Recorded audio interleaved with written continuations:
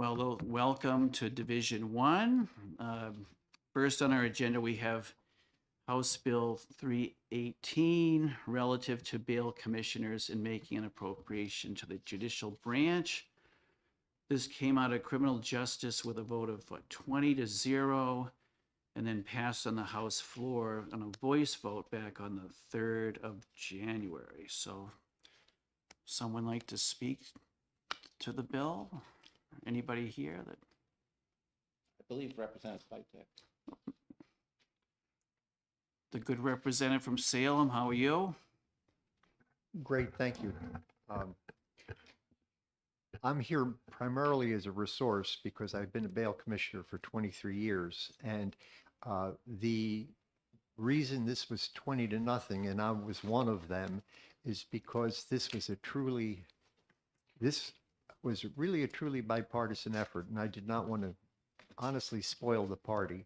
There are some issues I have with it, but I want to avoid policy. The House has spoken, and I don't want to talk about that especially. The financial impact, though, is something that I ask the committee to think about, and that's this. A system of magistrates was set up, and if you read the bill, it's not very carefully defined, their responsibilities, how they interact, just what they're really doing. The system as it works now can be fine-tuned. Education requirements, perhaps guaranteeing, increasing bail commissioners' fees in order to attract more, perhaps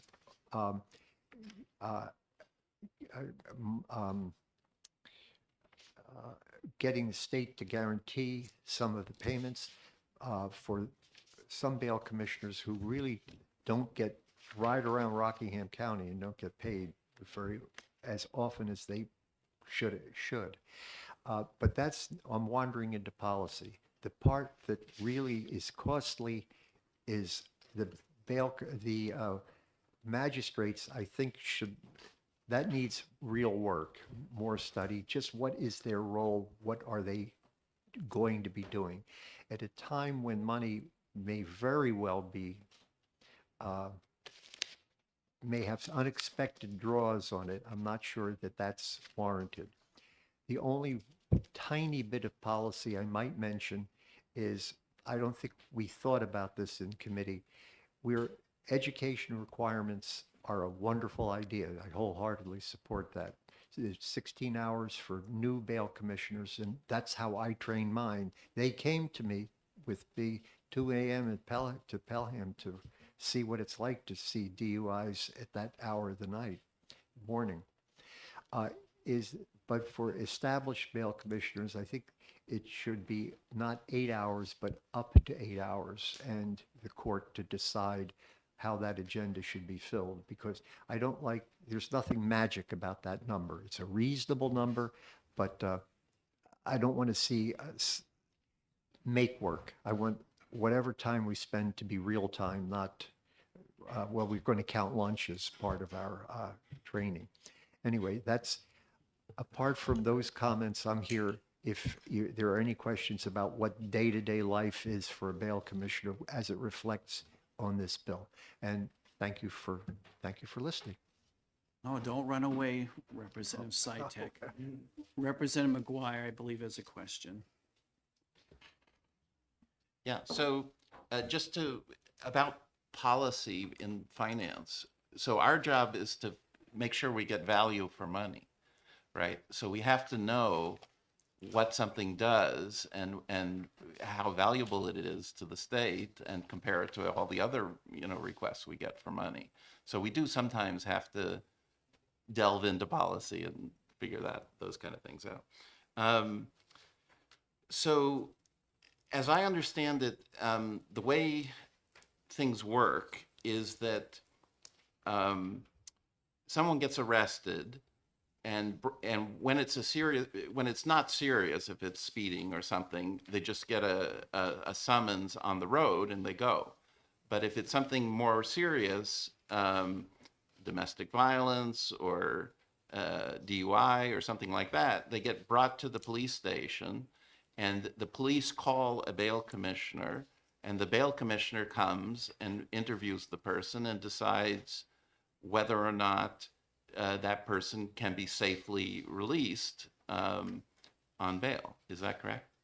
There's one element I would add to that. Okay. And that's a hand summons, or often called a must appear, does not impose bail conditions. And very often there are bail conditions that the police want. You may not go back to that store. You must avoid contact with this particular person. That sort of thing. You must abstain from alcohol until you see the judge. That for a DUI.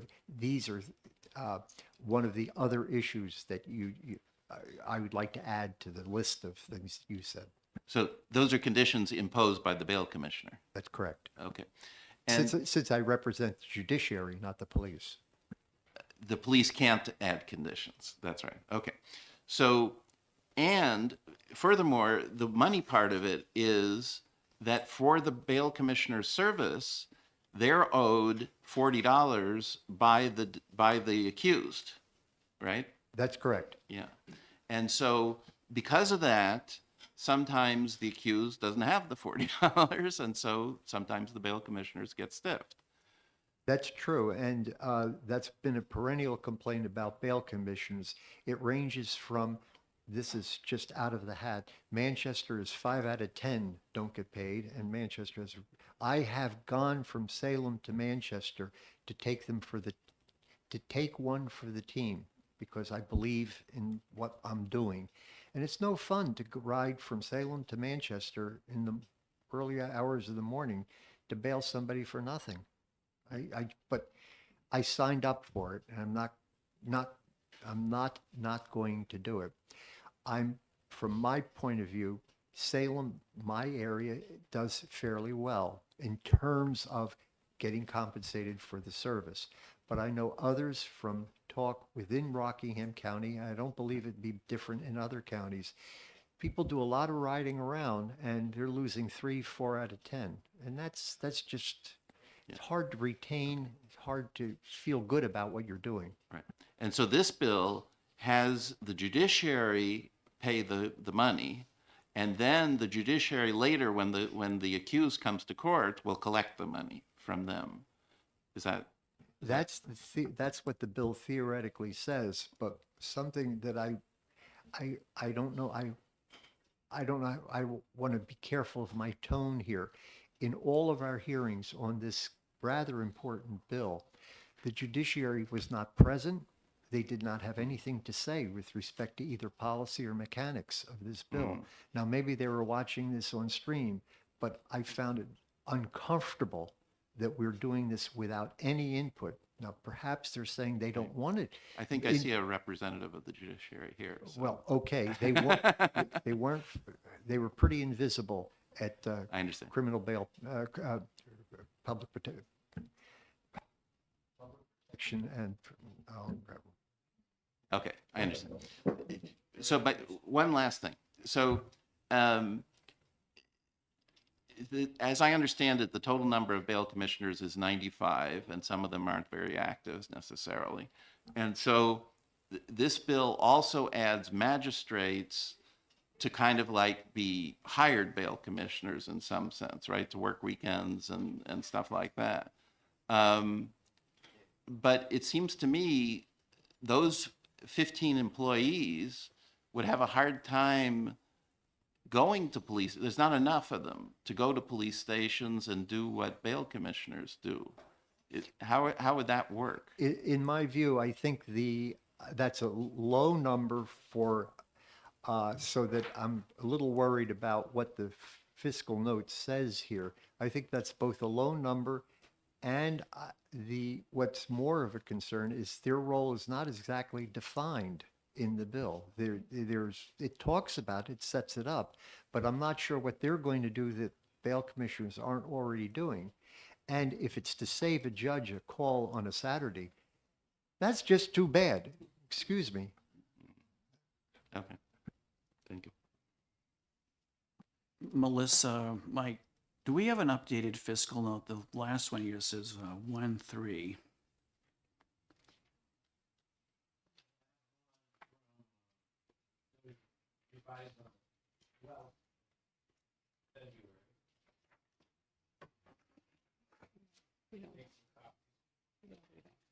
Thanks. Representative Sitek, I served as a bail commissioner under Judge Crocker, Lazat, and Drescher down in the Milford District, as it was called at the time. Now it's, of course, a circuit.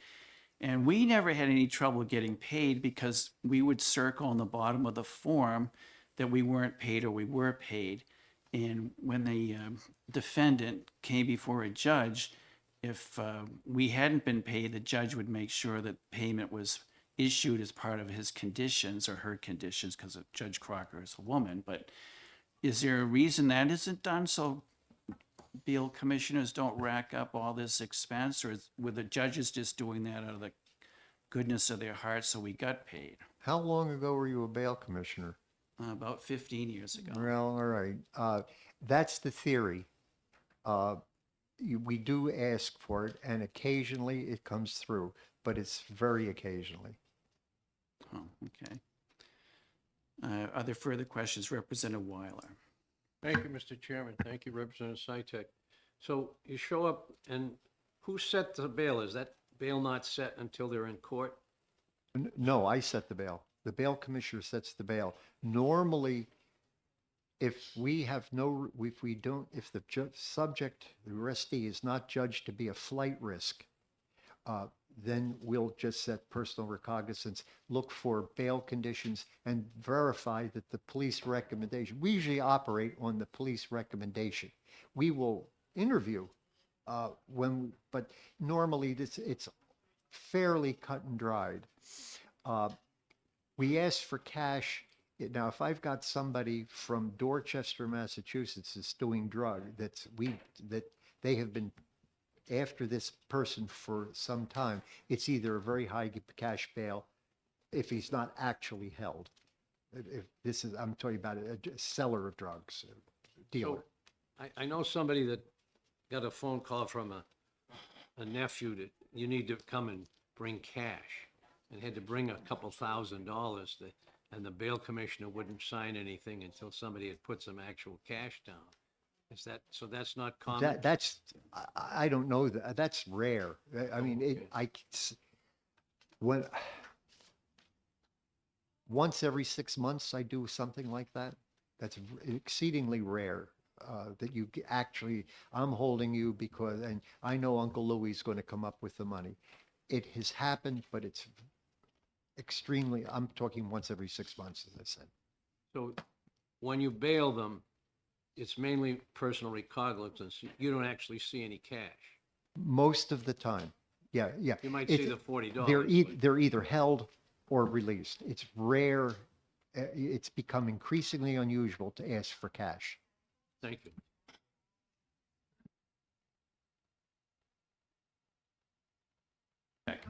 Now, there is a representative from the judicial branch here. We'd like to hear your comments, since, as Representative Sitek said, there was no judicial communication during the process of the bill going through criminal justice.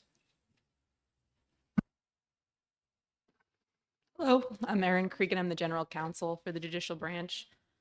We did get a chance to see these drafts while they were in process. I don't believe we offered testimony, but we did get a chance to review them before there were committee votes. I think there was maybe one or two that were the subject of intense negotiation right up to the vote, and there were some maybe changes from the last time we had seen it, but we did get a chance to review these drafts.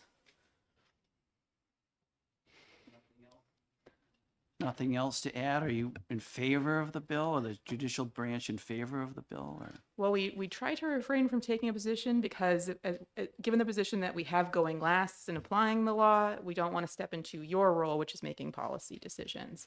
But we do appreciate that we got the opportunity to weigh in on what we could implement. There are sometimes in a policy vision implementation challenges, and we appreciate that we got the opportunity to talk about what would be more or less challenging for us to implement.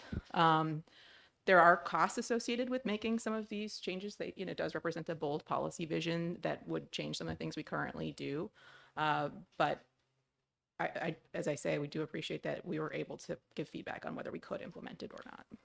I was just glancing through the new fiscal note, and I noticed the judicial branch has an estimate of about $848,000 to pay the bail commissioners. Is that something you propose to take out of your present budget or a new appropriation? It's currently in statute that we have the ability to pay the bail commissioners, but it hasn't been appropriated for a very long time. So we do periodically get the question of how much would it be if we were going to pay them, and that's the number that Judge King from the Circuit Court and formerly Judge Netto from the Superior Court had come up with as sort of a stable year-to-year good estimate of how much that would cost. So it's something that we are happy to do. We just currently don't have it appropriated from the legislature to do. Okay, thanks. Questions, Representative McGuire? Thank you. Yeah, I think, wouldn't it be fair to say most of that would be reimbursed by the accused? I think it depends, and I think Representative Sitek is right that there are courts where the number of indigent defendants is very high, and so some of the bail commissioners that serve in those courts in particular, those that have our highest quit rates of bail commissioners because they're just not being compensated frequently enough. So I think that it's maybe more than half you'd recover, but I would not guess that it would be full. And I had a Zoom with Ms. Cregan and Judge Howard, who's Judge Nato's replacement at the head of the Superior Court, and Ms. Gorham, who's the head administrator for the courts, and they all seem to like this particular part of the bill, the part relating to bail commissioners, that they thought that was very workable and would improve the situation of bail commissioners. It is certainly a change that would be easy to implement, and it's something many of the bail commissioners that they have asked us to do. We're not appropriated to do it. There was a case Follansbee that was decided while Kelly Ayotte was governor that it could not be required repayment of an indigent defendant, or it would violate one of our constitutional provisions. So I think that there may have been more stable recovery in the past before that case was decided, and then it was not something that we could do without an appropriation. So you've already got Kelly Ayotte as the governor. I can't remember. Senator, governor, attorney general, a lot of hats, a woman of many talents. But at the time she was attorney general, excuse me. No problem. I think I've now seen the sign that says Kelly Ayotte governor enough that I say it without thinking about it. My apologies. No, not a problem. Further questions, Representative Sweeney, do you have any? No. Grassy, Griffin, Weiler, Representative Ubel? I mean, I'm just not that familiar with this system, but did many of the numbers that are in the fiscal notes come from the judicial branch? Yes, ma'am. So we did a comparison to one of our labor grades that we think would be the one that a magistrate would come from, and that's where the estimate of the cost of 15 magistrates comes from. Our estimate of the bail commissioner fees is based on our recurring count of about how often bail commissioners are appearing, although it is not always very well tracked, but we tracked it over a few years, and we think that that's an accurate estimate. We don't have a lot of information about electronic monitoring because it's not something we currently do, so we were not able to give a projection there. But the numbers that we've given were ones that came from us internally. Follow up?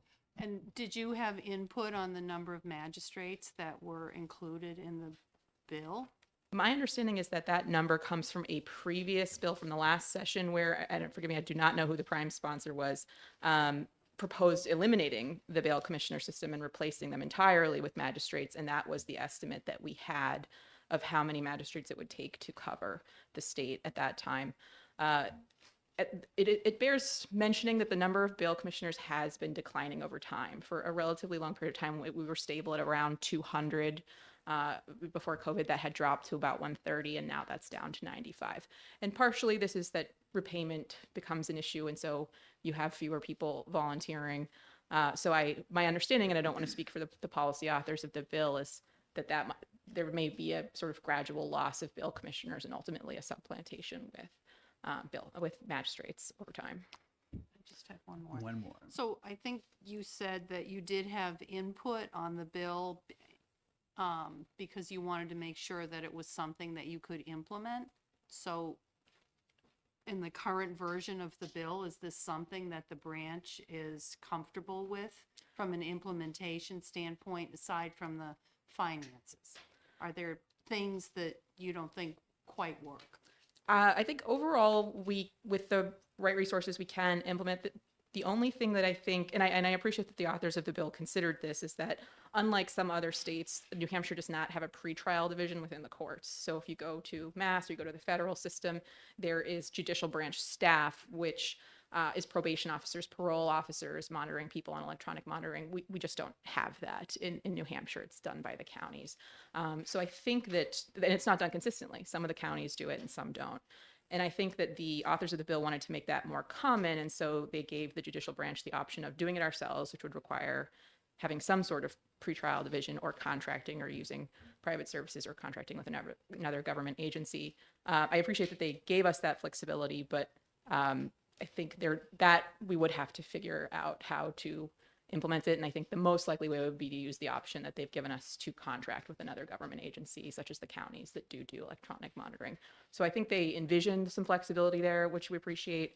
But that'd probably be the most challenging for us just because we don't currently have capacity in that area. Representative Griffin. Thank you, Mr. Chair. It seems to me that adding 15 magistrates is the type thing that should happen on a budget year. I know this came up recently in this bill, but it would seem to me that this is, particularly with the amount of money involved and the time of year, that this is something that would more properly be in your budget. And I wonder what your thoughts are on that. I would have to defer to the legislature's judgment on that. I understand that there are much fewer resources available to allocate in a non-budget year. Any further question? Thanks.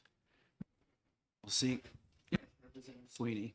Thank you, Mr. Chairman. Thank you for being here. So I just want to clarify. So the 15 magistrate number was from a bill in which there were no bail commissioners.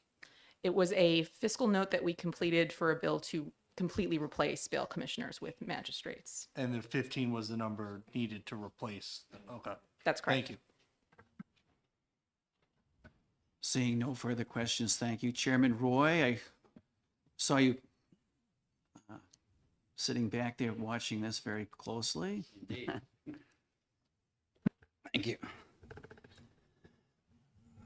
I didn't catch all of Representative Sytek's testimony. I would just, I would caution that he's one bail commissioner in one area. We heard hundreds of hours of testimony from bail commissioners across the state, from jails across the state, from anyone from courts across the state. We heard from everyone. So his representations reflect his experience and not that of the whole state. With regard to the question on the 15 bail commissioners, that number was from the original bill. However, when we looked at the need for the bail commissioners, we needed one for every county. So, and we needed one to cover in the counties when there was need for vacations, et cetera. And we were tasking them with managing the bail commissioners. So the number actually just worked out to be the same. If the committee for fiscal reasons decides to pare it down, I would only ask that you remember we need them for every county. With regard to the need for them at all, or whether we should wait for a budget year, I would ask the committee to remember this bill started last year in the Senate and came from 3 or 4 different bills that came to us from the House. This is an urgent matter. The towns across the state, the cities are all demanding some kind of reform with our bail situation. So we decided to take a holistic look at it. The reason the magistrates are needed is because the Senate wants to, and we concur with some very serious crimes, not allow bail commissioners to make those decisions. They want a higher person. They wanted judges at first to do it, and then the courts just didn't have the staff to do that. It wasn't a matter, well, too bad, make them work on a Saturday. It's a matter of just, there's no bandwidth to do it. Also, back to the training and supervision of the bail commissioners, no one's able to do that. We heard that it's not happening. So it's really tough with just envisioning bail commissioners carrying out the law the way that we want and the way that the Senate wanted. So you'll see in the bill, there's a list of crimes that a bail commissioner can't decide on. That's where the magistrate comes in.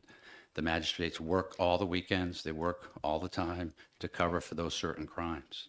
If we were to take those out, the whole bill falls apart.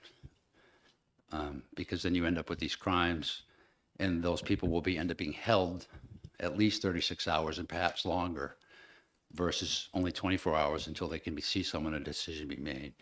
So this bill was carefully crafted so that all the stakeholders agreed.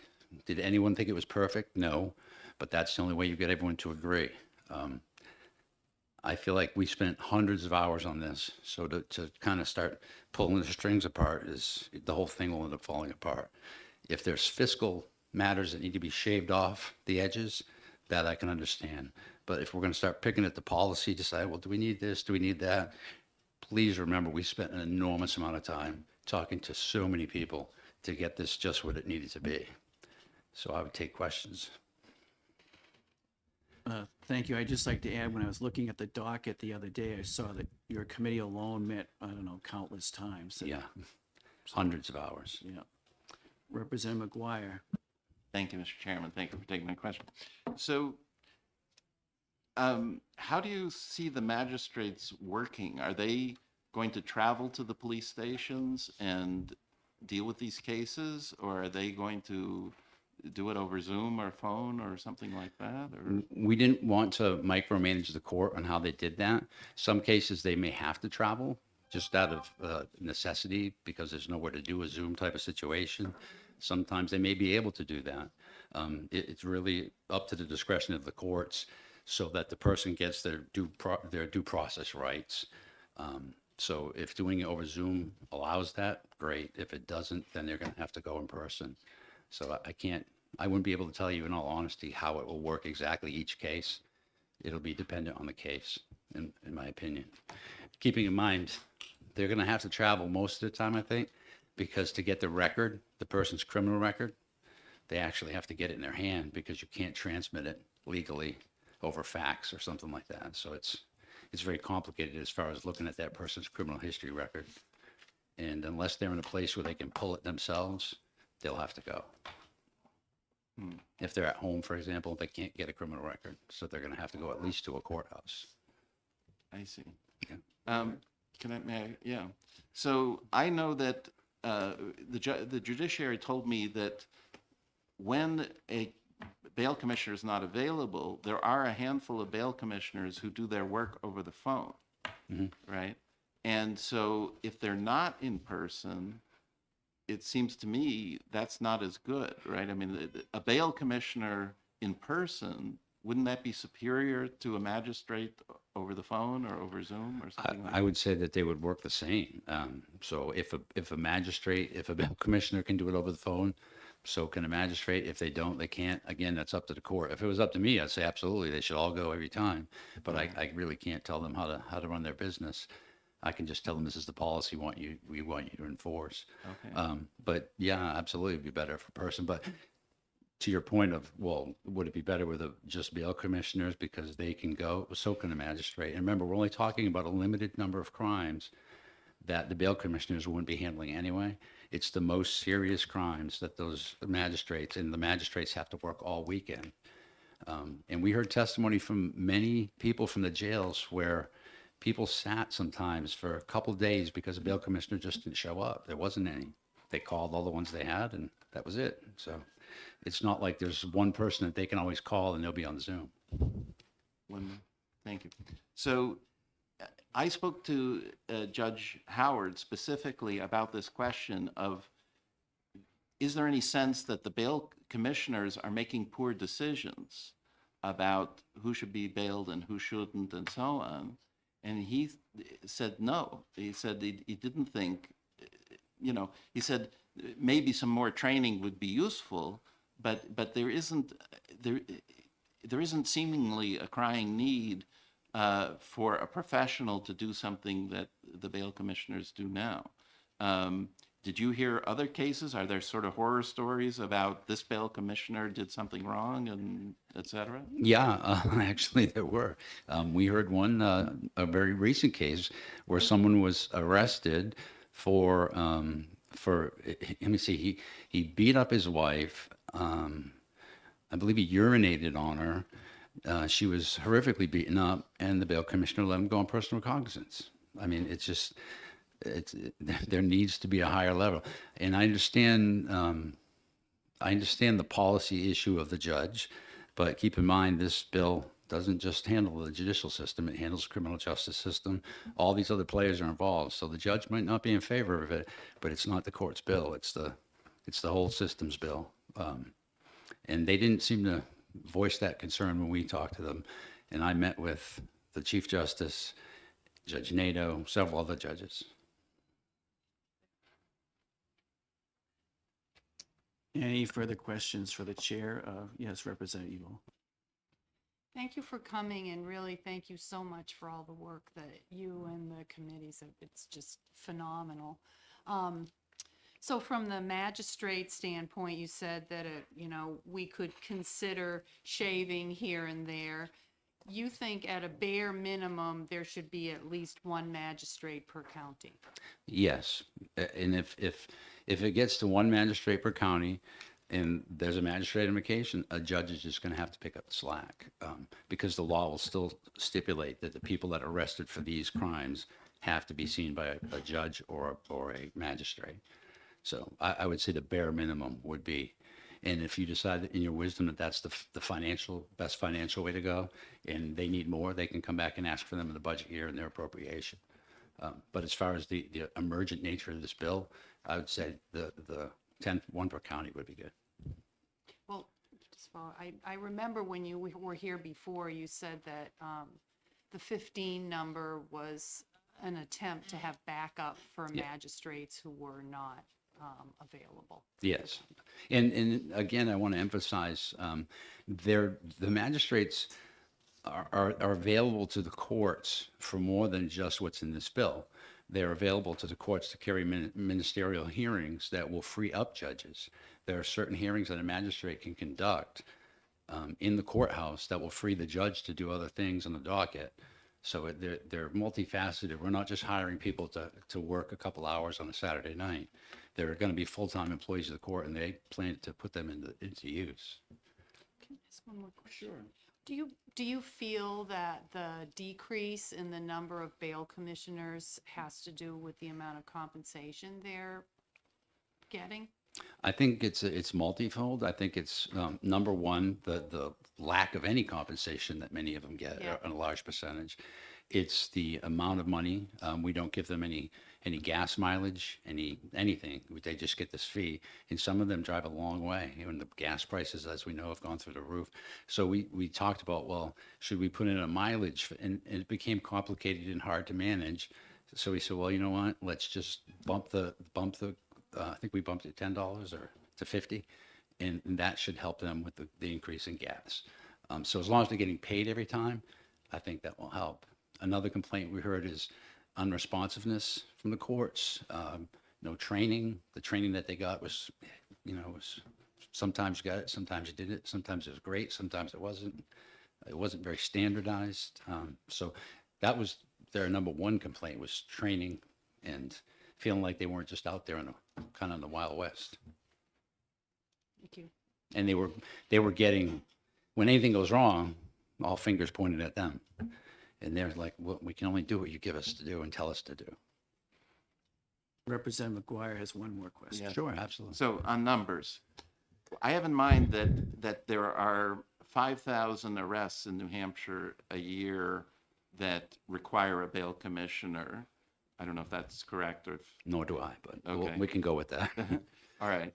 Do you know how many are in this, these crimes that are being excluded that would require a judge or magistrate? I'll be honest, we did at one point. I don't have that number in my head anymore. If you're taking a vote today, I can't help you. But if you have some time, I could pull Okay. that number. Thank you. But we Or did have maybe all. Ms. Cregan knows the answer. She may, but I hate to put her on the spot. Do you? The new crimes it was around 6,000 based on 2021 numbers, but that was a higher year, so it could be a little bit lower. And how many do you know that there's a list of serious crimes that, That's the list of all cases brought that were those serious crimes, we do not have a good number of how many cases involve a bail commissioner, because we do not track that specifically. But 6,000 is is the number of initiated cases involving one of the enumerated crimes. So 6,000 isn't the total arrests in Hampshire, it's the number of those crimes. These crimes Yes. that are being excluded from bail Yes. commissioners. Yes. That seems like way too many, no? Look at the crimes. All right.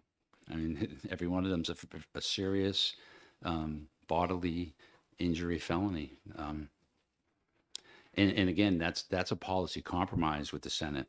The Senate wanted the felony version, I mean, the misdemeanor versions of those crimes.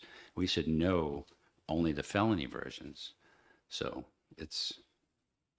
we compromised already on that number. All right, thank you. Yep. Further questions? Seeing none, thank you. Thank you, Mr. Chairman. Roy. Thank you, members of the committee. Are there any further questions concerning House Bill 318?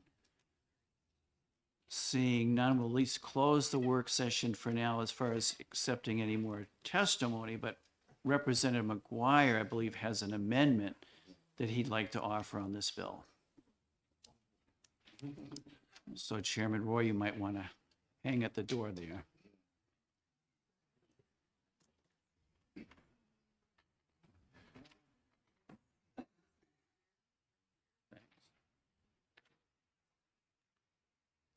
Once everybody gets a copy, we'll have Representative McGuire explain his amendment.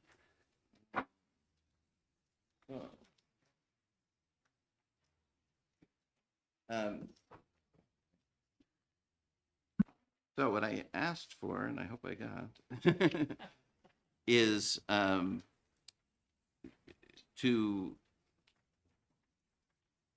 see, make certain changes, So what I asked for is, it seemed to me that the magistrates is intended to be a kind of hired bail commissioner, right? Somebody who's working for the state but doing the same function as the bail commissioner. And of the people that I spoke to, none said the bail commissioners are doing a bad job. They all said we don't have enough of them, right? And so the key part of the bill was, let's pay them more and make sure they get paid, right? So pay them the $50 and get them paid from the judiciary, not the not willy-nilly from the defendant. And then secondly, get them the training part, right? Keep the training part to get them a little better trained. And so hopefully those changes would get the decline in bail commissioners to be an increase. And so we could see how that works, right? Prior to hiring the magistrates, right? So let's not do everything all at once here, but let's try, can we strengthen the bail commissioner system first? And then if that doesn't work, we can talk about the magistrates later. But it just seems to me that the magistrate idea isn't all that workable, because the work of the commissioner, of the bail commissioners, is in the police station, right? They have to travel, they have to go to the police station, they need to meet the people. And so, one for Hillsborough County, 2 for Hillsborough County, I mean, how is that going to work? So I appreciate Chairman Roy's position, but it just seems to me we need more commissioners to start with, and let's slow down on the big spending item, which is the magistrate. So that's what I asked for. I'm reading this and I'm not sure that that's it. So, and maybe we should wait until we see more of those specific numbers, because I can't believe there's 6,000. That would be 100 a week of these serious crimes, right? I mean, that doesn't make sense, right? So maybe we can wait and get more data. Our share of what? Yeah, right. Anyway, We won't act on this today, so anyone out there that had some heartburn, we won't act on this today. We have a few weeks ahead of us, and so we won't make a decision. And I believe Representative McGuire may need some additional numbers yeah, to support his amendment. So let's do that. That's a good idea. that being said, everyone okay with that? All right. So thanks for attending. Nice to see you, Chairman Roy and Representative Sytek. All right, we're right on time here. Yeah, pretty close.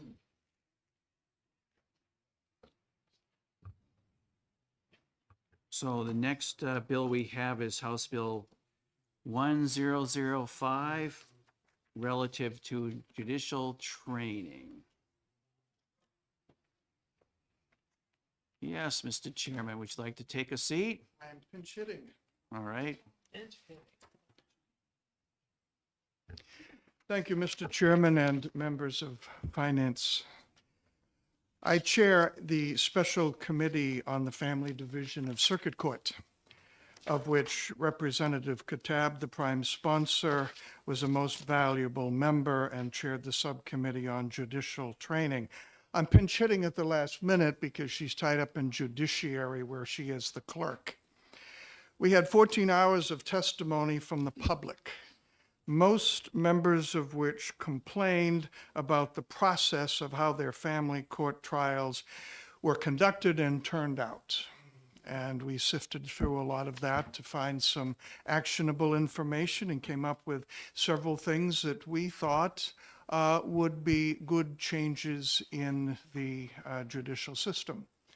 As the chairman of this, from the beginning, I took the attitude I wanted the judiciary and this special committee to gang up together against problems and not gang up against each other, which too often happens. The special committee concluded that one of the areas the process could be improved is in having greater training, initial and ongoing, for judges. Conversations both in committee and privately, especially privately, indicated that some of the judges believed this would be a good idea. To give you a hypothetical, a judge assigned to the family court retires. The governor nominates to the executive council a wonderful lawyer, renowned for diligence and integrity. The problem is, all of her legal career, she has been a patent attorney, and as of next Monday, she's going to be in family court. And while she is a quick study and does her homework, you can finish that thought. She's never had a divorce or child custody case, either personally or professionally. She's never appeared before the family division of the circuit court as a lawyer or a litigant or a person involved. So our special committee came to believe a greater amount of initial and continuing education would be in order. One might raise the question that the word shall is used in an instance. Most of the time it says may. In other words, we're saying this would be a good idea, we think.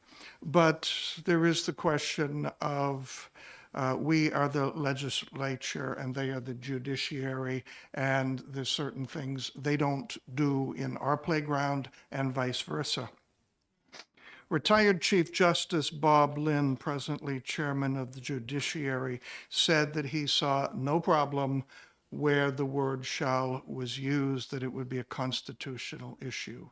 So this is just to make our judges better trained initially and given more continuing education along the way. So just a little history for the division. This passed out of the Judiciary Committee 18-1, and on the House floor on the February 1st, it was a voice vote to pass. So. All right, other questions? You must have done a good job. Well, it's a good team. It's a great committee. Thank you. Thank you, sir. Would you like to speak for the judiciary?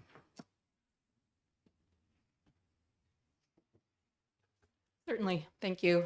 Again, for the record, Erin Cregan, General Counsel for the Judicial Branch. We appreciated the opportunity to work with the Special Committee on the Family Division. A lot of very interested, perceptive, and a deep dive on what was going on in family court. We had legislators come and sit through entire days of the court's docket, and I think they came to appreciate a lot, and they had some very perceptive observations. I think the suggestion to have a judicial training coordinator is one of those very perceptive observations. For the judicial branch, this is a collateral duty for many of the people who engage in training. There's potentially a cost saving to having a person go and find free trainers, which many people are potentially willing to do. But right now, if someone's doing that as just a side duty of their job, they're not necessarily able to give the same amount of time and resource to it. I think the suggestion is an excellent one. We know it's a suggestion being made outside of the budget cycle. If for some reason it was not brought forward now, we would bring that suggestion again because it is a very good one. And we would absolutely use this resource. So we appreciate that suggestion. I put myself in peril in the Judiciary Committee disagreeing with former Chief Justice and Chairman of the House Judiciary Committee, Bob Lynn, who's, in addition to those things, a very good lawyer, that there is a substantial amount of case law that currently exists that does suggest that having the mandatory shall would be unconstitutional. I understand that he has a different perception of that, but the way that this typically comes up is if someone sues and that turns out to be correct, we're not going to be able to enforce the law. If it's changed to a may and someone sues, the independent action of the judiciary will be enough to save the suggestion. So this happened, for example, in Senate Bill 130 from the last session. They put in a may instead of a shall so that the Chief Justice could execute on the legislature's suggestion, and there would not be a litigation challenge that would be successful, that the requirement was unconstitutional. That's the way it typically comes up, is a third party brings a suit, and then we're not able to enforce the legislature's suggestion. So I did not raise that issue to challenge the legislature's power, which is vast when it comes to judicial matters, but just to insulate the policy suggestion from a lawsuit. Would you take questions? Of course. Representative McGuire. Yeah, this is more in the nature of a statement, but I agree with you as far this shall may stuff, and that, you know, we shouldn't interfere with the judges' internal stuff. But I really wish the judiciary would give us the same courtesy and not interfere with our prerogatives, right? Which they do all the time. So I have an amendment on this bill. While the amendment is being passed out, Representative Ebel has a question. So do you think that the initial training for judges, let me put it the other way. Do you think the continuing education for judges is as important a piece as the initial training? Yes, ma'am, I do. And do you think that the hours that are put in here make sense? Are they high, low? My understanding is that this comes, I'm just taking the representative's testimony, the prime sponsor's testimony from another state. We train people well over these numbers. So they would not change the amount of training that we would be doing. It would in fact be well below what we currently do. How important do you think it is to even have numbers in here? Because we're going to exceed these numbers by a significant factor, I would not consider them to be very helpful unless you wanted to enforce against someone. Let's say a clerk of court is required to do 12 hours, that you want to ring them up on an employment issue and say you did not comply with a requirement of your job. That's the scenario in which I would most likely see it come up, but it would not affect for us how much training people receive. And how were the numbers gotten? Maybe that's not a question for you. My understanding from the prime sponsor's testimony in support of it in committee was that she had seen them in another state, but I could be misapprehending what she said. So they're, Further? no, I don't. Well, I was going to say they're somewhat arbitrary, so they're not, but that's probably too harsh. 12 hours of CLE is a common requirement in most jurisdictions for attorneys. So I think the intention either in that state or for this prime sponsor was to have twice as much for a judge, which may seem like a lot, and it is a lot, I think, for an attorney to meet that in a typical year. But for the judges, they typically receive much more. Thank you. Further questions? Seeing none, thank you very much. Are there any further questions or from folks out there? Now, I believe you've received a copy of Representative McGuire's amendment. Representative McGuire, would you like to explain? Sure. So the key expense in this bill is hiring of a judicial training coordinator. So I thought it better to align that with the budget year. So this moves the effective date to July 1st, 2025. And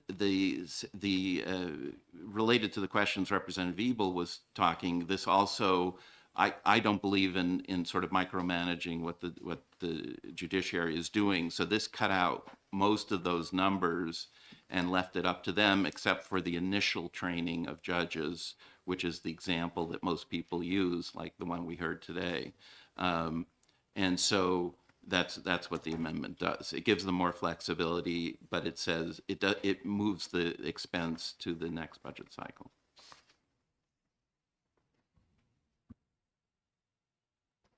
Would you like to comment, or do you have any? Yeah.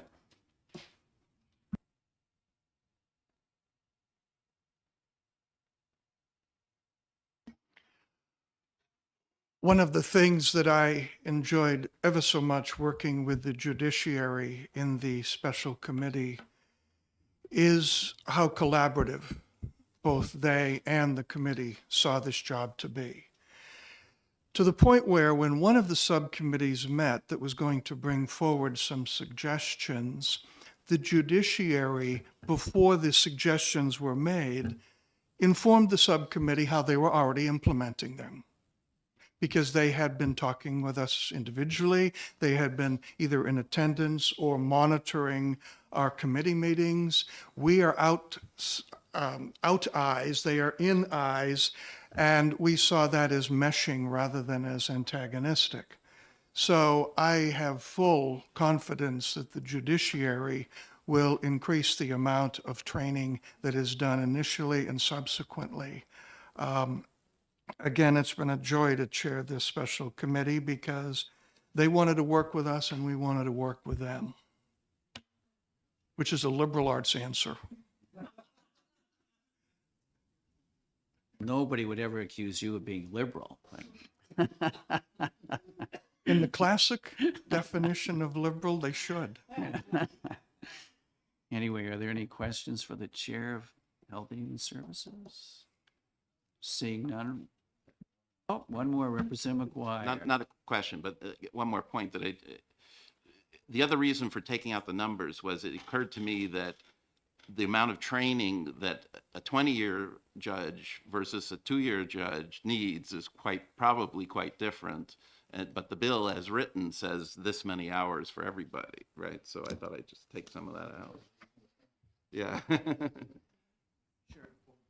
Well, as a lawyer who is no longer practicing, just from the standpoint of the continuing education requirements, I agree with you. And sometimes they make sense in the early years, but after you've been around a while, they make a little less sense. So, but you did decide to leave the shall in here. Yeah, I didn't focus on that. Okay, thank you. The pleasure of the division. Any more discussion on Representative McGuire's amendment, or would the division like to move along on Yeah, can this? I move my amendment? Yeah, you certainly can if you like. So I'll move. Okay, the motion has been made and seconded by Representative Cambrels to support Representative McGuire's amendment 0916H. Are there any more questions, comments? Yes. I like the amendment a lot. I just still wonder about the shall part. Representative McGuire, you'll take the shell out, right? If that's what people want, that's fine with me. You want to change that to May? Yeah, I Line mean- 17? If the judiciary has a trouble with it, it seems like that makes 2016, sense. to me. Yes. Can you state your name for the record, please? Hi, I'm Representative Caitlin Kutab. Apologize that I'm late. We were execing a bill down the hall. I just wanted to state that this bill did initially say may. However, our retired Chief Justice Bob Lynn felt that it was not a 73A issue to say shall and to require the training, and so it was amended to say shall in judiciary intentionally. We actually heard by the representative from the judicial branch that may would be more appropriate versus shall. No disrespect to No, the and former she- Chief Justice. And she did raise that issue in our committee as well, and he respectfully disagreed and changed it to may. So do we care? Our He clerk kind here of felt as though, you know, we mandate training all the time in other branches as well, even in the executive branch. So there's no reason why we can't do it here, was his argument back. So Well, we'll hear from Representative Ebel and then our former Judge Hewitt over here as far as the mayor shall before we act on the amendment.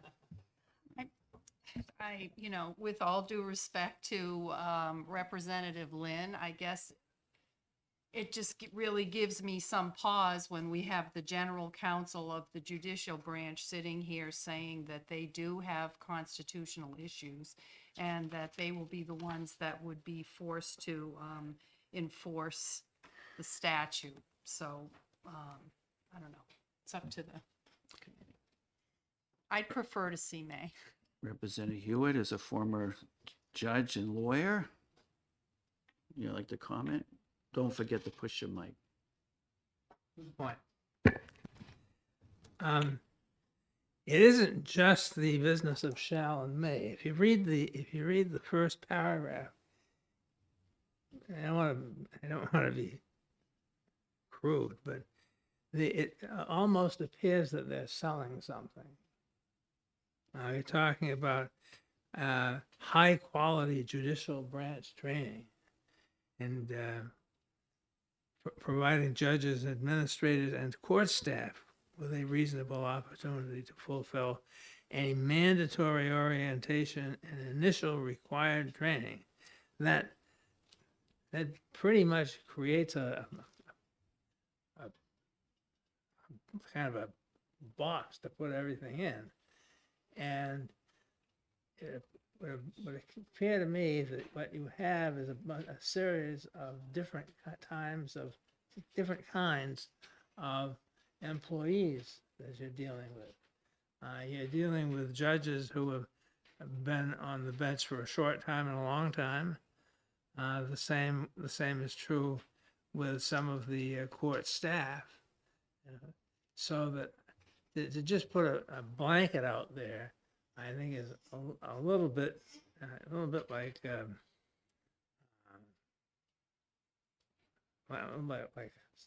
sales pitch or something. There is training now, and of course judicial training is a lot different from every other kind. And in some cases, you know, the 73A situation can apply. But that sentence just strikes me as being something that goes a little bit over the edge as far as trying to create a program that's going to be successful. I don't think you need to dictate to judges and court staff what a reasonable workload is, or what kinds of things need to be done. In point of fact, a lot of this stuff is difficult to imagine, and it's even worse in the field of bail, where the work is all done out in the field. But I agree that there can be a training program developed separate and apart from what is normally part of the judicial training concept, which practically every judge goes through at one time or another. And so I think that sentence could use a little bit of work. We can talk about that. Representative Griffin. Remember, we do have a motion on the floor.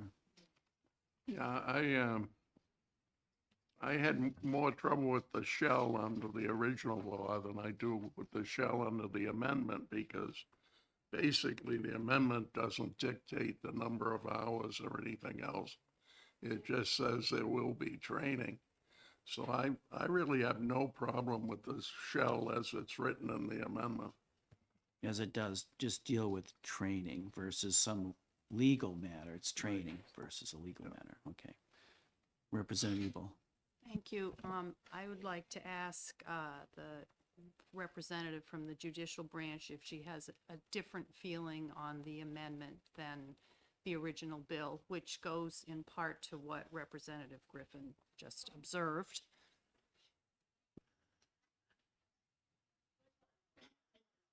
Excuse me. I think the prime sponsor, when she had originally done this, had tried to mitigate the shall. I should not try to speak for her, but by adding as directed by the Chief Justice of the Supreme Court to that sentence, so that it could, for example, if it needed to be in an extreme labor shortage or something to that effect, it could be waived, it could be moved, that there was an element of judicial internal management that was still considered in the structure of that sentence. So I don't believe that when I had reviewed her draft, I changed that shall there. I think I had left that because she had left an out that the Supreme Court could, through the Chief Justice, could direct otherwise. Representative Dwyer.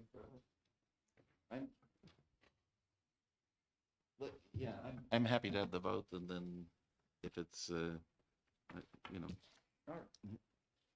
if there's serious problems, we can do something. All right, the motion has been made by Representative McGuire, seconded by Representative Cambrels to support 0916H. Okay. I just need to- And whenever the clerk is ready, please call the roll. This is not the world's most significant thing. You may win this.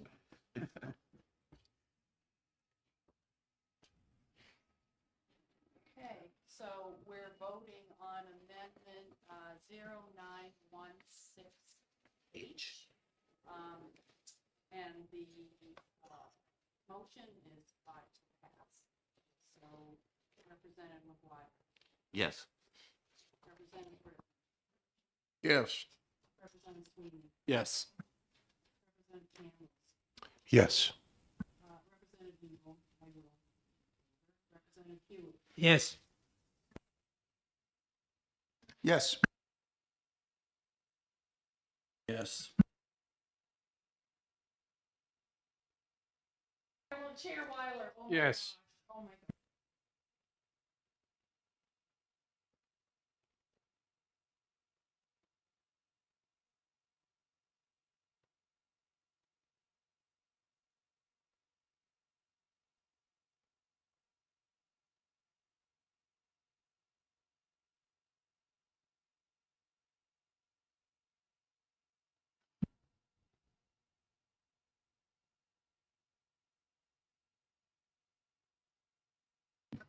Okay, just a second. Let me give the clerk a minute. The clerk is out of practice. Okay. 005. Okay.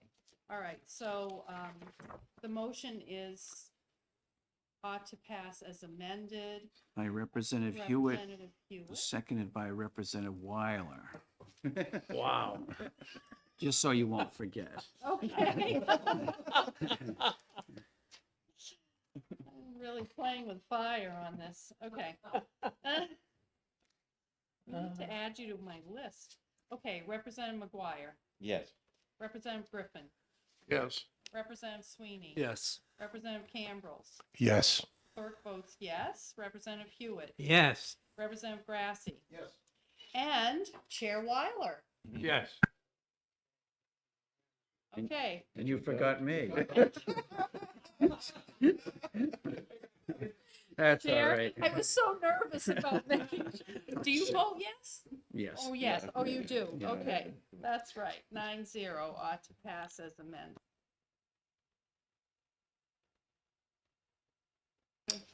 Thank you all. Representative Long, I assume you're here for House Bill 1199?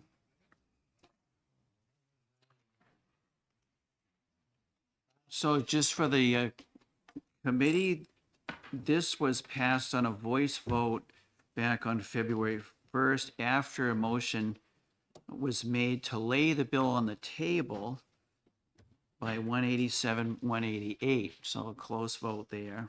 And it was a division vote as far as it lay on the table. This came out of the Children and Family Law Committee. Representative Long, nice to see you.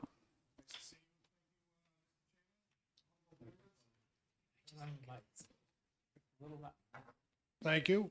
House Bill 1199 concentrates on youth homelessness through the Office of Child Advocate. Municipalities in the state of New Hampshire appropriate tens of millions of dollars yearly in services to adult homelessness.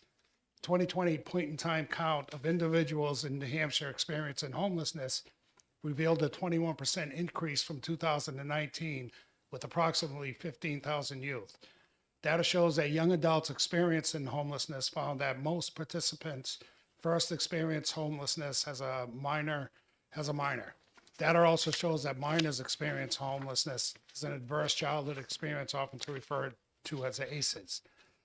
The data collection from the OCA would aid in assuring governing bodies are appropriately funds that deliver for the taxpayers and reducing services needed for those homeless youth entering their adult stages.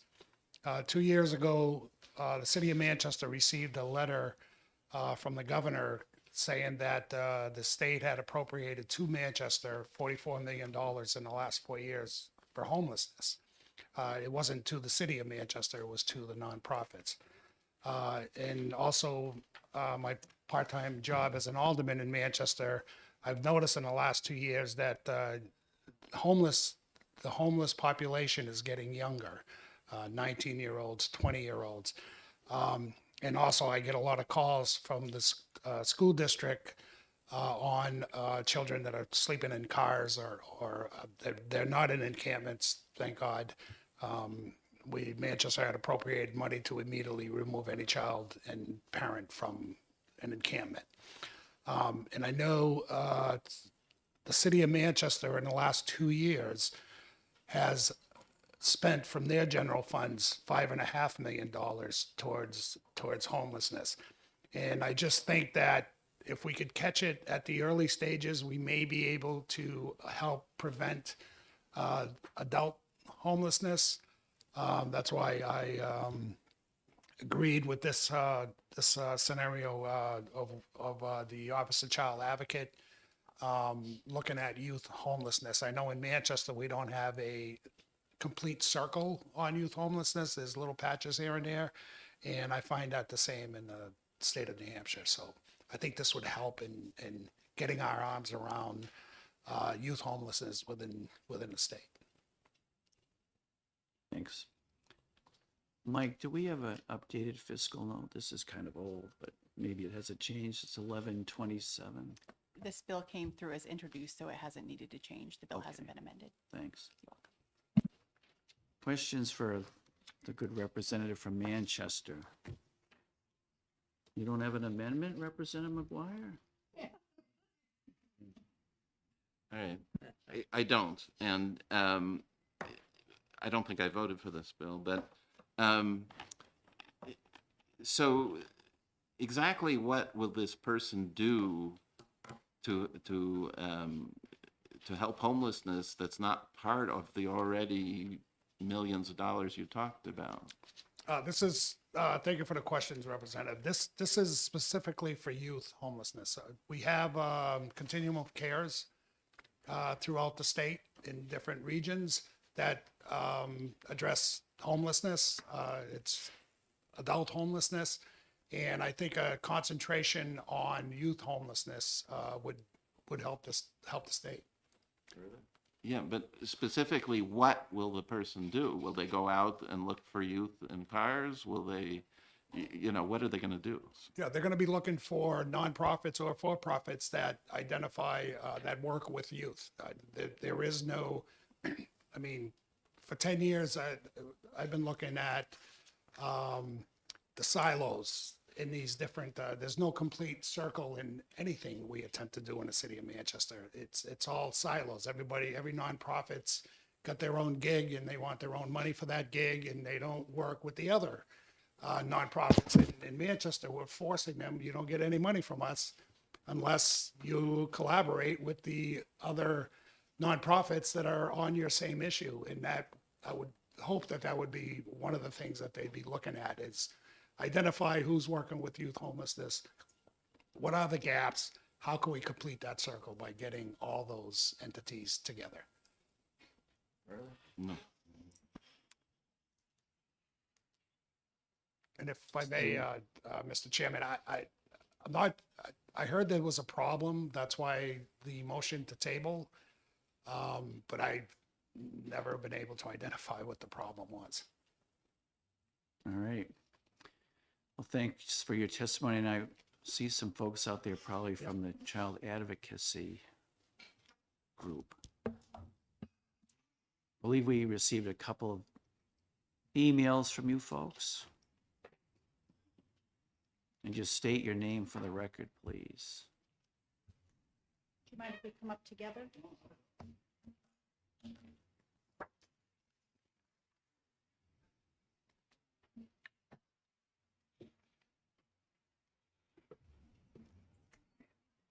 Good morning, Chair Leishman and committee. I don't think I've gotten to talk to all of you before. I am Lissa Mascio. I am the attorney at the Office of Child Advocate. So I'm essentially the deputy to the child advocate, Cassandra Sanchez, who is unable to be here today, as well as do the policy and legislative work.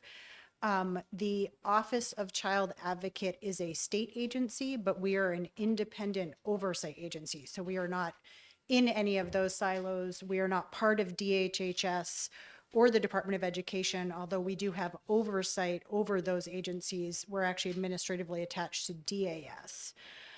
So we did give some testimony, but I would be happy to answer Representative McGuire's specific question about how this would actually work, if that would be helpful.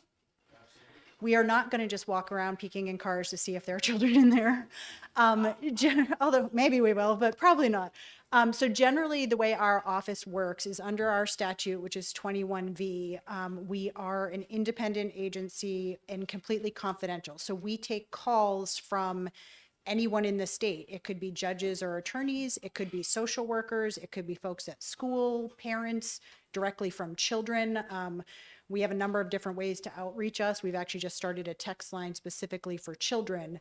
So currently we take calls and are looking only though at system involved children. So right now our intakes can only be for children that are currently system involved, whether it's with DCYF, the child protection side, juvenile justice. It could involve the schools. It could involve any of the residential facilities. And so then when we get a call, we look into it, what is going on, depending who called. We can see into DCYF's bridges, see what's going on with the case. We can connect all those silos. That's really one of our primary jobs. That is what makes our agency appropriate for this position and makes us sort of unique. We can call a meeting and call in DCYF, the school, the attorney, DOE, the teachers, the providers, bring everyone to the same table and figure out what's going on for that particular child. What this bill would do would be to allow us to interact with children who are not currently system involved, because there is a big gap there, as Representative Long stated, that a lot of youth homelessness may not be system involved yet. There are a number of children still in their intact families, which is great, but that are struggling with homelessness or very unstable housing. Those kids currently we do not have access to under our current statute. So that's one of really the boon of this bill, and why it would be appropriate to put it into our independent agency to be able to contact those children. So that may be calls from schools, the McKinney-Vento liaison. It may be calls from neighbors, from concerned daycare providers. Right now, if we get a call like that and the child is not system involved, we have to refer them elsewhere. And as Representative Long stated, there's not really a very connected network of how to help that child and that family without forcing them into child protection involvement. So, but maybe we will go around and look in cars if that works.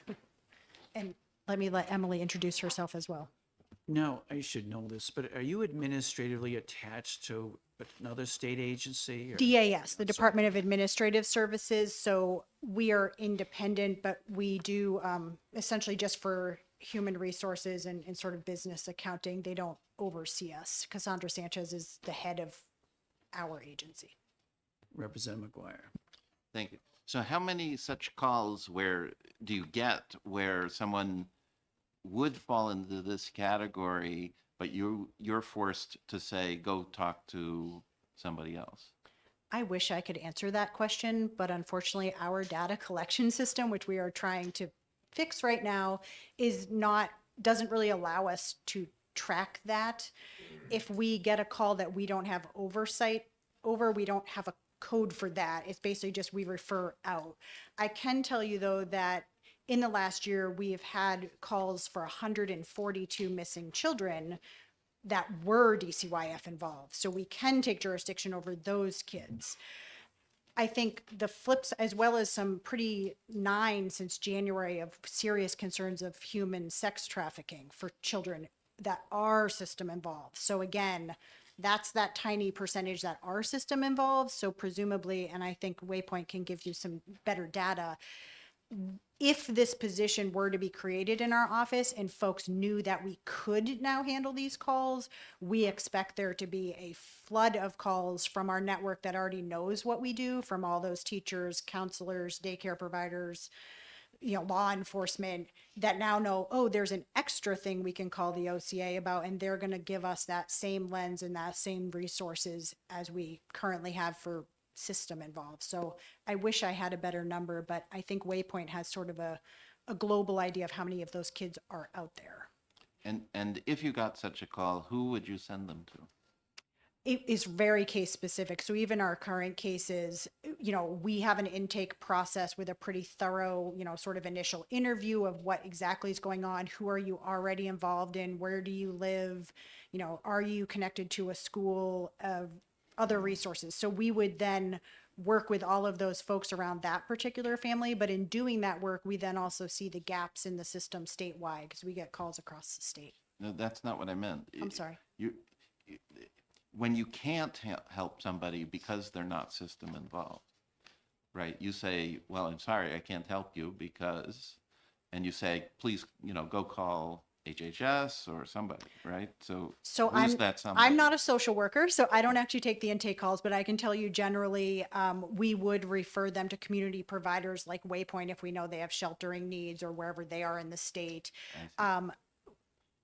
We could refer to some DHHS services. Typically, we're not encouraging folks to get involved with like child protection if that's not, it really depends on, but that is also how we identify those gaps. We realize there is no one to send them to, and that's where sometimes we bring forward new policies, we talk with the providers, we bring forward legislation to fill those needs.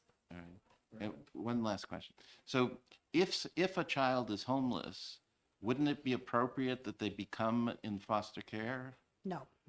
The statute actually very explicitly says that you cannot remove a child from their family based on financial issues, and homelessness often falls into that the parent is meeting the child's basic needs. They're clothed, they're fed, they're getting to school, they're getting medical care. So homelessness alone is absolutely not a reason to call DCYF or to remove a child, because removing a child from their family is actually very traumatic. All right, but then the family would be getting homelessness help, right? So That's not necessarily what the DCYF system is set up for, is to no, I help don't mean house families. DCYF, but I mean in general, that's not the way I understand this, and maybe I'm wrong, is that these are not kids in families. Are they, or are they? They may be kids and families, yes. I think one of the other advantages of this bill, so our office is able to service youth up to age 21 or 22 currently if their system involved and it's voluntary above 18. So it is that transition period as well, though, that's really challenging for kids to successfully launch into adulthood when they're struggling with this particular issue. And as Representative Long said, there is a gap in services right around that age. Thank you. Are there any further questions? Oh, would you like? I'll ahead. just introduce myself. I'm Sure. Emily Lawrence, the Deputy Advocacy Director with Waypoint. And I have testimony here as well that I emailed the committee, and my colleague Erin George Kelly, who runs our youth services program, which includes our youth and young adult homelessness programs. Also emailed you testimony. Those programs include street outreach programs. So we do have people that go out onto the streets to look for homeless youth and young adults. They also include drop-in centers so that they can come do their laundry, get some food, do their homework if they need to, or look for a job. And then we have the shelter in Manchester, which was just opened in 2020, the fall of 2022, which is really the only overnight shelter in New Hampshire for that age range of 18 to 25. And what we've learned is that that age range not only is critical to prevention, but is tricky because they often don't feel comfortable going to an adult homeless shelter. They're still, some of them are transitioning out of foster care or other services.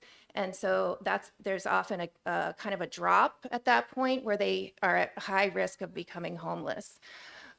Our shelter does not just provide shelter, we actually provide case management for them. So we would help them to be looking for a job, to figure out who their supports could be and their resources.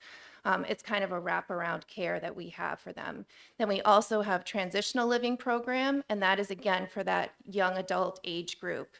As they're looking to get on their feet, to get a job, to figure out how they can get a car and get around. We have programs for them as well, and housing.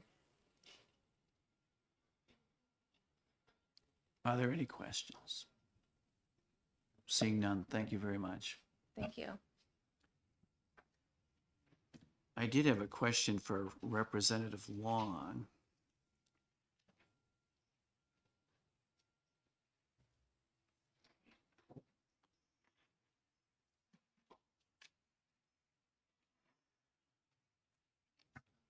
So in the most recent fiscal note that we received, it shows an appropriation of $150,000, but nothing for 26 and 27. Was it the intent maybe that would be funded in the budget next time around? I'm seeing nodding heads. Yeah, I was hoping it would deliver what we're hoping it would deliver and then be included in the next budget. Okay, thanks. All right, it's up to the pleasure of the division, what they'd like to do. It's $150,000. Oh, yes, sir. Sure, you got a few minutes. And your name for the record, please. Hi, Keith Kinning. I'm the Advocacy Director at Waypoint. Emily is my colleague. I just want to say that there is no doubt there's a quiet crisis going on here on homelessness with kids. I was just down at our shelter down in Manchester. We have 14 beds down there, and every night we have to do a lottery, and we turn around 15 kids away every night. And this is just 18 to 25-year-olds. We don't even touch the 13 to 18-year-olds because of the legal complications. When we were asked how many more beds we would need just in Manchester to deal with the 13 to 25-year-olds, the answer was probably 20 more. So every night we turn children away. The question was, what about in Rochester? We probably need 10 or 15 beds to deal with the homeless kids there. It is everywhere. It is growing. I had a friend one time say to me, some issues are like trying to shovel fog. This is one of those issues. It's difficult to know exactly what's going on because the kids are fleeing. They're either fleeing some kind of, anger from their parents or something's going on. They're sofa surfing on people's sofas every night. It's a real crisis. I've been following these issues on homelessness in the state for 22 years. And 14 years ago, I went up to Claremont. And at that time, 1 in 10 children in the Claremont school system were homeless at some point through the year. And I know that probably the number of homeless kids in Manchester now, just Manchester, probably outnumbers the number that was through the entire state probably 20 years ago. So we're seeing more and more and more of it. It is a crisis. I think Representative McGuire, your question is a good one. What are we doing? I think what we're doing is we're trying to figure out what's happening out there so we can solve the problem. No engineer goes to a site and orders the steel for the foundation before they do a survey first to find out what's happening. We have to have a centralized place that people can start accumulating the information about the homelessness in this state in order to answer the problem. And so I see this as a really important first step, a small investment to start accumulating this data so we can get a better feel for what's happening. And it is a crisis out there when kids are out on the street. And have no doubt about it, I think the national reports show that within 72 hours of a child being on the street, they're going to be either approached for drugs or sexual trafficking. So these kids are incredibly vulnerable. And so Waypoint is doing everything they can, and we're really proud of our work. We're going to have a sleep out coming up here. We're having one in Concord. We're having one in Rochester. We're having one in Manchester. But we really need to get a better idea of what's happening throughout the entire state. And I think this position is incredibly important for that. So thank you for your time. Would you take a question or two? I was going to go to Representative Sweeney Yeah, first. So thank you, Representative.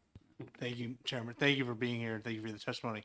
How much would 20 beds cost to add 20 beds to the facility? So don't hold me just to this, but I think it costs us about $500,000 a year to run that facility to Manchester. I can get that number for you. Okay. We're incredibly efficient. If you go down there, we'd love to give you a tour. The kids they're all bunked in one room. They have like a 5 by 10 foot section that they have a bed and just one little locker that they can go into, that they can put their stuff into the night. I mean, it's nothing fancy by any means, but we have one of our children actually at this point is in college, trying to get their college degree. We actually had a pregnant teen that was there, and we also had a teen that ended up graduating from high school that was at our shelter, and our staff went to them and helped them with the cap and gown so they could watch them graduate. So I think what Emily and Lissa were talking about, which is these are not irredeemable lives. And the reason the kids 18 to 25 don't want to be with a lot of the chronically homeless is they don't want to be laying next to people that are 50 years old that have been in the system for 35 years. We need to get them as early as possible and get them turned around. And between Jobs Corps and high school and college, we can save these kids' lives if we get there at the right time. But if we don't know who they are and we don't know the numbers, we can't possibly solve the problem. Follow up? But there were efforts in Manchester turned away kids because there weren't enough beds. So we do know the problem. We do know who they are. We just need more beds. It seems to be not more staff. No, so there are two issues. Thank you for the question, Representative. One is we don't have the beds at this time, but I can tell you with a surety that we turn away children every night because we have to do a lotto system for who's coming in there. The other problem is staff. It is difficult finding staffing because if you're going to do this right, a lot of times people think they'll say, well, there's an old house, just let kids stay there. That's not the solution. They need structure just like any 18 to 25-year-old, right? I mean, everything we see about brain development is that these are the last important years of children having their brains developed to do the right thing. And so it's a combination of us having more funding to have the beds for the kids, and then that funding would also have to cover the extra staff we would need to cover to make sure that children are getting what they need. So it's a combination of those two things. But I use that number just to give you some sense of what's happening every night in Manchester. I mean, Representative Long knows it all too well, the money is spending. And the majority of our money in the state, and rightfully so, goes to adults because we haven't had this crisis, right? I mean, it makes sense that the money would go to the adults to take care of them first and families through domestic violence shelters. But what we're seeing is this new growing problem, and we have to figure out a way to deal with it. So I'm sorry if it went on too long, Representative Leishman. Representative McGuire, No, yes. Representative Grassi. Like to make a motion? Move on to pass? Motion's been made to ought to pass. Is there a second? Second. Second by Representative Hewitt. When the clerk is ready, we'll call the roll, please. Discussion? Oh, would you like discussion? Representative McGuire. Yeah, thank you. So I have the same sort of concerns I think that Representative Sweeney had with asking his questions, because if we spend this $100,000 a year on this, that's $100,000 a year we're not putting into actual services, right? And so the problem is not finding kids that need help. We're hearing that there's so many of them. That's the problem, right? So I don't see. To me, it doesn't sound like this is going to help that much compared to extra beds, extra food, extra whatever, that kind of thing. Mr. Chairman? Yes, Representative. I'd like to speak to my motion as well. The thing is I disagree, and I think this is a very important thing. I've visited the Waypoint facility in Rochester, and I think it's tremendous what they're able to do for children. And the thing is that there is that age group that is sort of left out in the cold, that they're too old for foster, but they're not old enough really to get into the homeless shelter situation that he spoke about with 50-year-olds and 60-year-olds that are out there, and the other people that have problems. And what this advocate's position is supposed to be doing is to be, and if you look at the bill, it will identify programs, it will identify other sources of money and resources that are available in the community. I mean, Rochester needs to have a facility where we can house people. I mean, they have it basically it's a day program. It allows people to do their laundry. It allows them to get a meal. It allows them to have a place to do their homework. I will tell you, I have personally witnessed waiting at a park and ride to come here in Concord, a car sitting in a park and ride. And all of a sudden I see two heads pop. I see one head pop up in the front seat. I see a head pop up in the back seat. I see somebody get out of the car, run into the woods, you know what they're doing. And then the other guy gets out in the back, gets his backpack out, and he's shuffling his books. Guy comes back and the other guy goes out into the woods. Guy starts shaving right in his car, right there, with bottled water in a period where it was cold out. Now, Waypoint probably wasn't available for them at that early in the morning. But the thing is that what this person will do is it will identify resources available, and maybe it will also identify where there are no resources available, where we need them. And I think this is a small amount to pay. Certainly, we have to do more for housing. We all know that. And there are groups out there that are talking about housing all over the place. Most of them talk about the older crowd. I've also looked at housing for what are we going to do for this age group as well, that this bill wants to identify and wants to focus on. This is very, very important. I think this is even more important than the older population that we have out there that is homeless, because these kids, it's not their choice. Some people, when you get to a certain age, it's, you know, and it is their choice to be homeless. But I think very few people make that choice. But these people, they don't even have that. This is not a choice for them at all. They're just stuck in this situation. And whether it be family or whatever situation happens to be, this is small money to solve and to help start solving a major problem in the state. Thank you, Representative Grassi. Couldn't agree with you more. Yes, Representative Sweeney, followed by Representative Hewitt. Thank you, Mr. Chairman. I don't think anyone here disagrees that homelessness, especially among younger members of our society, is a pressing issue for the Granite State. The reason why I can't support this bill as it's written today, in the fiscal note, this is utilizing American Rescue Plan Act funds to get started on the position, and then it would go into the budget afterwards. So we're using one-time money to create a staff level position that would then be continued by future taxpayer money. My position would be, if there is this available American Rescue Plan Act funds available to us, we should be using that onto the infrastructure of getting more beds, getting more facilities up and running online to actually house these individuals as soon as possible, instead of hiring a staffer that will identify. I'm not sure of how many resources are out there that aren't being utilized to the maximum currently, and I would be disheartened if there were hundreds of thousands of dollars out there in grant funding opportunity and nonprofit funds that people are out there maybe advertising, we have this help available, but nobody is directing those in need towards it. So I'm not sure how they're going to identify new funds that are just sitting there that people aren't aware of, that aren't using. I think they can identify every need in the book for future spending and future funds to actually address the issues of homelessness. I just don't see this staffer being able to do it. And I think the use of the ARPA money can be used more effectively, actually providing homes and beds to these homeless, the youth and to all homeless of all ages. So that's just what I'd like to. Representative Hewitt, followed by Representative Grassi. Well, the concept of not funding something like this, in addition to not providing any services, kind of sends out a message that, well, this really isn't the kind of problem we need to deal with today.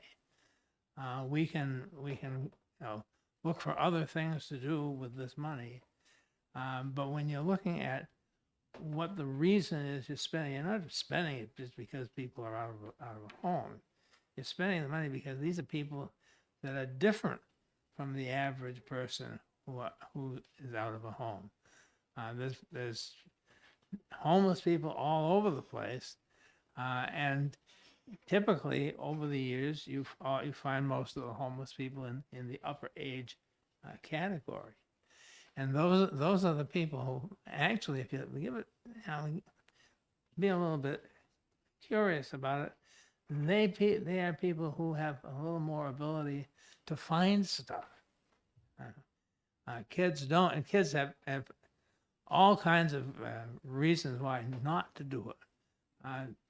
Just look at the drug problem, and the relationship among children, even into the upper age of childness, is an indication that there is a problem that needs to be solved, and just providing a place to do it doesn't meet the requirements of getting them educated and out of that situation. So I think that it's worth doing now, and that also doing this now could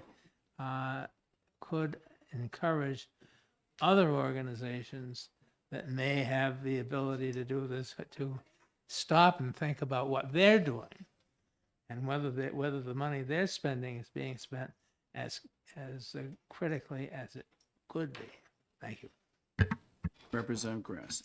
Yeah, I have to disagree. I agree with everything that Representative Hewitt said. I think that's very important, that whoever gets this position could help basically drum up more resources for this. The money in this is not going to solve our problem. We're not going to get, you can't even get one bed for $100,000. I mean, because you have to find a facility to put those beds in first. And you can get a facility if you don't have beds in it, and if you don't have staff, you don't have really any place to put people. This is small money that's not going to make a dent in beds and facilities. But what it is it leverages a lot of other resources and money. And I think Representative Hewitt hit it on the head, that this person gets out there, works with communities, works with other groups, works with the religious communities in these cities and towns to be able to bring them together to solve this problem. And I think this is just a good start. We're not, if next year we say, we didn't see anything happen, we don't think this is worth the money, we can deal with it at that time. And maybe we don't fund it for a second year. But the thing is, I think get the program started and let's see what we can do. And maybe there'll be some results happening from this thing.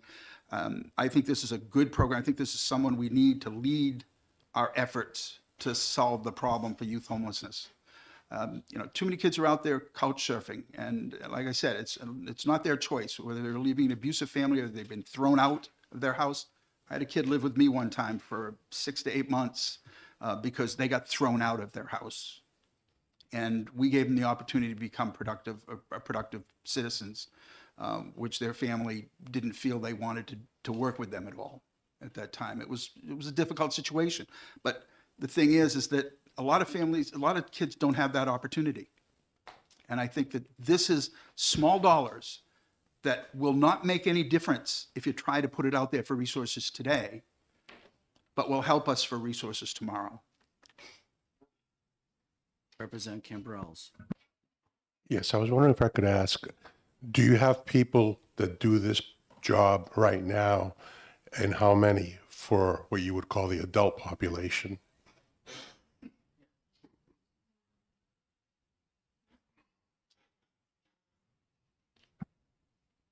So that might take both of us. The Office of Child Advocate only serves children. So we have two current, we call them assistant child advocates. They're essentially ombuds positions who do this work with the system involved children. So when they take a call, they are social workers. In fact, most of us actually used to work for DCYF or juvenile justice, work within that system, but also pulling in resources, exactly as you're saying, from outside the system that other state agencies really can't do, and sometimes that community services can't do. So we are lucky that we get to bridge that gap, kind of, to touch both state agency resources as well as community resources. I agree with you, Representative Sweeney. There's probably not some bucket of money sitting somewhere that no one's discovered. What we do is make those connections, creative problem solving with all these different siloed agencies. That's what we currently do for children who are impacted by the system. This bill not only would give us money to create a third ombuds person position focused on this issue, but also would expand our jurisdiction to allow us to touch those non-system involved children, because that's really where our office would love to be addressing this issue. But currently the way 21V is written, we can only work with system involved children. So I believe some of the community advocacy groups do already do this for adults, but as Emily and Keith both said, this particular population of children is both hesitant to reach out and doesn't feel comfortable in the current systems. So while this position wouldn't be creating new beds, it would be making connections, and in fact could be making a connection, like Representative Grassi said, of finding a kinship or fictive kin person in that child or young person's life to work something out with the school. Can we find this kid a bed somewhere? So it's really that creative problem solving piece that this position, and we do plan to put it in our next budget, yes. So whoever asked that question earlier, we are going to put into our next budget round a third ombuds position, but this bill allows us to expand our scope a little bit. It's not just a matter of like funding a position, it's allowing our office to work with those kids and try and avoid them becoming system involved by just creatively finding resources to help them. Does that answer your? Thank you. Yeah, having worked in the homelessness field for adults as well, the thing is, in Stratford County, I know we have many people who deal with the adult population to try to bring resources together. I mean, just look at your local welfare director. Usually they're the person who's doing a lot of those connections. The local CAP agencies, they're doing a lot of those connections. So there are people that are doing it for the adult population. They're doing it for children that are in the system. There's just that gap where we have no services for those people, those kids in the middle. I just like to point out that 18 to 25-year-old is considered an adult. And, you know, we keep talking children, and yet I heard earlier that 13-year-olds show up and they get turned away for legal reasons. I can understand. But I'd be more concerned about those 12 to 16-year-olds, 17-year-olds. And I would think that 18 to 25-year-olds would get covered by the adult system. That's what you would think. Just a response. There are kids that are below the age of 18 that are not in the system. And that's where the child that I had was below 18, wasn't in the system, didn't have any interaction with DCYF. Was what we considered a good kid, but situations happened in the family that things changed and she had to leave her family. She was being thrown out on the streets. And you know, we took her in, so she didn't have to interact with the system. But there are places and situations now, particularly where there are a lot of kids, and when you talk to some of your high school principals, you'll find out there are kids that are not in the system that are sleeping in their cars or couch surfing. And those children would be picked up. They're under the age of 18. Seeing no further questions, a motion was made by Representative Grassi, seconded by Hewitt, to support the passage of 1199. When the clerk is ready, please call the roll. Okay. This is a motion of ought to pass on House Bill 1199.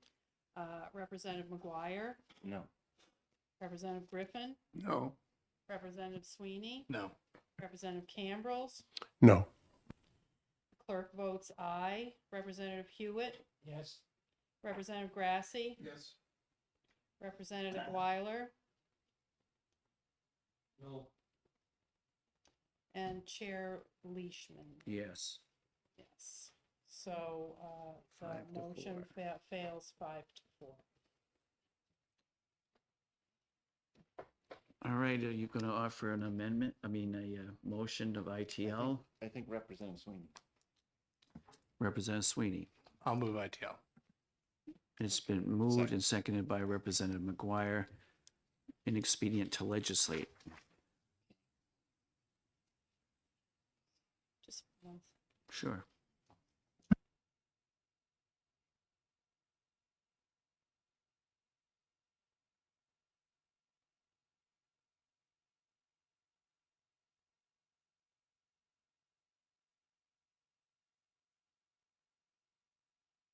Yes. Yes. Yes.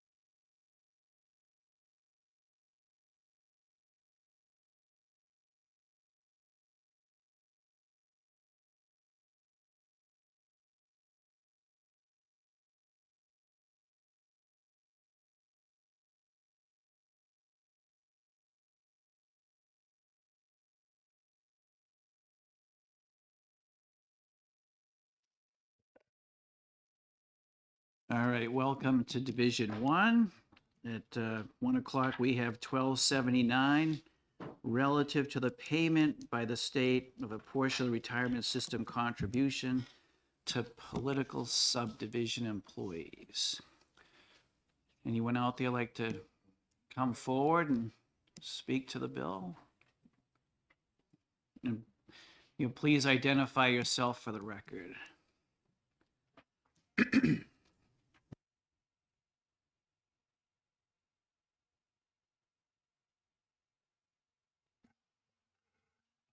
Good afternoon, members of the committee. My name is Keen Ming Wong, Tax Policy Counsel with the New Hampshire Department of Revenue.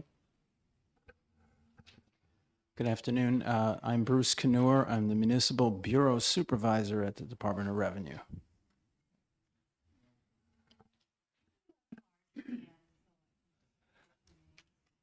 Yes, sure. My apologies. I don't have my card with me right now, but I can come over and write it for you. Yes. Yep. Yep.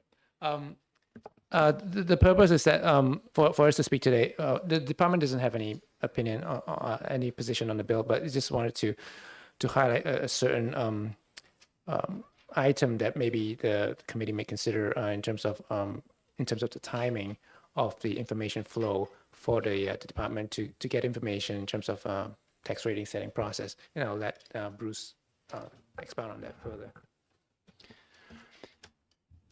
At present, the appropriations for a municipality for contributions to the retirement system are very likely funded at 100% right now as the budgets are developed and voted on very shortly.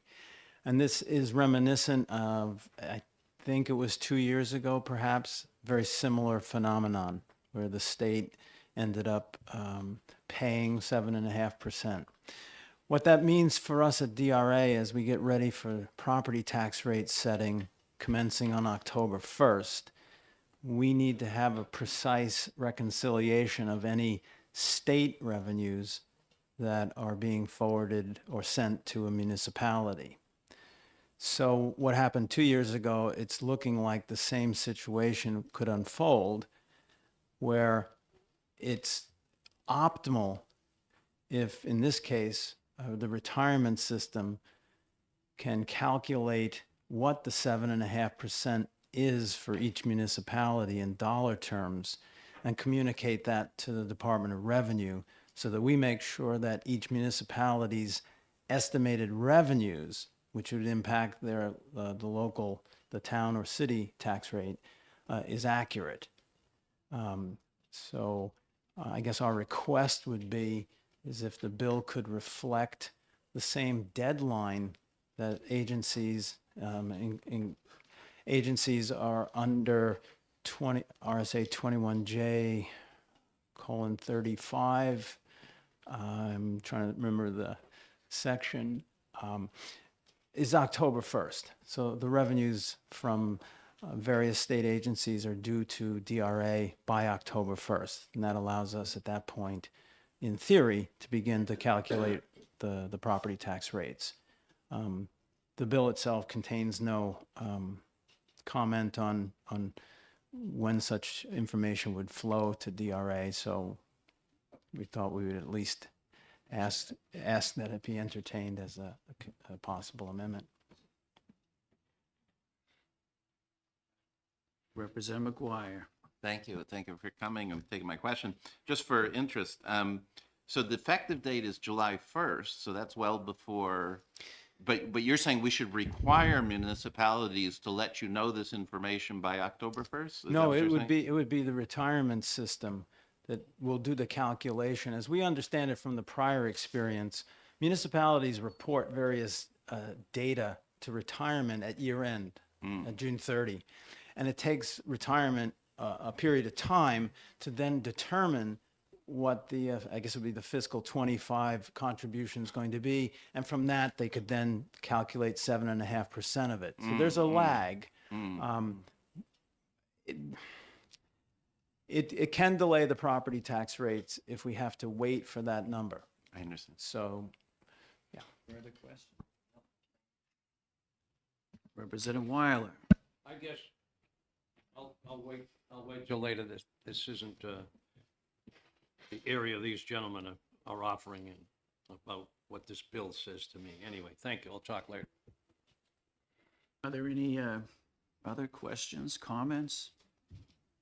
Seeing none, I guess you're free to go. Thank you. Thank you.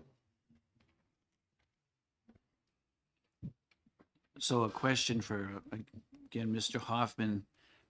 The fiscal note is quite dated. Is we have an update as far as the 27.13 million, or is that pretty much? Oh, Marty, sure. We take the mic, please. I can speak to the fiscal note because the bill hasn't been amended. Okay. So it would still have the introduced version of the fiscal note. All right, thanks. Yeah, I knew Mr. Hoffman could handle that. I just to kind of follow up on the previous testimony, just to explain the mechanics of how this has worked in the past for the committee's edification. The numbers in the fiscal note represent contributions made in the prior fiscal year rolled forward at the payroll growth assumption for each of the respective member groups, which is 2.75 for police and fire and 2.25 for teachers. So we just took the prior fiscal year numbers, rolled them forward to get that number, and then the second year of the fiscal note is a roll forward on those assumptions again. So the employers report to us essentially not quite in real time, but on a 1 month lag, and the rates are a percentage of covered payroll. So we can estimate, or an individual municipality or school district can estimate what their payroll costs are going to be next October, but they're not going to know what those costs are until they've already paid the checks. People have left, there's vacancies, there's hires, things like that. So we don't give them a projected amount to pay, going forward. So in the past, when the state subsidy was in effect through fiscal 11, I believe, we had the employers pay 75% of the rate, and then the other 25% in that last fiscal year was coming from the state of New Hampshire. I understand that the folks from DRA budgets are already set for fiscal 25, and that rate is funded at 100% of covered payroll. So if the state was reimbursing over the course of beginning July 1, 24, that would be revenue that they wouldn't have to raise taxes on. I think that would flesh itself out after that first year. The way it would be is beginning in July, employers would be reporting June wages and paying contributions on a percent of those wages. In August, they'd be reporting July wages and paying a percent, and so on. And then, that's in a perfect world where all the numbers add up and there's no reconciliation issues. Occasionally with employer reporting, there are some discrepancies, and it's statutorily due by the 15th of the month, but we may have to do some post-reporting reconciliation to true up the numbers. So it's not as clean as, we're not sending a bill to the employer for the next quarter or the next fiscal year. We're taking a percentage of their covered payroll in the prior month. All right, now Representative. Thank you. Welcome. What I'm interested in is the rates that the employer pays, the fire, police, and teachers and so on, and what they pay and what the employee pays. Do you have those off the top of your head? I can give you a pretty close approximation off the top of my head. For Group 1, employees and teachers pay 7% out of their pay check each period towards NHRS contributions. It's 11.55 for police and 11.8 for fire. And those are exact numbers. On the employer side, the one I am least confident in, I know it's in this range, but it's between 13 and 14% of pay. The employers of teachers pay 19.6% of pay, and police and fire are in the 29.5% to 30% of pay range. I mean, I'll forward this over. It's posted on the website. No, that's, because I remember when, in 2011, when we took out the contribution from the state, we raised those all up to those percentages they are now. Correct. And that made up for the fact that the state wasn't contributing. Everybody forgets that when they keep coming in and saying, oh, you owe it to us, you promised us. And I remember in the little town I have lived in since 1970, when this retirement system first came in, the only people in my town that were in the retirement system were the teachers. And since that time, there were on-call firemen, there were police that were paid part-time. And since that time now, we have probably 25 employees that are in this retirement system. People forget that. The system in 68 had very few of these town employees. It was mostly teachers, and they weren't as many as there are now. And they keep crying about, oh, that what we're doing, we need to reduce. So last year, they put in one time 7.5%, and they called this the Property Tax Reduction Act. Along with that, this committee sent $100 million back from the excess swept money. So we sent $126 million back for the 2023 taxes to be reduced. They were not. So again, this is a kind of a wasteful way of spending money that doesn't really amount to anything. It doesn't help the town. The contribution is so minimal that, another figure I've asked for, and maybe you can find it, is there was a time when the towns didn't pay very much. They were paying at 2.5%, while all these other people were paying like 5 and 7 and 8 and 9. When is the point when the employer has contributed more money than the employees? I have a chart that can present that. I know just from past testimony, for the employee and the group one side, it was about 2007 was the crossing point where the employer rate was greater than the member rate. For police and fire, for most of the first 30 years of the plan, the member was paying more, but for about a 10-year period in the 80s, the employer rates were fairly high for police and fire. But then they went back down in the 90s, and then probably early 2000s, they crossed over again. So the employer piece was less. The law was changed, I think, in either 2007 or 8, so that the employer rate could never be lower than the member rate, and they'd move in lockstep if it ever got back down to that point. Appreciate it. Thank you. Thank you. Representative Griffin, followed by Representative McGuire. Thank you, Mr. Chair. Thanks for taking the question. Last year, we had a similar bill to this, and we amended that bill to put the money into the unfunded liability. So is that, for your calculating purposes, is that a cleaner calculation? Because it probably doesn't get affected until the next year? Yeah, only from the actuarial calculation, if we had an appropriation of X million when the numbers are done for the year and the actuary trues it up and sets the rate, they'd be basing it on that. So, that would reduce the employer contributions by a smaller amount over a 20-year period, essentially, while that would be recognized. So there'd be a 1-year lag, right? Yeah, the board will be getting and certifying the fiscal 26-27 employer contribution rates this coming summer. And by the same token, the municipality would get the benefit more than 1 year, right? They continue to get that benefit in terms of less payment of the unfunded liability.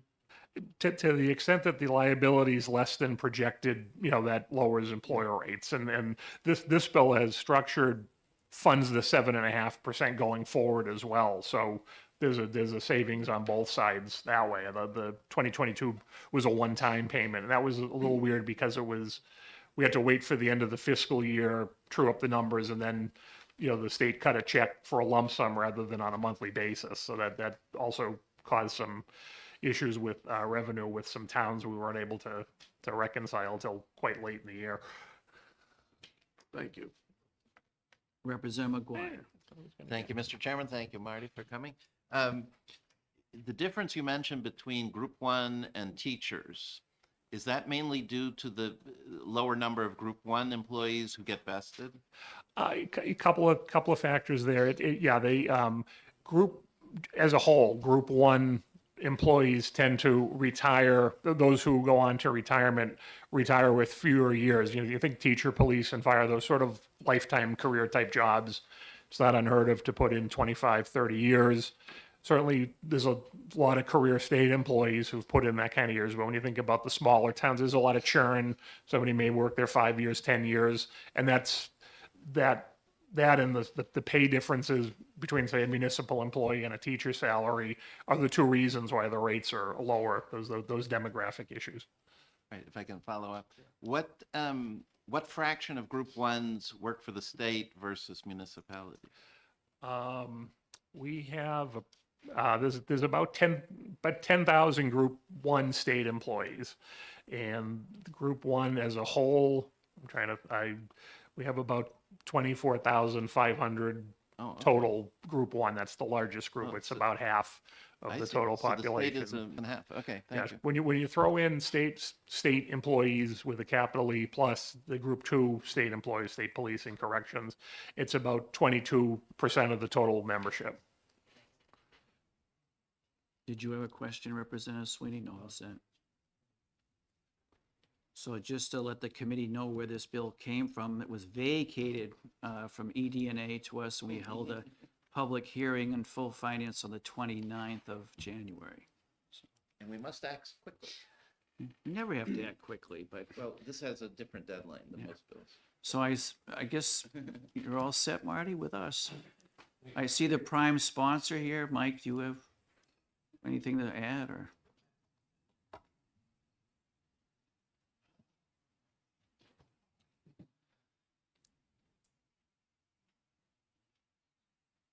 And just state your name for the record, please.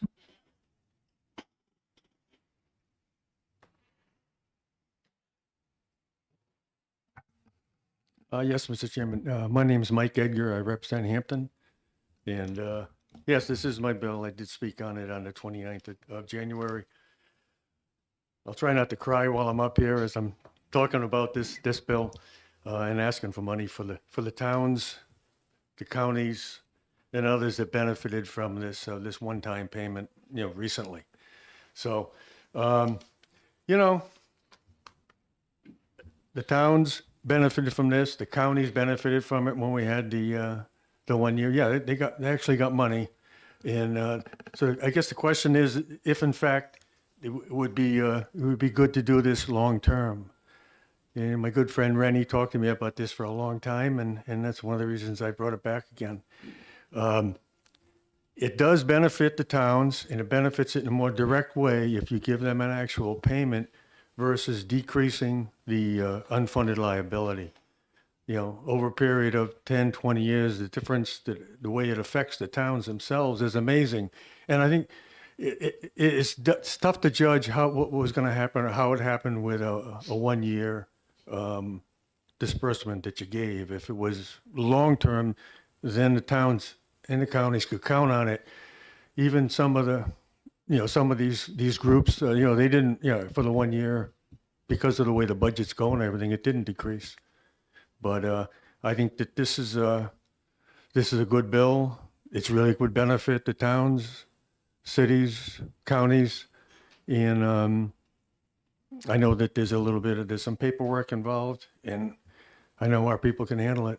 So, is there any questions for me? Any questions? Seeing none, thanks. Thank you. Is there anyone out there that would like to speak to the bill? Seeing none, what would the division like to do? Representative Weiler. We did this last year. It was labeled property tax reduction bill, the same 7.5%. It didn't make any difference, even when we included 100 million of reduced SWEP payments. So we spent 126 million back to the towns. Did anybody here see a tax reduction in 2023? That was with another 100 million on top of it. This is a waste. As you hear, It gets complicated for what they do with DRA. It gets complicated for all these things that they have to do. A lot of work, a lot of paperwork, and the results are not there. I would move inexpedient. The motion's been made by Representative Weiler and seconded by Representative McGuire. Inexpedient to legislate. Are there any comments, questions before we vote? I'll make it. Yeah, sure. Thank you. So the other thing is, we've already had this bill last year, right? This was House Bill 50, I think identical. And as you may remember, we made a big compromise on that to switch it to 50 million for the unfunded liability. The House passed it on the floor. We put it in the budget. The Senate ripped it out.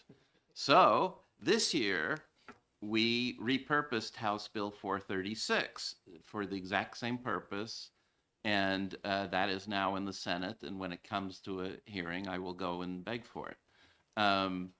So in my mind, this bill is already still active, even though it's in a different form.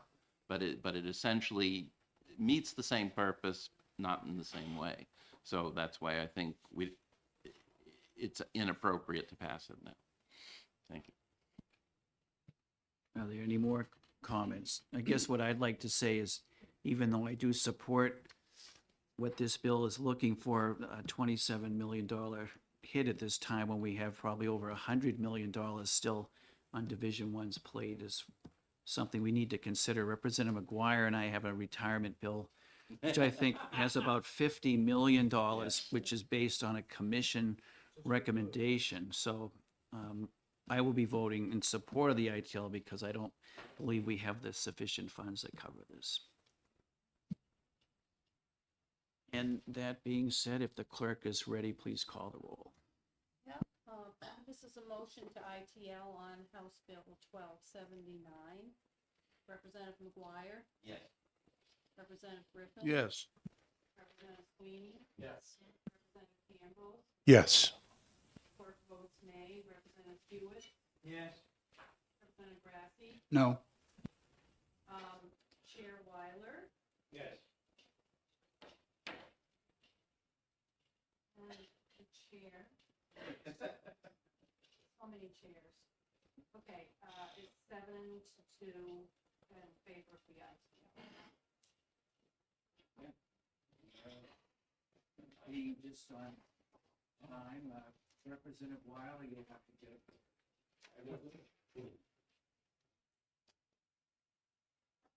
So we'll open the work session on House Bill 1323, making appropriations for the printing costs of the New Hampshire Constitution. This was referred to finance. There was a public hearing held on January 29th.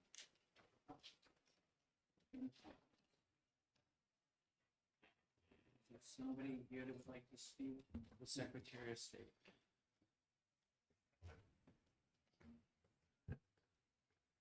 Thank you, Mr. Chairman, members of the committee. I'm Secretary of State David Scanlon.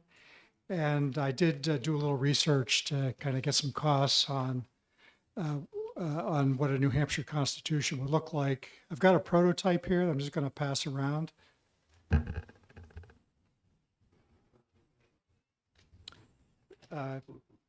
Interestingly, the cover is actually the ratification, a copy of the ratification document that made us a country. So that's kind of neat. But anyway, in terms of the cost of printing that, 5,000 copies is just over $5,000. 10,000 copies is about $9,000, and 15,000 copies is right around $12,000. In contrast, we print the larger Constitution that is made available for school children in New Hampshire, and we print 5,000 of those every year, and that at a cost of about $7,500. So those are a little bit cheaper. In terms of if the committee decides to move forward with that, in terms of timing, there are going to be a couple, it looks like there are going to be a couple of constitutional questions on the ballot this fall. And if they pass, obviously the text of the Constitution is going to change accordingly. So you might want to consider that when, if you decide to move forward and make an appropriation that, if you do decide to have some of those printed, I would suggest doing maybe 5,000. And then after the election's over, we can see if there's going to be any textual changes to the Constitution and then print a larger amount after that. Questions for the secretary? Sure. Representative McGuire. Thank you. So, thank you for coming, obviously. I'm surprised the price difference isn't that much, right? The other book is more than twice that size. And you said this one's $1 and that one's $1.50. Is that right? Yeah. So using 5,000 because that's Yeah, the yeah. number that the cost of the larger ones is about 7,500. Yeah. And the cost of the smaller one is just over 5,000. Yeah. So that's the $1 larger versus ones are, $1.50. what would that be, about 50% Yeah. more expensive. I think a lot of the cost, and I'm speculating here, I don't know this for certain, I think a lot of the cost is the setup charges, things like that. And then that is a nice glossy cover, so that adds a little bit to the expense as well. Okay.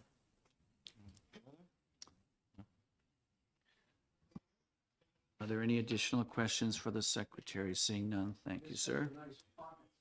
Yeah. I have an amendment. Oh, no, you don't. Do you really? He does.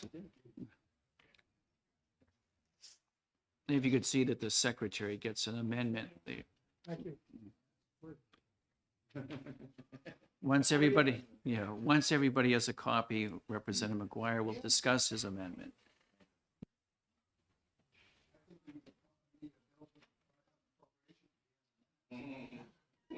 I was thinking kind of the same thing.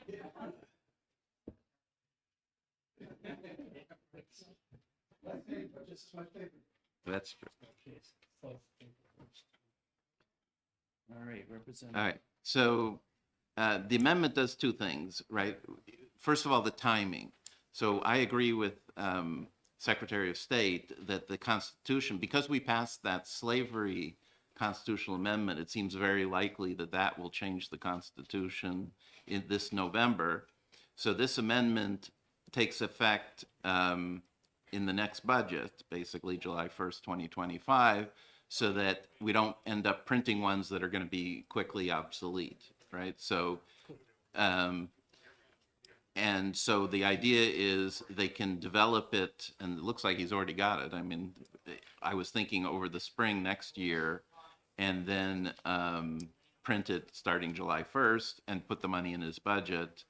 And the other thing that this amendment does is that, and I don't, is that if somebody wants like a box of them, they don't have to give it away for free. They can charge them for the costs, right? So I don't think it's right for the state to be subsidizing groups or whatever. So this lets him charge the cost for the boxes. That's all. Are there questions for Representative McGuire concerning his motion?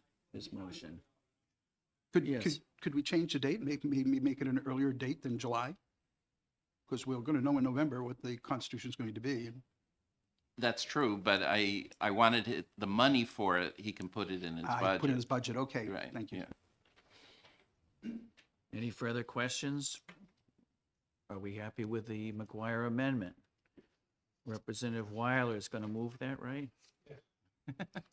Seconded by Representative Sweeney.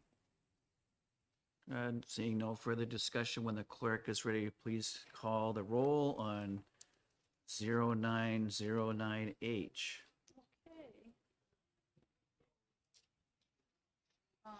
Okay, this is a motion of ought to pass on amendment 0909H to House Bill 323.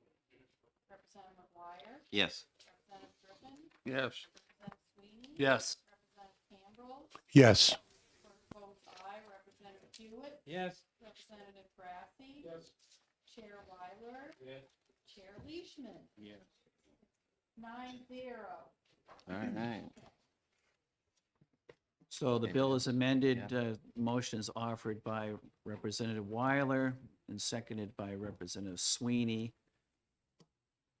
And when the clerk is ready. Next time, we'll just do a show of hands on the amendment. Save our clerk some time. Okay, so did somebody make an ought to pass as amended motion? Weiler and Sweeney. Weiler and Sweeney. Okay. Representative McGuire. Yes. Representative Griffin. Yes. Representative Sweeney. Yes. Representative Cambrell. Yes. Clerk votes aye. Representative Hewitt. Yes. Representative Trapp. Yes. Weiler. Yes. Yes. 9-0. Being 9-0, the motion passes. Marijuana is next week, Representative McGuire. We got to think about it.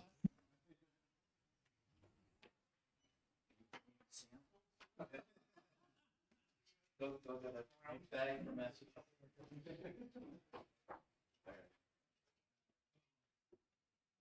So we could 20 minutes. What's the other bill when I get ready to before?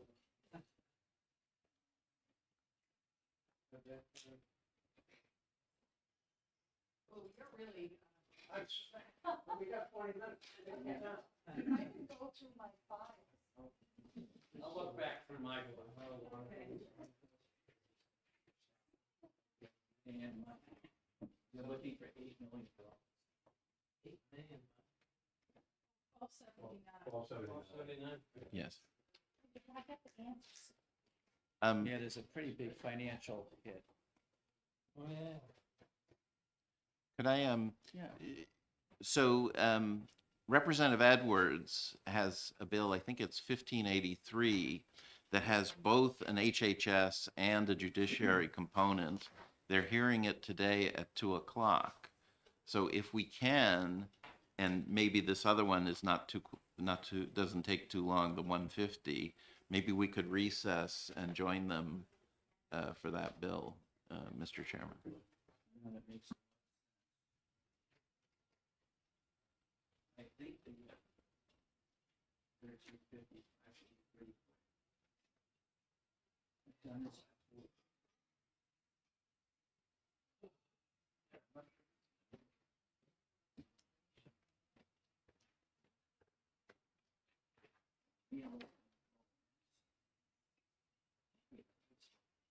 It's something similar, but I don't get it. Yeah, trying to budget it with our.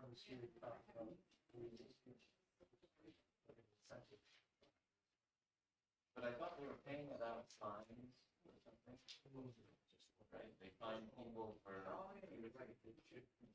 slot the uniform or something, right, and they use that fine. Maybe they weren't getting enough fine. All right, so. Hopefully they'll send somebody. Join the fifth.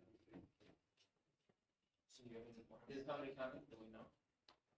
Or adjutant general, I'm not sure if they want to be here. Do you have any more? I do not. Oh, no, not for this. No. Yes, I do have an amendment for 252. But I don't think it's complete in the Senate. So for me, Senate Bill 252 is the most problematic bill on the whole list and needs work. So I don't think it's quite ready for prime time. Not that the bill's that long, but it's got a lot of, there's issues. But we'll talk. See that? Justice. Yeah.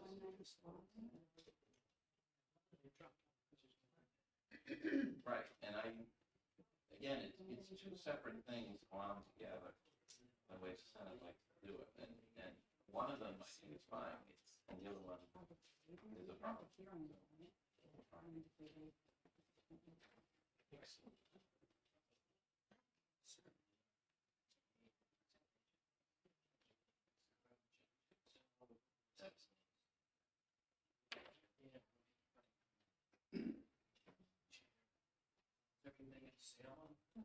As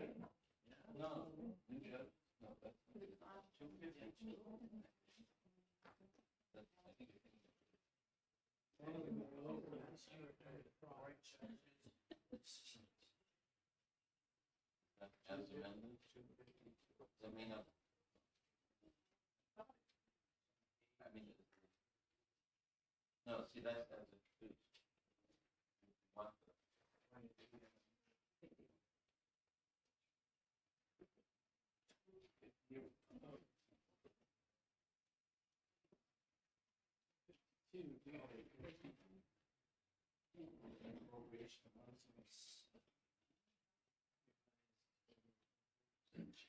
This used to have magistrate. It's the date that you're looking at, February 23rd revised. Yeah, that's it.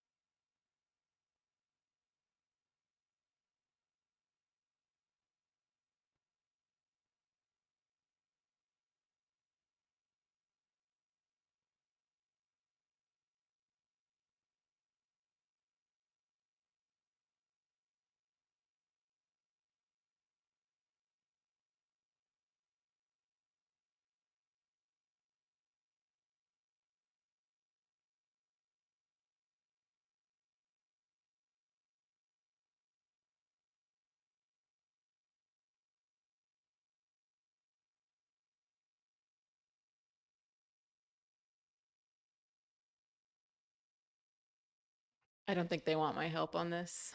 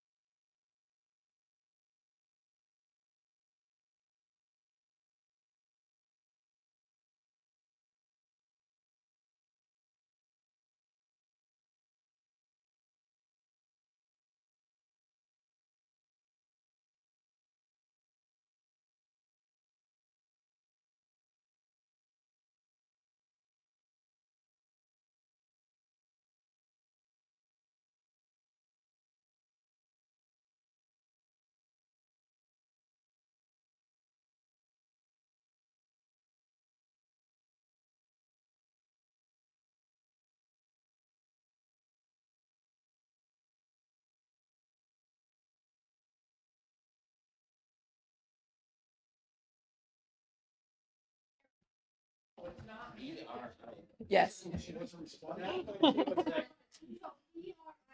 Yes. First name Aaron.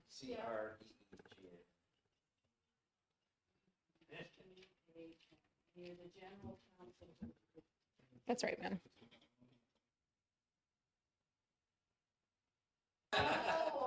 There's a chain, like a family chain, and it goes from Howie Zippel to Marianne Dempsey, to me. And to your point, sir, I think she and I are probably second cousins.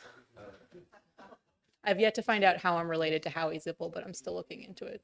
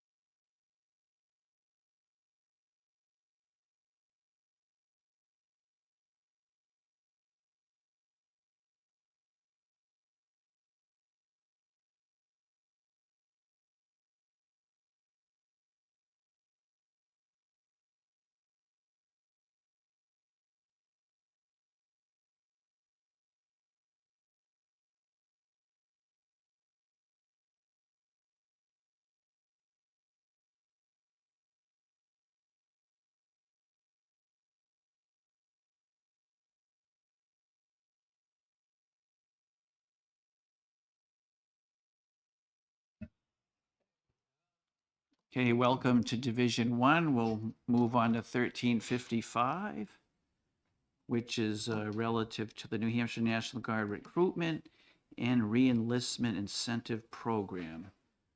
This passed out of the House on a voice vote back on February 1st and came out of the committee, State and Federal Relations 20-0. So any one of you like to come forward and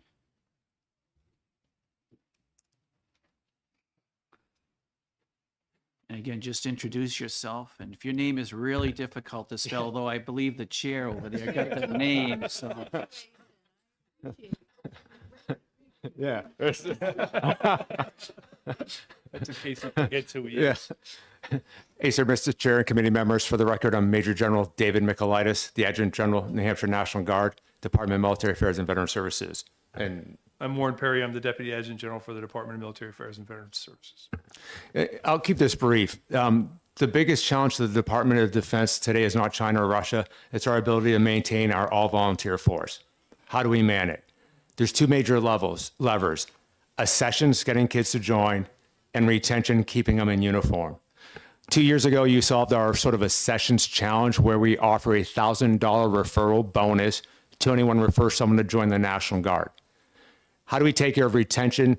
Those mid-career sergeants, right? Generally speaking, there is a federal retention bonus. When there is not, we want to use state general funds to apply to a state retention bonus for our mid-career sergeants to keep them in.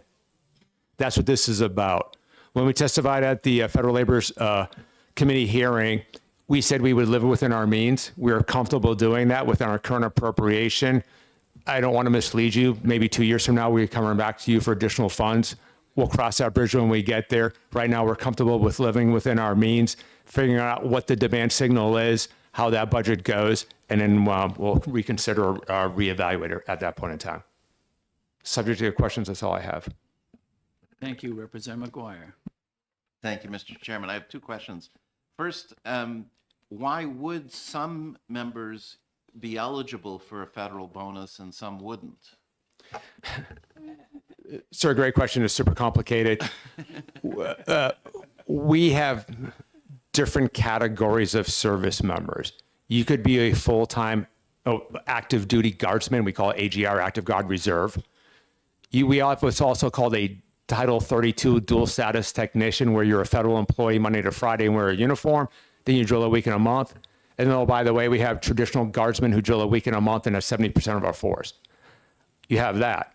Next thing you have is you have deployable units, you have non-deployable units, right? You have deployable units like our HIMARS battalion that just came back from the Middle East, our military police who just came back from the Southwest border. But then we have like a garrison unit, like the headquarters element, that doesn't deploy. Those different classifications and categories dictate who can and cannot qualify for a federal retention bonus. So at the end of the day, units that are not in table of organizational equipment units, so they're called table of distribution allowances. So they're just kind of support folks that run the state headquarters. They're not eligible. Federal technicians who are actively serving that as a federal employee and their dual status in the Guard are not eligible for reenlistment bonuses. So that's generally the answer to your question. Is it, all right, so just to follow up on that, is this a very small number of the total force? Is that it? Or? Yes, sir. I think it's like less than 200 people would be eligible. Okay. Compared to? It's like 2,800. Gotcha. Okay, thank you. My other question was, is the National Guard still assisting the Department of Corrections in the prisons? No, we are not. It was a 90-day mission that ended last April. We are not. No. Oh, I see. Okay. So they hired enough to, or whatever they did. We'll let Commissioner Hanks answer that question, Okay. please. All right. Thank you very much. Representative Sweeney, like to move this? I'll move to pass. Seconded by Representative Hewitt. When the clerk is ready, ought to pass on 1355.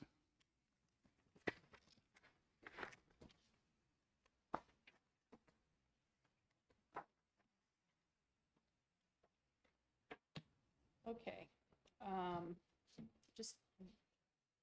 1355. Okay, Representative McGuire, Yes. Representative Griffin, Yes. Representative Sweeney, Yes. Representative Cambrils. Yes. Clerk votes aye. Representative Hewitt, Yes. Representative Grassy is not here. And then Chair Weiler. Yes. And then Chair Leishman. Yes. So it's 8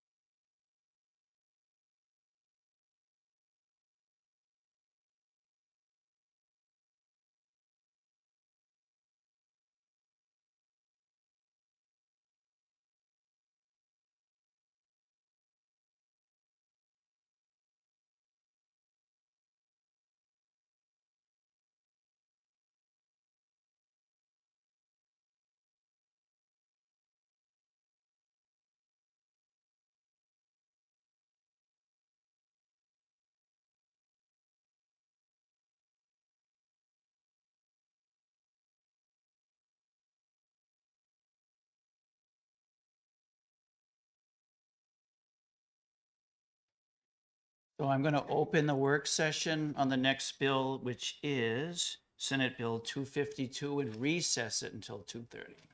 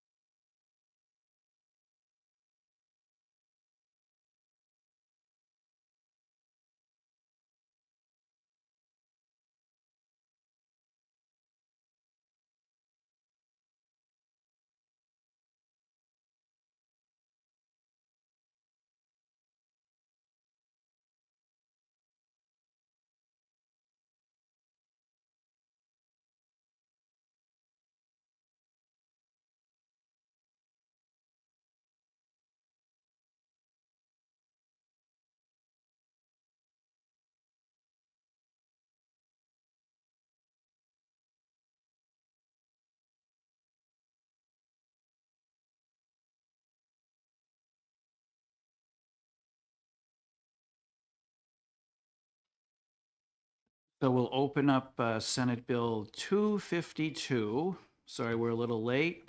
Had to visit with our friends in Division 3. This passed on a voice vote back on January 3rd. The division has already had one work session on this bill back on the 16th. And initially it passed out of criminal justice 20-0. So is someone here that would like to speak to Senate Bill 252? Yes. You take a seat and just identify yourself for the record.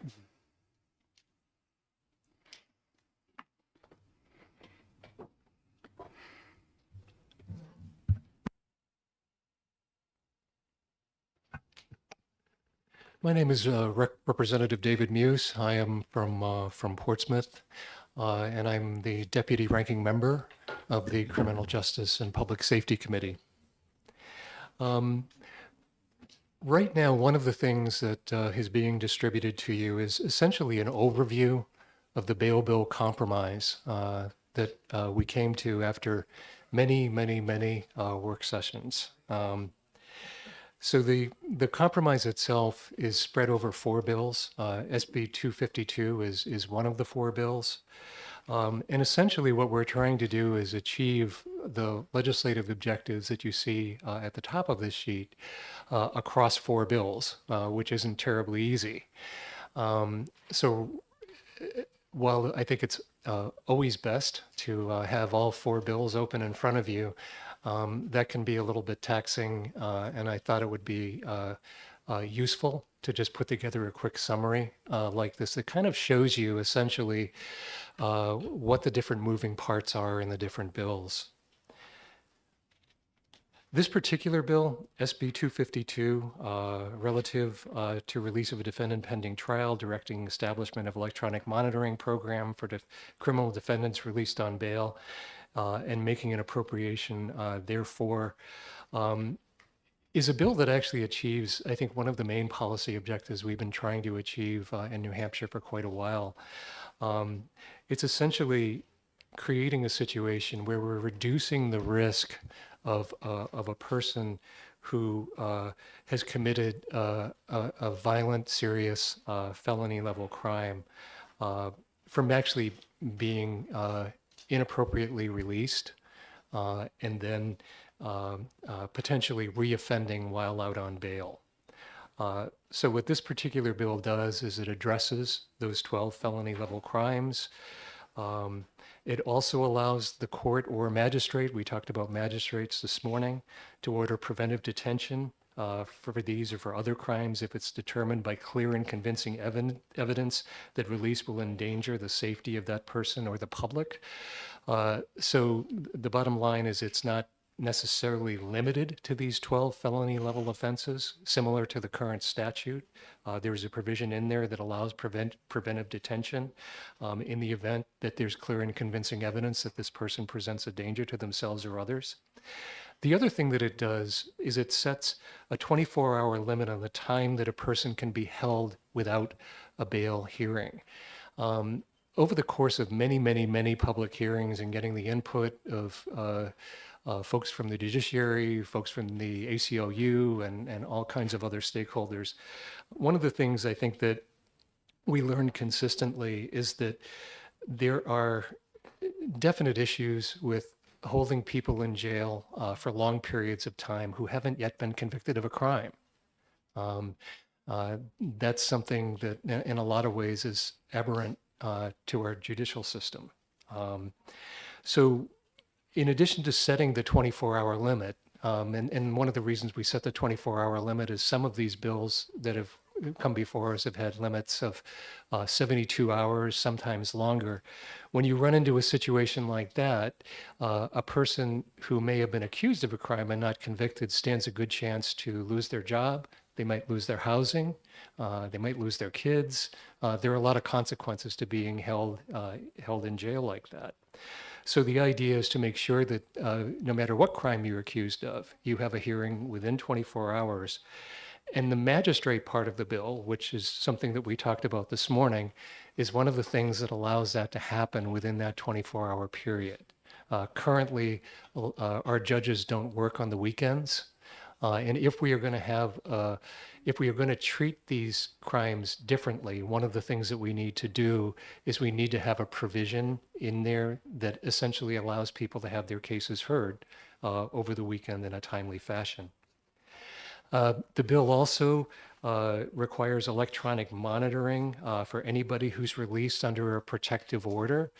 So for instance, this is an issue that will come up, for instance, in a domestic violence situation, a misdemeanor domestic violence situation, where the offender and the victim sometimes may both want to have the person released, or the victim may be concerned that the accused offender may be, coming back for a second bout or something like that. What this would require is something that isn't part of our system now, which would be 24-hour electric monitoring for people accused of crimes that are subject to a protective order. The bill also authorizes courts to set cash bail amounts only at a level that the person being charged can meet. So I think the issue here isn't how much money we're making as a state or not making as a state from bail.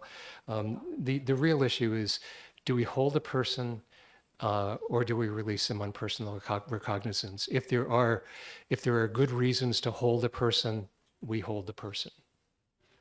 That does not change. But the fact that you have, you may be indigent, you may be a low-income person, your income, once a decision has been made that it's okay to release you, your income really shouldn't play a role in affecting that decision. So that's also part of this bill as well. There are also fiscal appropriations that are made in the bill. There's a $750,000 appropriation for the fiscal year ending June 30th, 2024. That's this fiscal year, for the state police to develop a computerized system that will finally allow the court system database to actually communicate effectively with law enforcement in the field. One of the things that was identified in several of our hearings as a significant issue for our police departments was they really have almost no way of knowing, unless they were the officers who arrested the person before, if a person that they're arresting on another crime is a person who is currently out on bail. So by creating this system, that would let an officer know right away if he's arresting somebody who's actually who's reoffended, who's been out on bail. It would also appropriate $986,000 to the judicial branch I'm sorry, let me see. I think I screwed that up. I messed that up. And I'm just trying to think of I would have to look at the bill itself. It looks like I copied the same.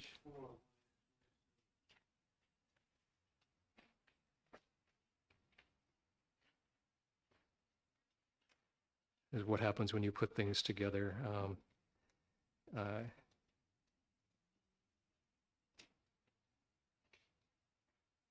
do you have it right? I appropriated to. I think these are separate appropriations. So one is to the Department of Safety to implement their part of the system. The other is to the judicial branch to implement their part of the system.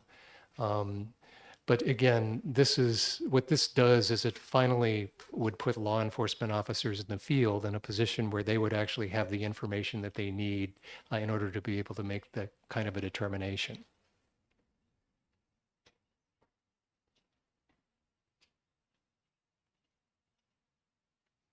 So one of the things I think you can see is that where we started on SB 252 and where we wound up were different places. And I think that was pretty common for all of these bills.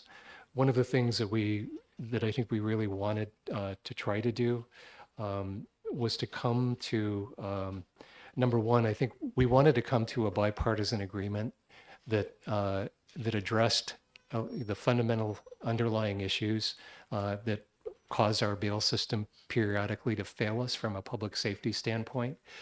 But I think the other thing that was really important to us was making sure that we did it in a way that didn't violate people's civil liberties, and, you know, that essentially protected rights that I think all of us would want to have if we were ever in a situation where we were unfairly accused of one of these crimes. So I think that's one of the things that we have that I think we had to balance from a policy perspective. Is it was important for us to sit there, to listen to the data, and we got different pictures of the data from different people with different points of view.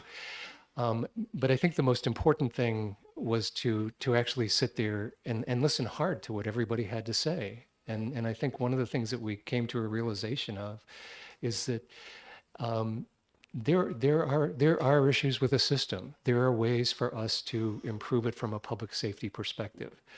But there are also some fundamental underlying systemic problems that make it more, that actually increase the risk of people who shouldn't be released of getting released. And some of those are with the way that we currently do the bail commissioner system. Others have to do with the fact that, you know, we have a situation where we continually have the same people being arrested over and over for minor crimes and being released. And I think while it's hard to address every single issue, you know, in the context of even a compromise like this, one of the things that I think we wanted to do is in a situation like that where the underlying systemic issue has a lot to do with homelessness, has a lot to do with drug abuse, has a lot to do with mental health problems, is to, you know, to put the state and the people of the state in a better position to solve that problem going forward. So I think what we tried to do overall in the compromise was to address the things that we could address within the criminal justice system and to try to set some things up. And for instance, the, HB 653 actually tries to set things up so that issues like pretrial services for people who are homeless and who have drug abuse problems and who have mental health issues are things that are approached not just from a county level, but maybe more from a state level, more from a systemic planning level. And I think that's really kind of where we tried to get to. So as you can see, we had a lot on our plate. We took this extremely seriously. And one of the things I can't emphasize to you enough is how important it is to pass this as a package. And with that, I can take any questions that you have. Representative McGuire. Thank you, Mr. Chairman. Thank you, Representative, for coming. The way I look at Senate Bill 252 is it has three main parts that all cost money. All right. And let's start with one of them is the fact that you can't use bail commissioners for serious crimes. That means you need magistrates. They need to work on weekends, et cetera, or judges do. One is the electronic monitoring of certain accused while they're out on bail, right? And one is this database of sharing who's on bail with among law enforcement. All right. So let's start with the easy one first, and that is the electronic monitoring. As far as I can tell, the bill contains no appropriation for that at all. Nothing to buy the ankle bracelets, nothing for the people that would do the monitoring, et cetera. Is that right?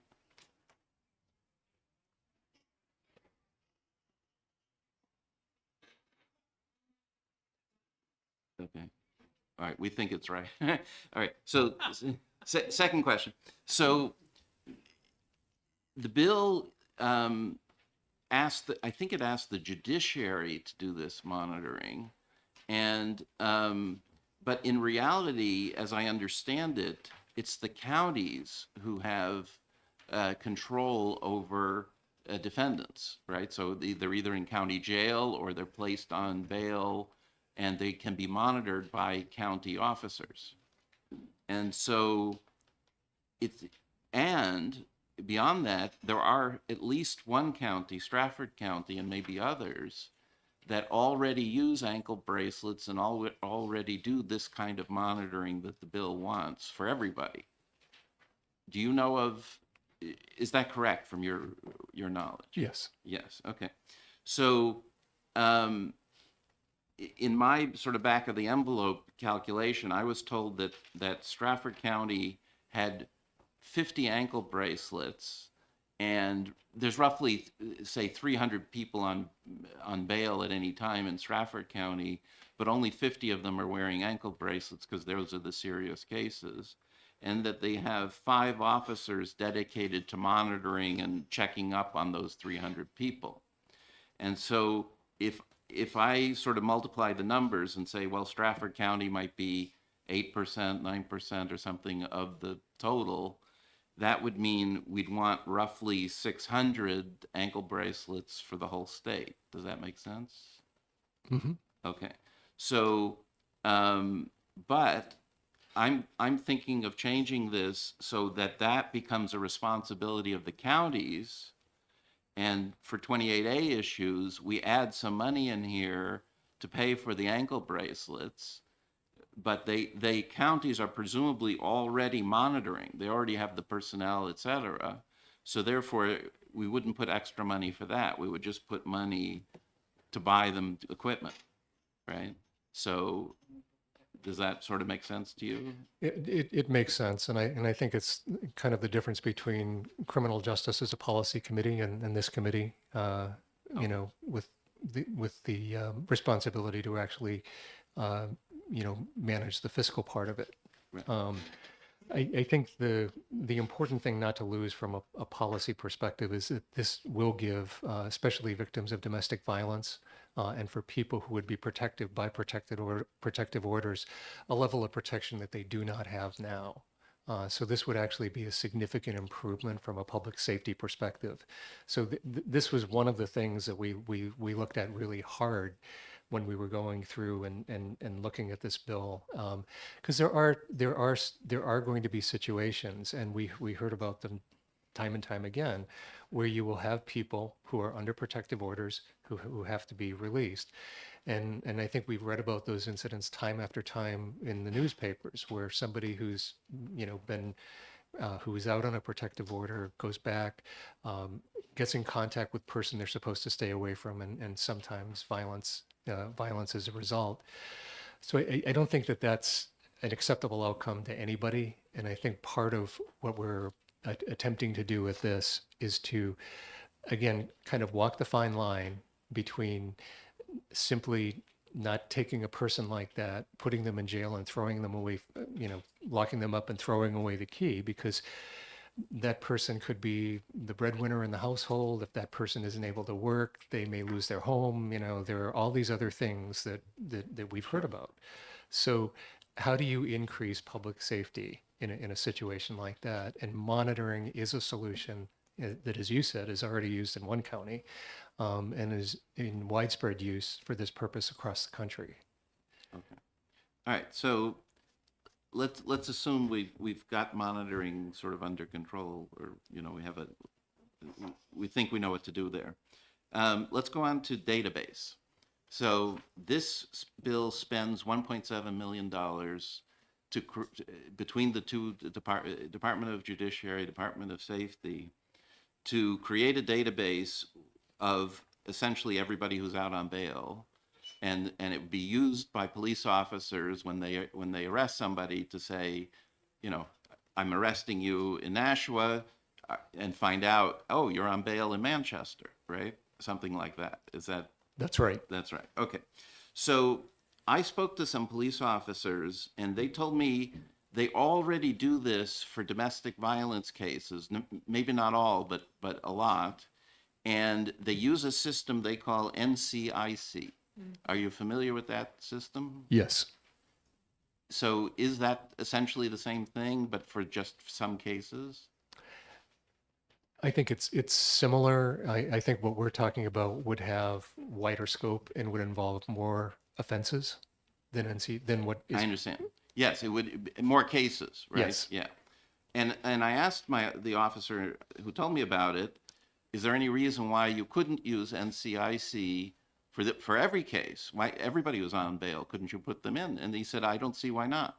So do we really need, so the question is, and maybe somebody behind you can answer better, do we really need to spend this money, or do we just need to somehow use NCIC more thoroughly, more extensively? A lot of the conversations that took place around, what would happen on the back end and hooking the systems up and things of that nature, I think those were between Representative Roy and folks in the judicial branch. There may be someone in the judicial branch here who might be able to answer some of those questions. Okay. All right, well, we'll go on then. So now the last one is also quite expensive, and that is, you want to say that you can't use bail commissioners for certain very serious crimes.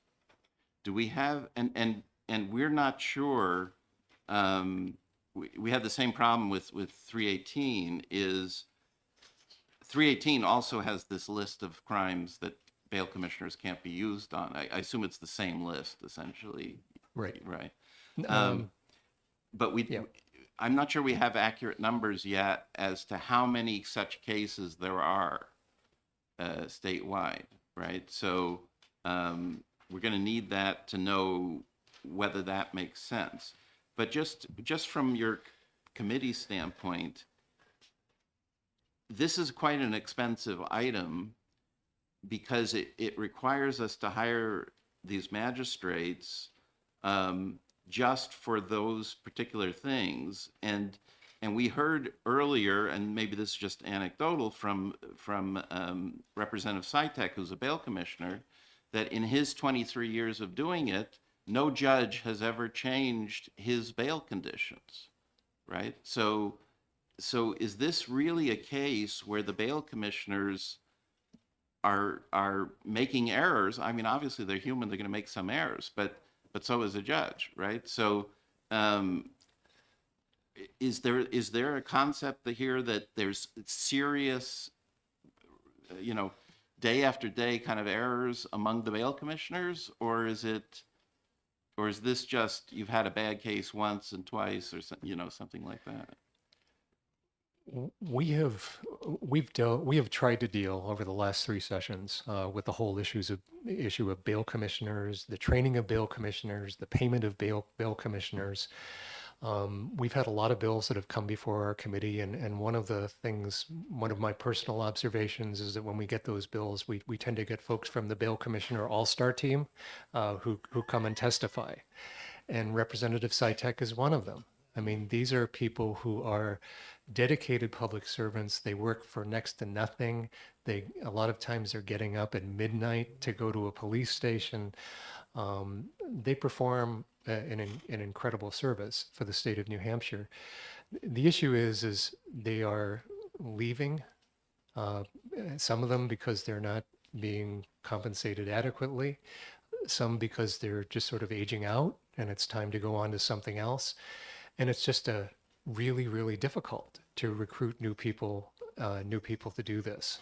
So in the absence of that, one of the other things you also have going on is the inconsistency of training. So one of the things we were surprised to hear in the last session was that after the initial round of bail reform, a lot of the bail commissioners who came to us had said that they had never received any formal training. We also found out that the bail commissioner handbook hadn't actually been updated after that initial training. So it's something where we have these people who perform this great service for us. They work virtually for free. And we kind of expect this little machine to sort of keep chugging along. And I think one of the things that we've realized, and it may be through just a handful of incidents like this, but there have been incidents where bail commissioners have released people who might not have been released by a judge. And I think one of the things that calls into question is the qualifications for being a bail commissioner are very different than the qualifications for being a judge or a magistrate. And I think what I think it comes down to is the offenses that are the most serious crimes should be heard by the most qualified people when it comes to making a bail decision. And I think that's what this is about.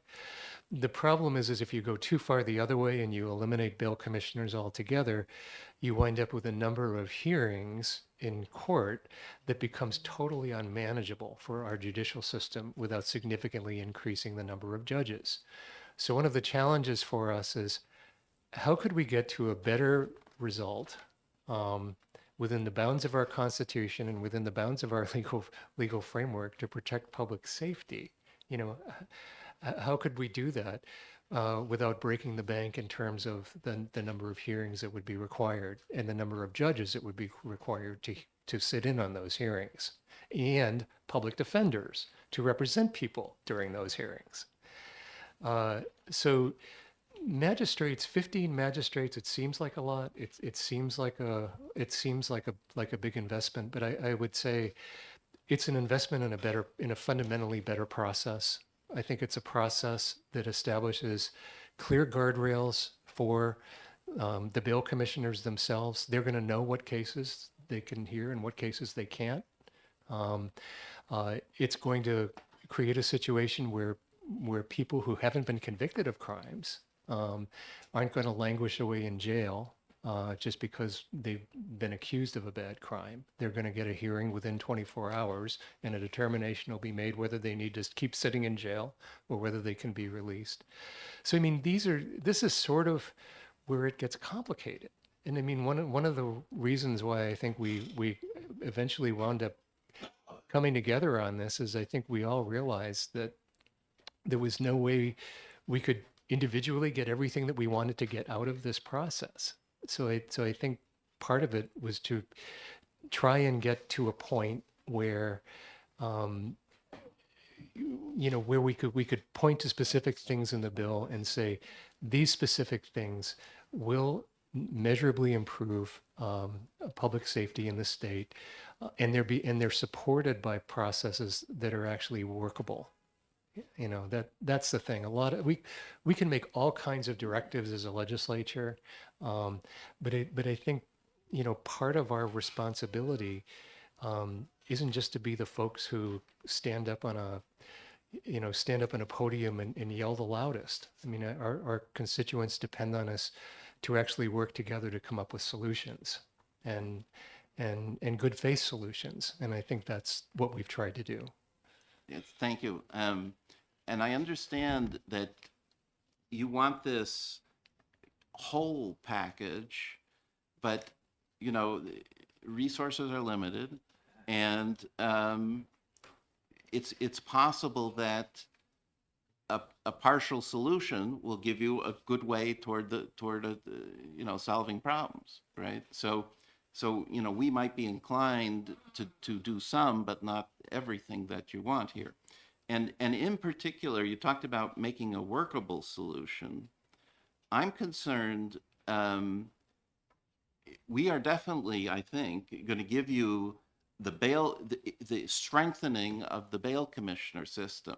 More money, definitely paid, training, all that sort of stuff, right?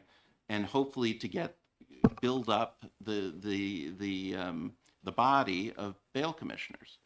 The problem with the magistrates, judges, the magistrates system, you said you wanted something sort of more effective and more workable, but bail commissioners visit and speak to in person the accused in the arrested person in the police station, right?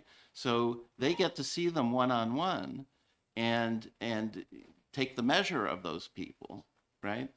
And we're never going to have enough magistrates necessarily to cover the entire state in such a way that they'll get together in person, it seems to me, right? And so, well, maybe they're going to do it on Zoom or something like that, you know, but there's an aspect, you know, maybe the person's better trained, but maybe they're not as effective in that way. So it's something we have to think about. Further questions? I have a few. So looking at the bill as amended by the House, you did mention the $750,000 for the state police, and then the $986,000 for the judicial branch data platform and electronic sharing of individuals' bail conditions. And I looked back at the original fiscal note, and it mentioned the cost of the judges and court assistants, 4 judges, court assistants for a price of $1.5 million. That is now, I assume, gone. I don't see that in the new language.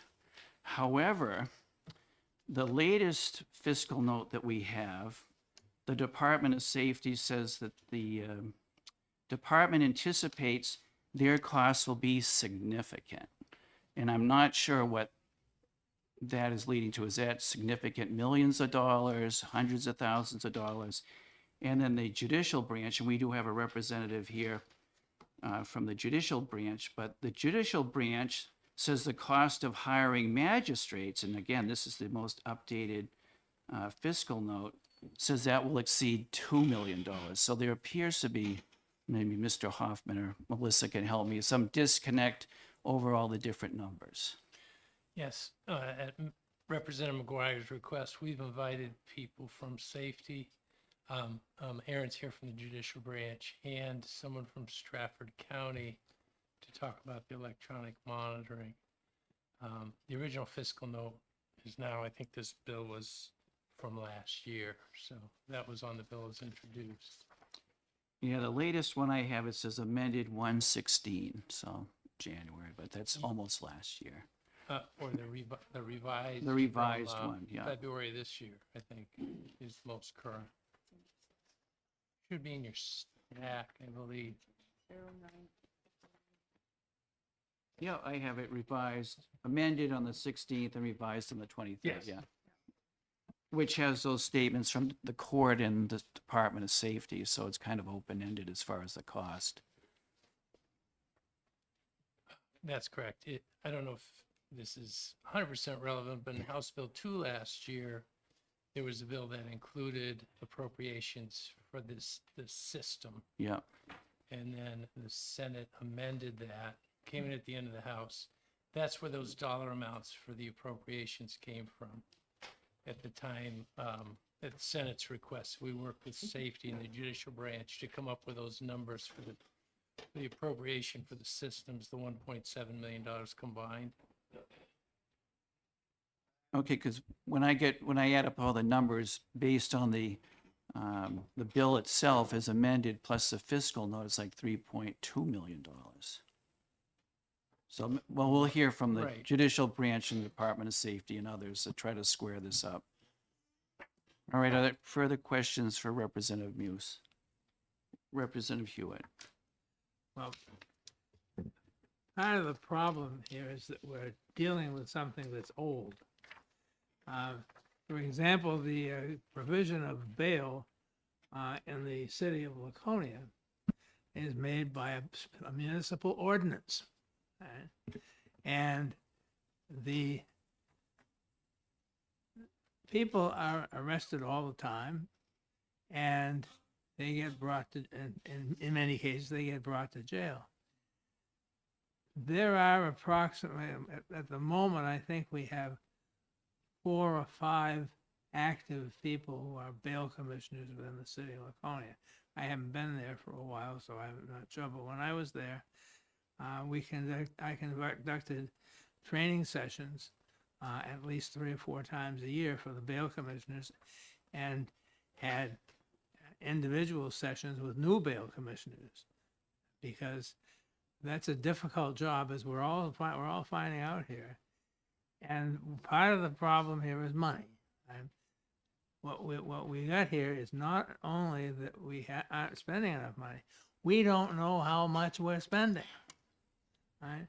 And based on everything I've been hearing for the last couple of days, we don't know how much we're spending because we avoid it to the greatest extent possible. So if you want a report on how much money is being spent, it's going to be very difficult because number one, a large number of people who are arrested, brought to the local law enforcement agency and sit around for a while until a bail commissioner can be produced. Or if it takes so long that they can't find a bail commissioner, that the local judge winds up trying to divide the spoils. The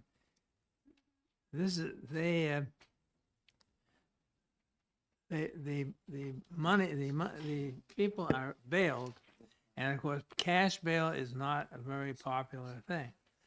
Not because we only arrest poor people, but because in addition to arresting poor people, we arrest people who would have the money, don't have it available on hand, and there is no procedure for getting the money from wherever the heck it is to the police station.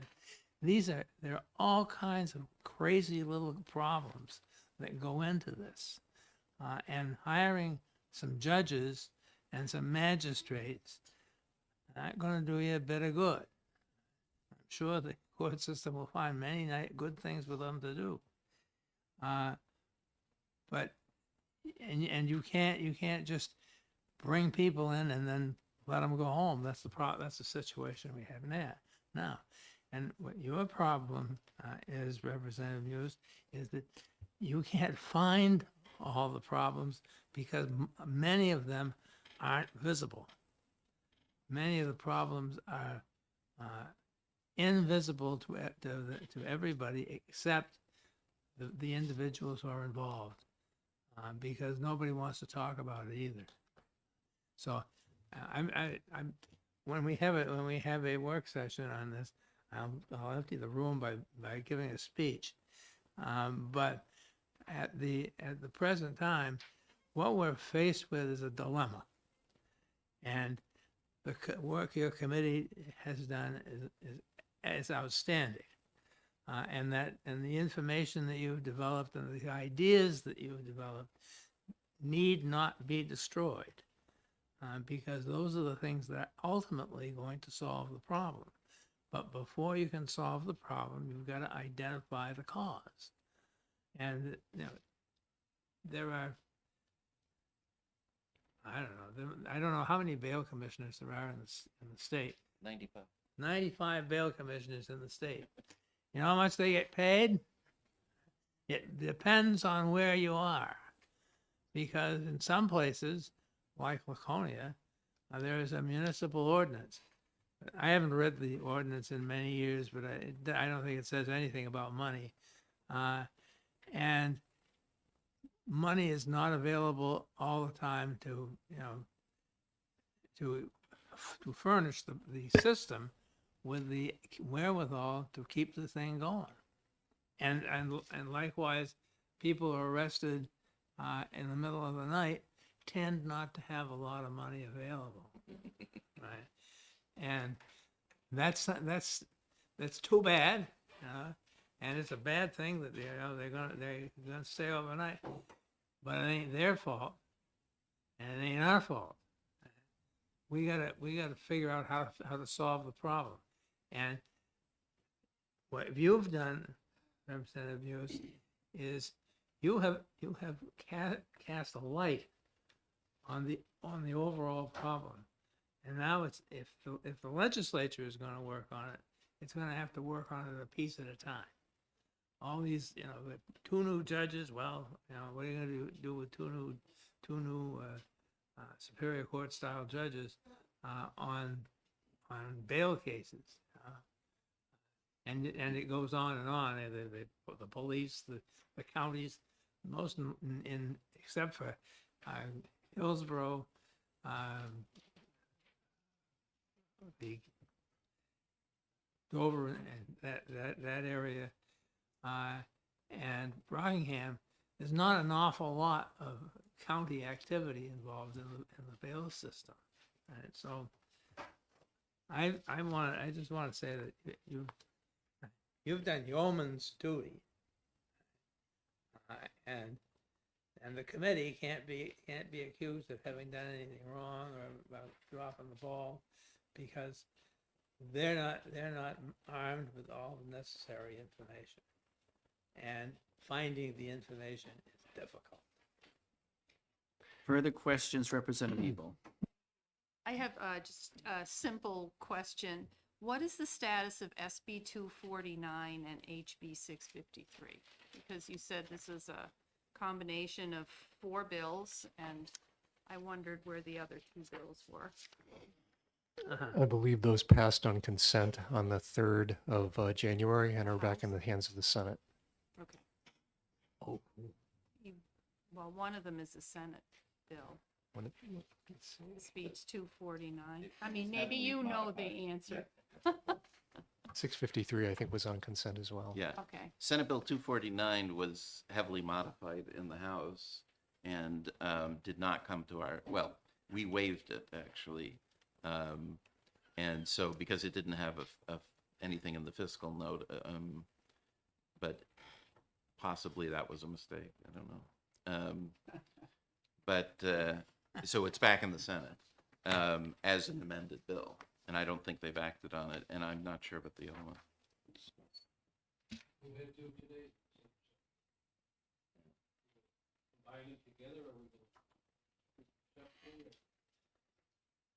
We'll make that decision shortly, I hope. Thank you. Yeah. We still got 2 more, don't we? Yeah, we'll have to move this along. Are there further questions for Representative Hughes? Seeing none, I'd like to call the representative from the court forward, if I could. Whose name I know.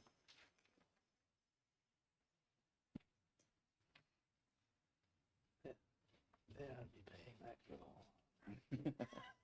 She's probably doing it. Hello again, Erin Cregan for the Judicial Branch. So obviously, you heard there were some questions, and so to your knowledge, as far as Senate Bill 252, what's the impact on the judicial branch? Because we've seen a couple different numbers here, whether they're judges included in that, magistrates, the court, along with the Department of Safety, said there was some significant impact. I think the court said $2 million. So what can you tell us to help us?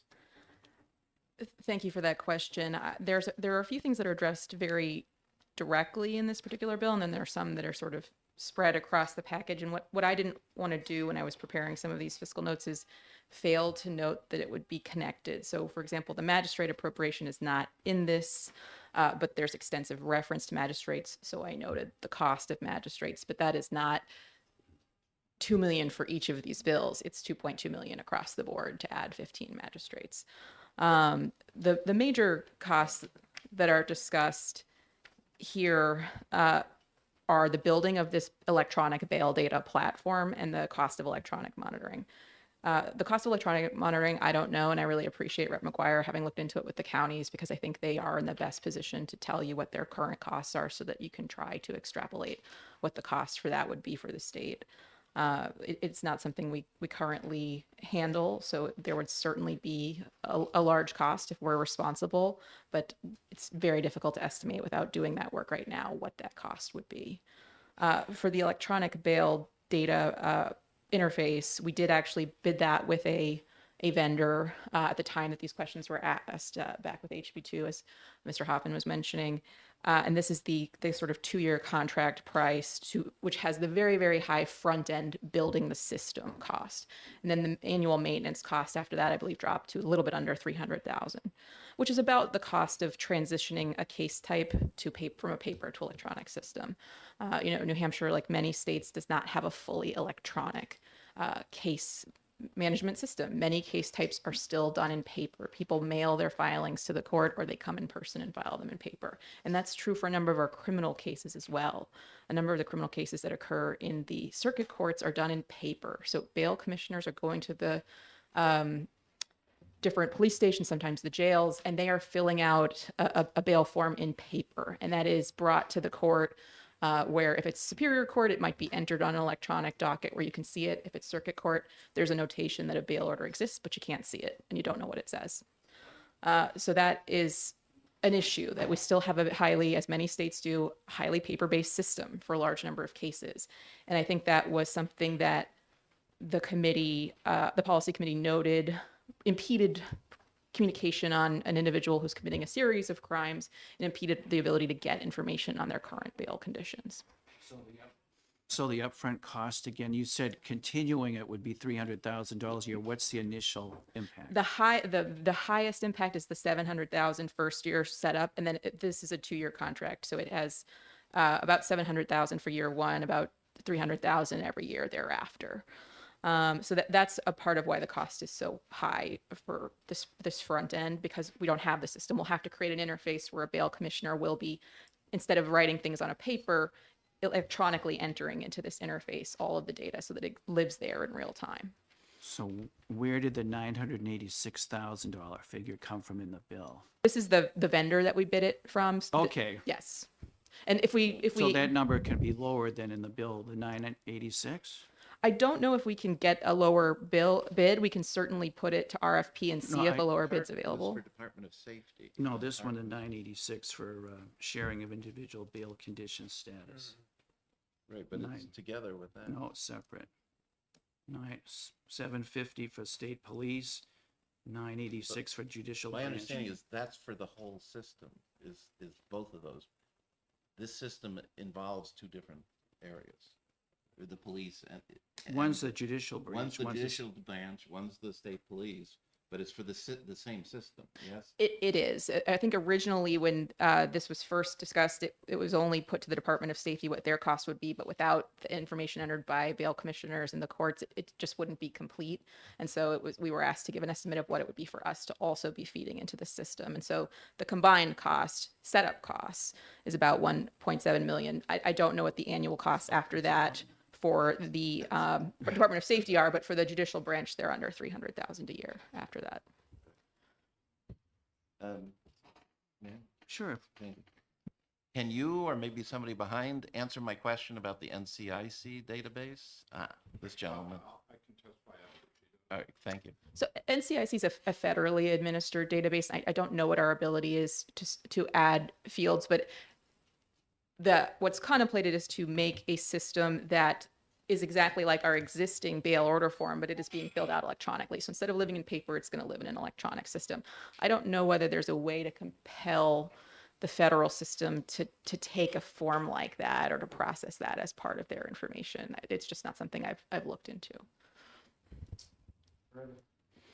Further questions? Seeing none, but don't go anywhere. I think, Rep. McGuire, I did attempt to get some numbers for you. Could I ask if you could just repeat your question so I make sure that I'm giving you the correct numbers? So how many, for the cases that are being taken away from the bail commissioners, how many such cases are there every year? Based on 2021 data, that is 1,400.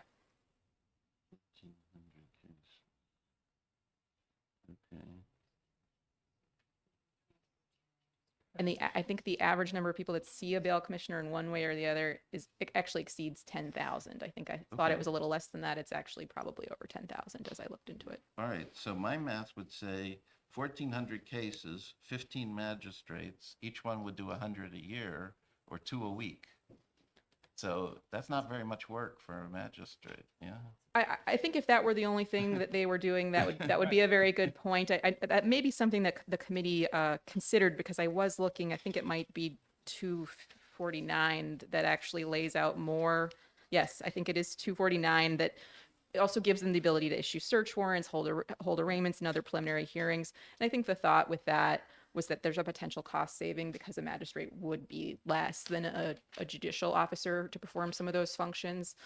In a large court, arraignments are a full day calendar every day that has to be kind of heard by a judicial officer. So I think you're right. If that were the only thing that magistrates were doing, in addition to training bail commissioners and some of the other responsibilities they've been assigned in this package, you could have an inefficiency there. But I think their answer to that, and of course I probably shouldn't be speaking for them, was to add some other duties as well for a magistrate.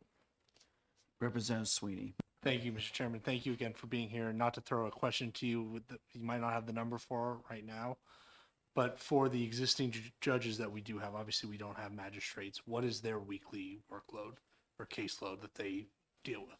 That's a great question. I'd love to send you, if you wouldn't mind. We had a weighted caseload study done by the Yep. National Center for State Courts, which was really good. We knew we were busy, but we didn't know how to quantify it, and they helpfully did. And what they did basically is separate. There's a number of timelines in our statutes where the legislature's determined that the court has to do something in a certain period of time, and if we meet all of those deadlines, everything else goes into the second bucket, which is drastically under-resourced. And I think we determined we were about 6 or 7 judges short to meet the goals of that bucket. And I know that there are many legislators who have taken that up and are working on that, so I don't want to belabor that point. But at the moment, we're a little short on judges. Thank you.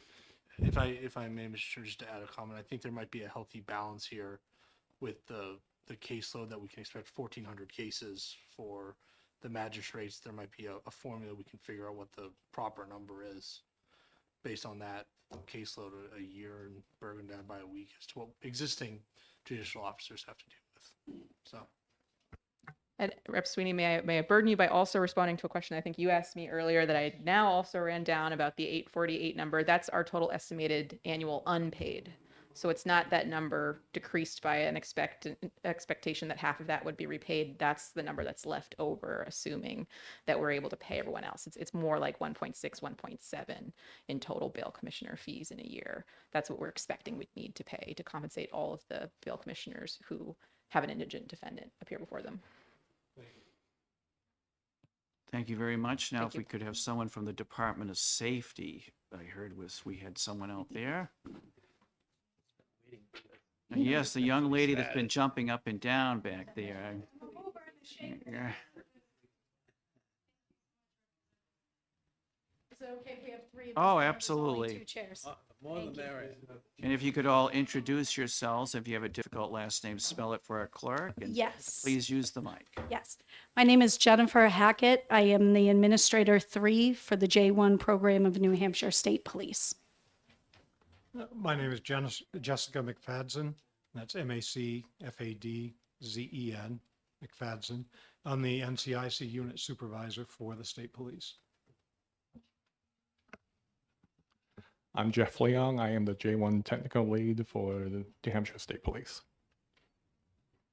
So obviously you heard we had some questions, and one that comes to mind is that your department thought there'd be some significant impact of this legislation. So I'd kind of like to boil it down to see significant in money or what, but it's all yours. Sure. I believe 2 areas that we would like to address first is 2 questions that were brought up during the discussion around the NCIC system itself and specifically around the cost. Let's start with the NCIC system itself. I'm going to kick it over to Jessica to clarify that, because the system, the way that's our spot system, the way that it's set up now, will not allow us to retain that information and disseminate that information through NCIC as it stands right now. And there's some regulations on why that can't happen. And I'll let Jess go into further detail on that just to clarify that for you. Thank you, Jen. Again, when we talk about the NCIC system, it contains 15 different persons files. And the one that you were referencing is actually referred to as the protection order file. That file was designed by the FBI, and the entry criteria that we're allowed to use to put information into that file is only for those persons that have had a protection order issued against them. So the only bail conditions we can enter into that file in the database would be those criminal bail orders that are related to domestic violence related offenses, where the bail order becomes a domestic violence restraining order. So any other bail orders that are issued for any other crimes that are not DV related would not meet the criteria mandated by the FBI for us to enter into that protection order file. And the other 14 persons files that we have, none of them have criteria that allow for entry of anything related to bail conditions either. Thank you. Thank you for coming. That's very useful. So how do we know if somebody gets arrested in Manchester? isn't the system there so that they know this guy jumped bail in Atlanta or something like that? No? No, the way the system is designed to work, in order to put somebody into any of those 15 files, each file has its own specific criteria. So in your example, if we're talking about an individual that jumped bail in Atlanta, in order for them to be entered into NCIC, they would have to meet one of the criteria for those 15 files. Most likely in this case, if we were going to see them in the database, then someone in Atlanta would have had to have issued a warrant for them. And then they would go into the wanted person file. The fact that they're on bail by itself would not meet criteria for any of the files. Once they violate bail, the agency that issued bail could get a warrant, and then that warrant could be entered into the system where it's available nationwide. I see. So this system is to find out they're on bail now, but they're still in compliance with that bail, right? Because the court case hasn't come up yet or something like that. But that's relevant to us because if you're already on bail and now you commit another crime, maybe your bail should be revoked. Is that the idea? Yes, that would be the idea. Gotcha. Okay, thank you. Further questions? Representative Grassi, no? Griffin? Cambrels? No. All right. That question of cost. Yes. So I'd just like to address one specific area around cost. When we were first approached and was speaking with the courts about this particular initiative, there were two different avenues that we could pursue. The most cost-effective and the most the plan that would give us the most accessibility, to the information is by having the judicial branch enhance their existing system. By doing that, J1 or NCIC, the only thing that we are doing is we're building a hot file via NCIC for that information to travel from the court system into NCIC to allow law enforcement to access that. If we follow that pathway, the cost for us does drop in many ways and probably pretty significantly. Building a hot file is a little less cost prohibitive. So it probably would only cost the state, New Hampshire State Police somewhere in the range of $200,000 to build that particular hot file because of the fact that we're not building the forms in which the agencies or the individuals would enter this information. So it does change that a little bit as far as the cost for that. So you go down from 750, which the bill highlighted from the state police, down to roughly 200 then? Correct. Okay, Yes. thank you. Yep. That's very helpful. One more question. I feel like Columbo here. All right. So let's explore how useful this system would be, right? So we're thinking about a case where somebody goes out on bail, they enter it into the system, and later they get arrested for something else.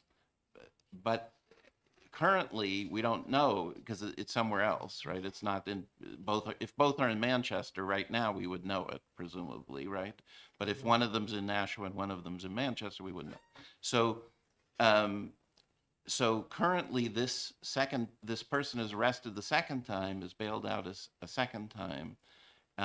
Whereas with this system, they won't be bailed out the second time. Yes? All right. So the question is, how many times does it occur that such a person currently commits a third crime? Okay? Because this system will not prevent the first two. It will only prevent the third one and the fourth one and the fifth one, like that. Do we know how many times that happens? What I can say is that I specifically don't know the stats on how often that happens, Jess and Jeff. I'm not sure if whether or not either of you have that information either.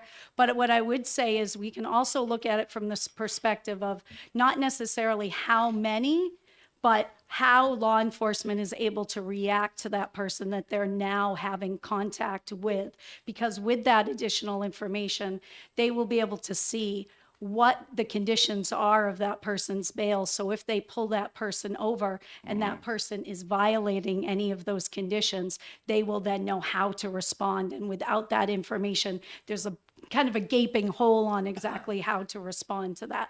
But the exact numbers of how frequently that happens, I don't have that information right now. Just from their license plate, or you mean? So the query would be, correct me if I'm wrong, the query would be spawned off of a license plate query, yes. Okay, yeah. Now, this is important for me because my town had an officer killed in a situation like this, right? They pulled over somebody and got shot, and they didn't know that this person was wanted or whatever. Yeah, okay, I understand. Thank you. Any further questions for folks from the Department of Safety? Seeing none, thank you very much. Thank you. Is there anyone else that would like to speak? And I encourage you to be quick. We're way behind. Some of it's our fault, but if you could state your name, please, for the record. My name is Albert Schur. I'm a professor of law at UNH School of Law. I'm also a police commissioner, elected police commissioner in Portsmouth.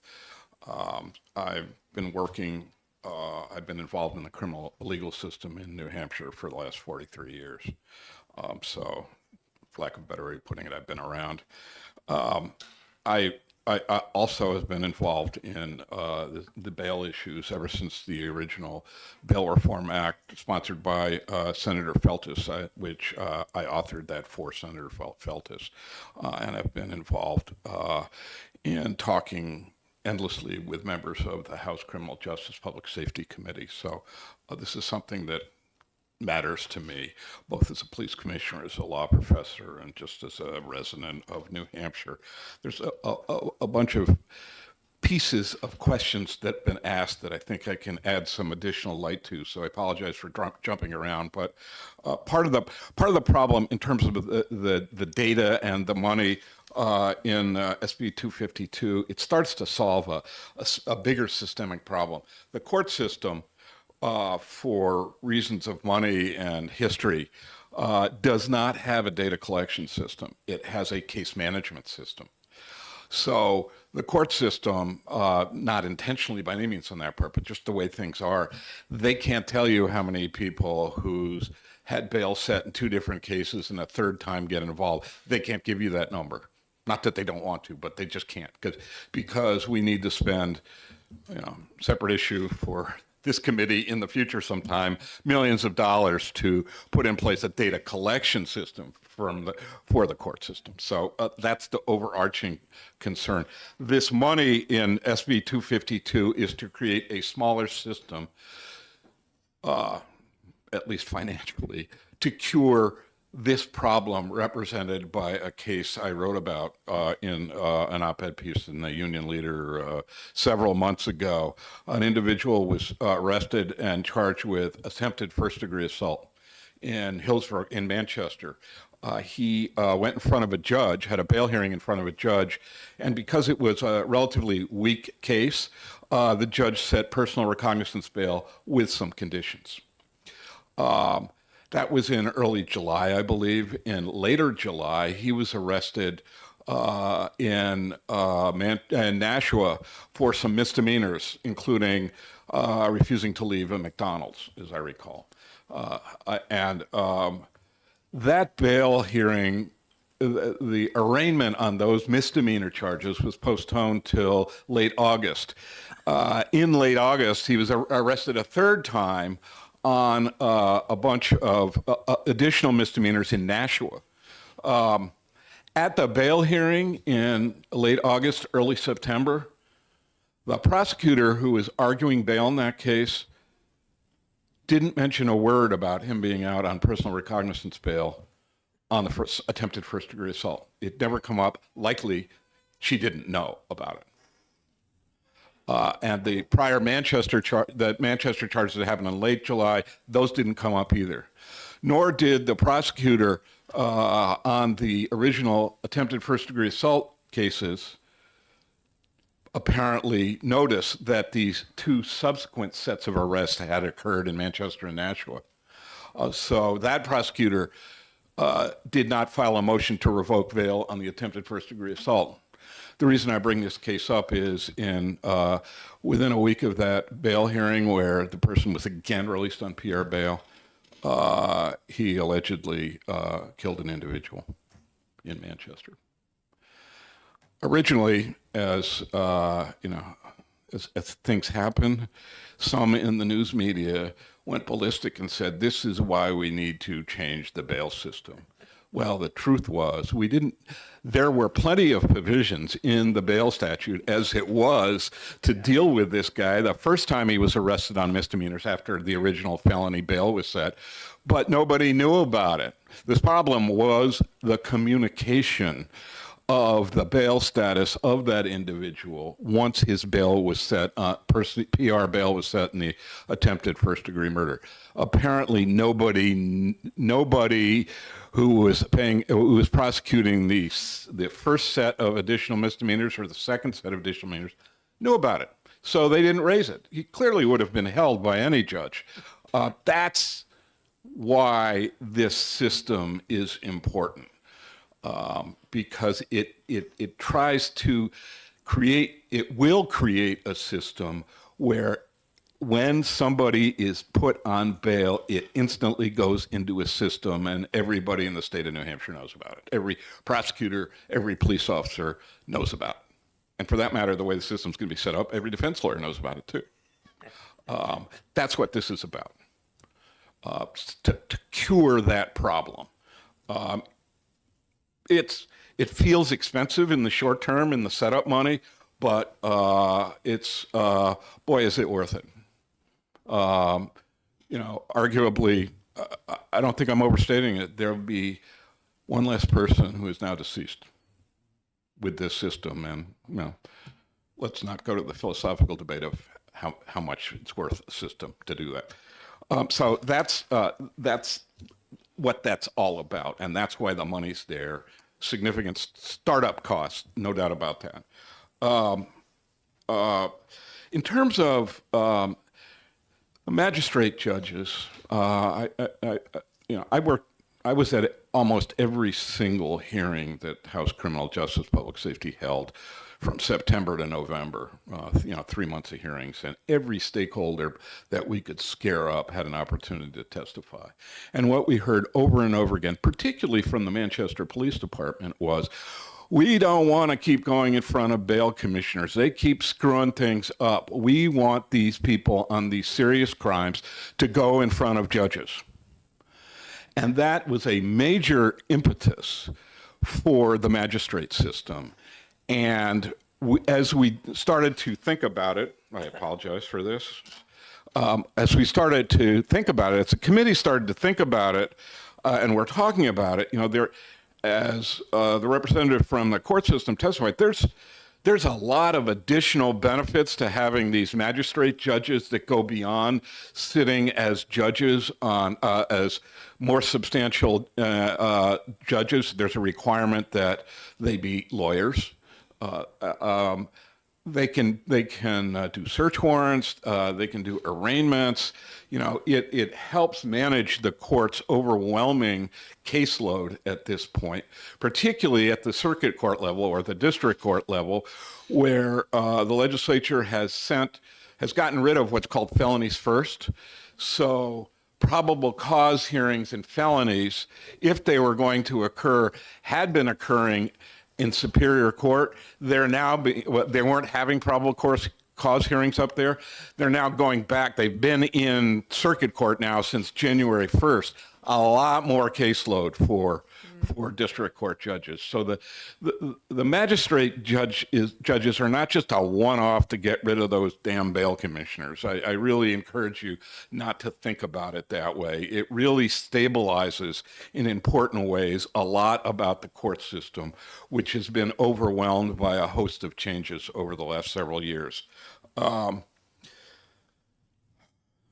Electronic monitoring, I point out that the cost that Stratford County is incurring for electronic monitoring is they have a pretrial services program because they're, for these purposes, they're a wealthy county because they house a lot of federal inmates and make a lot of money off of that. as Cheshire County is now doing, and they're starting to have a pretrial services program. So, but the people who are getting electronic monitoring Stratford County go well beyond those who have had a protective order placed on them. This legislation only accounts for electronic monitoring for people who have a protective order against them. It's a very narrowly tailored thing. So just be cautious about extrapolating from Stratford County numbers statewide, because I think it's a small subset, if any, of those Stratford County cases were protective order cases, which is what the only thing that this 249, is it 249 we're talking about? 252, excuse me. That's all that 252 talks about. I apologize for... just as a backdrop to what the House Criminal Justice Public Safety understood, there's some data coming out of hearings that I and others attended several years ago involving the Office of Cost Containment, which is irrelevant to this discussion, except out of that hearing came the information from the criminal justice system, both from then Chief Justice Netto and from the director of the Public Defender Program, that somewhere between 25 and 35% of all misdemeanors and felonies for which counsel was appointed were either, the finding was either not guilty or they were completely dismissed. So this issue of bail is, making sure we don't incarcerate people, too many people, we don't err in the direction of over-incarcerating pretrial, is really significant when you contemplate, let's say 25% of those people who might be held and are later found not guilty or their case dismissed. I think that's an important context. I'm sorry, I'm getting there. I'm done. I apologize for taking so long. Representative McGuire. Thank you, Mr. Chairman, and thank you, Professor, for coming. I want to push back slightly on your first example of the fellow who was arraigned on attempted murder and then later... Attempted first-degree assault, yes. Sorry, whatever it was. Okay. And then later this and later that and so on. The way I understand the court's database is it's called Odyssey, and it's essentially a filing cabinet with a folder for each person. And in the folder is scanned copies of all the paper that has come in on this person, right? Yeah, so, eventually scanned. Right. So when they were put on bail in the first place by the first judge, that piece of paper would get scanned and it would be in the folder. In theory, it would be unclear at what time. That's right. So either in your example, was the time too narrow, or was it error on the part of the prosecutor in the second case to not look in the folder and not read every piece of paper that was on the folder? You see what I mean? I understand what you're asking, and I've been involved in the criminal justice system in New Hampshire forever. And I've seen every possible kind of error made except for the next new one that's made. I mean, it really, so, I was a public defender for 13 years. And so, back when I was a public defender, I was more than prone to say, well, it's the damn prosecutor's fault, every so often, if I could get away with it without pissing the judge off, it's the damn judge's fault. Or you never said it was the clerk's fault, because then you're in trouble. We don't know. It could have been any of those things. It could have been the information didn't get in the system. It could have been an overworked prosecutor in those offices who didn't have time to look at that. It could be a lazy prosecutor. It could be a prosecutor who's got a lot of experience and knows that, well, it's not worth checking because nothing ever comes of it. It's not gonna make the system perfect, because the good thing and the bad thing about the criminal justice system is we still depend on people. And so, you know, it's still going to be the case no matter how accessible and instantly accessible it is. Emphasis on instantly accessible it is. People are still going to screw up. But boy, I don't think what happened in Manchester, or the case I described, would have happened if this system were in place. Thank you. Seeing no further questions, thank you very much. All right, we have one more, and I remind everyone, we try to be, I'll be quick, I promise. I'm Stratford County, okay. so. We try to focus on the financial issues here in finance and not so much policy, but some policy information is good. I'm really not here to talk about the merits of the bill at all, but just simply to provide you the financial information, which we're passing out now. I just want to say that we've been doing pretrial. And if we release could have for- your Oh, name I'm for the sorry, record, please. Sorry. Thanks. My name is Raymond Bauer, Bower, and I'm the county administrator, but I also originated the pretrial program. We currently monitor 571 people in the community and 80 incarcerated in the House of Correction. So give you an idea, it's about 6 or 7 to 1 in the community. 73 of those people are on electronic monitoring for a whole variety of reasons. And the professor's correct that only a portion of which is for domestic violence related issues. The nice part about electronic monitoring for domestic violence related issues is you can put zones into the electronic monitoring, and those zones, if there's a violation of that zone, it will be reported. But you're right, we do have a whole pretrial segment, obviously, to watch 571 people, and it's for a whole variety of criminal justice related issues, everything from habitual offender information to child support information to everything. And the goal is to keep people out of jail that don't need to be there. And it's a significant 175 people that we monitor are people that are mentally ill, so that we don't flood our, nothing's to me more sinful than to incarcerate someone who's accused of a crime primarily because they're mentally ill. So the last page, the first 2 pages of the handout really are every time someone is brought into the jail, before and the bail commissioner has decided to set some form of conditions that doesn't allow them to be released immediately, meaning they're waiting for arraignment, I have an employee that goes in and interviews the specific person face to face, and then takes time to check on the information that that person provides. Obviously, they can't check every single thing, but they check the pertinent things so that this can then be presented to the judge at the time of arraignment, and the judge can use that information to make a more informed bail determination, which could very well include them being ordered to our program. The second document that I've passed out is actually a new assessment form. The first one is called the Colorado Risk Assessment Form. The second one is one that's been piloted in probably 1 million cases now across the United States, for more inclined to weed out violent offenders and offenders who have skipped from previous court obligations. And so it's also a relatively simple form, and it's recommended by the National Pretrial Assessment Association.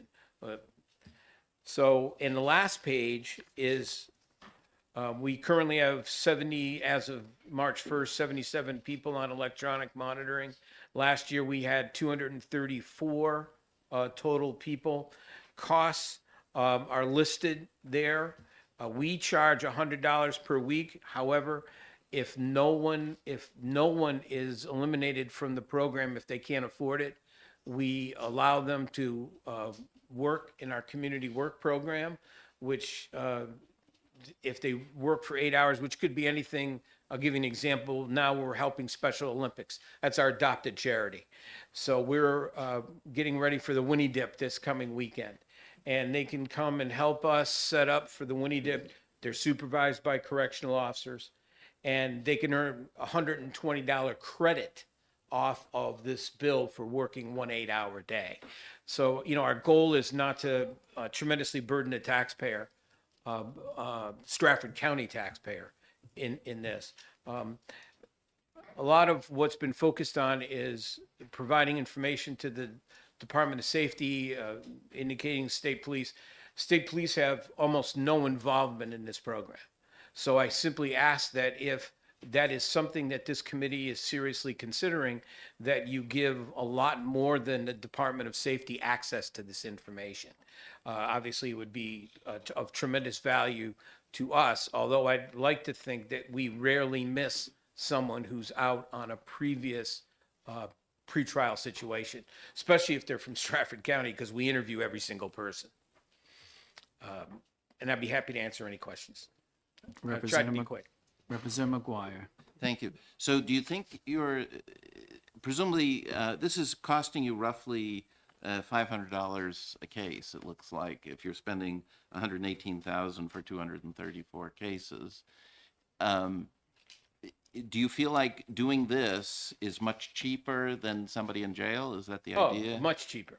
I mean, this $500 a case, somebody could be on an electronic monitoring for months. Right. And although I will Is tell jail you, like 100 a day, 100 a week? not or in my jail. Okay, what is we're $79.89, and that includes depreciation of the building and everything. So it's not just an operating cost per day? Per day. Yeah, I see. And I know that for a fact because we, as it was pointed out, we do board federal inmates, and we need to quantify those costs in order to get a rate set by the feds for the inmates that we board for them. So I'm positive of that number. Any further questions? Seeing none? Wait, I Oh, just have a really quick Representative question. Ball. What's the lifespan of an electric monitoring unit? Really, it's indefinite, as long as the battery's charged, and that's part of the requirement, you know, is that the person keeps the battery charged. You know, they just need to plug themselves in, basically. It's like your phone. You need to plug yourself in. Obviously, a lot of times there's curfews set, so they can plug themselves in during their regular curfew time. And if you don't have a house, we'll find you a place to live.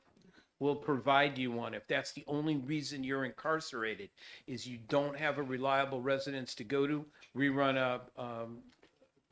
have about 30 beds for men and women, obviously separately, that we provide, and a number of the people that we house there are people that have no access to permanent housing.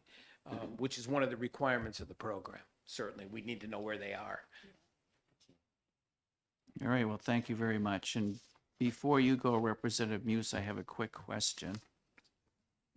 Thank you. Thanks.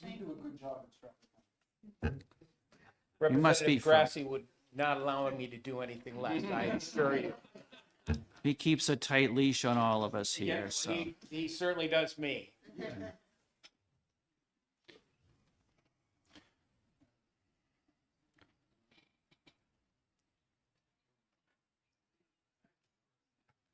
So hopefully this will be a quick question with a quick answer.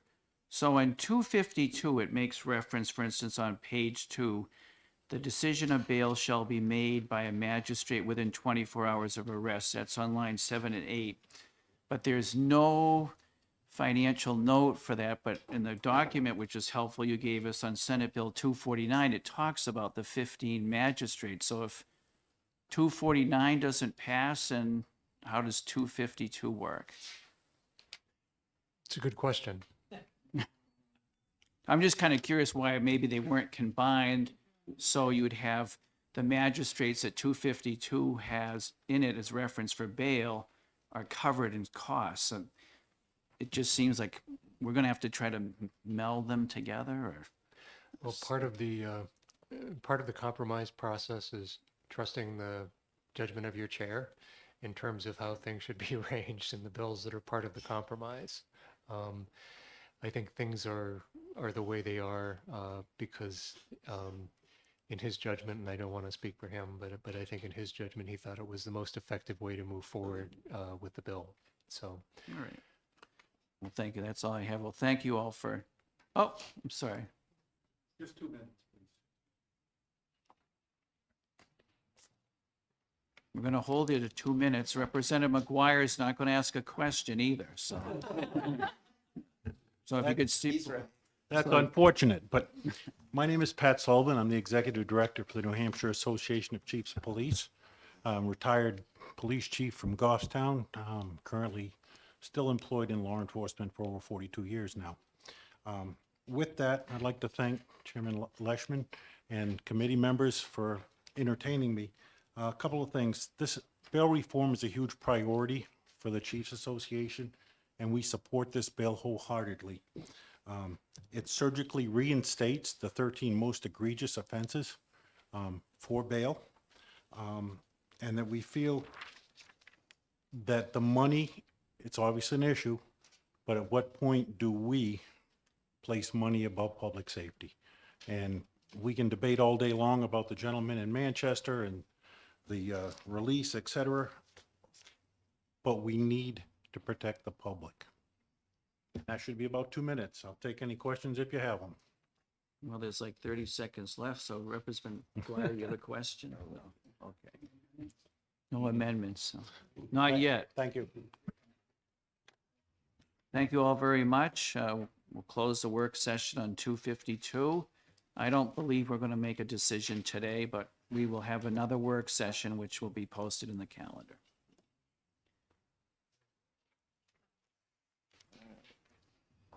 Does anyone need a quick 5-minute break? Representative Grassi, absolutely. Keep an eye on that administrator there. See. You did a good job. What? You did a good job. That Yeah. I think it's. I don't know why they didn't. Although we seem fairly well. I don't know why they.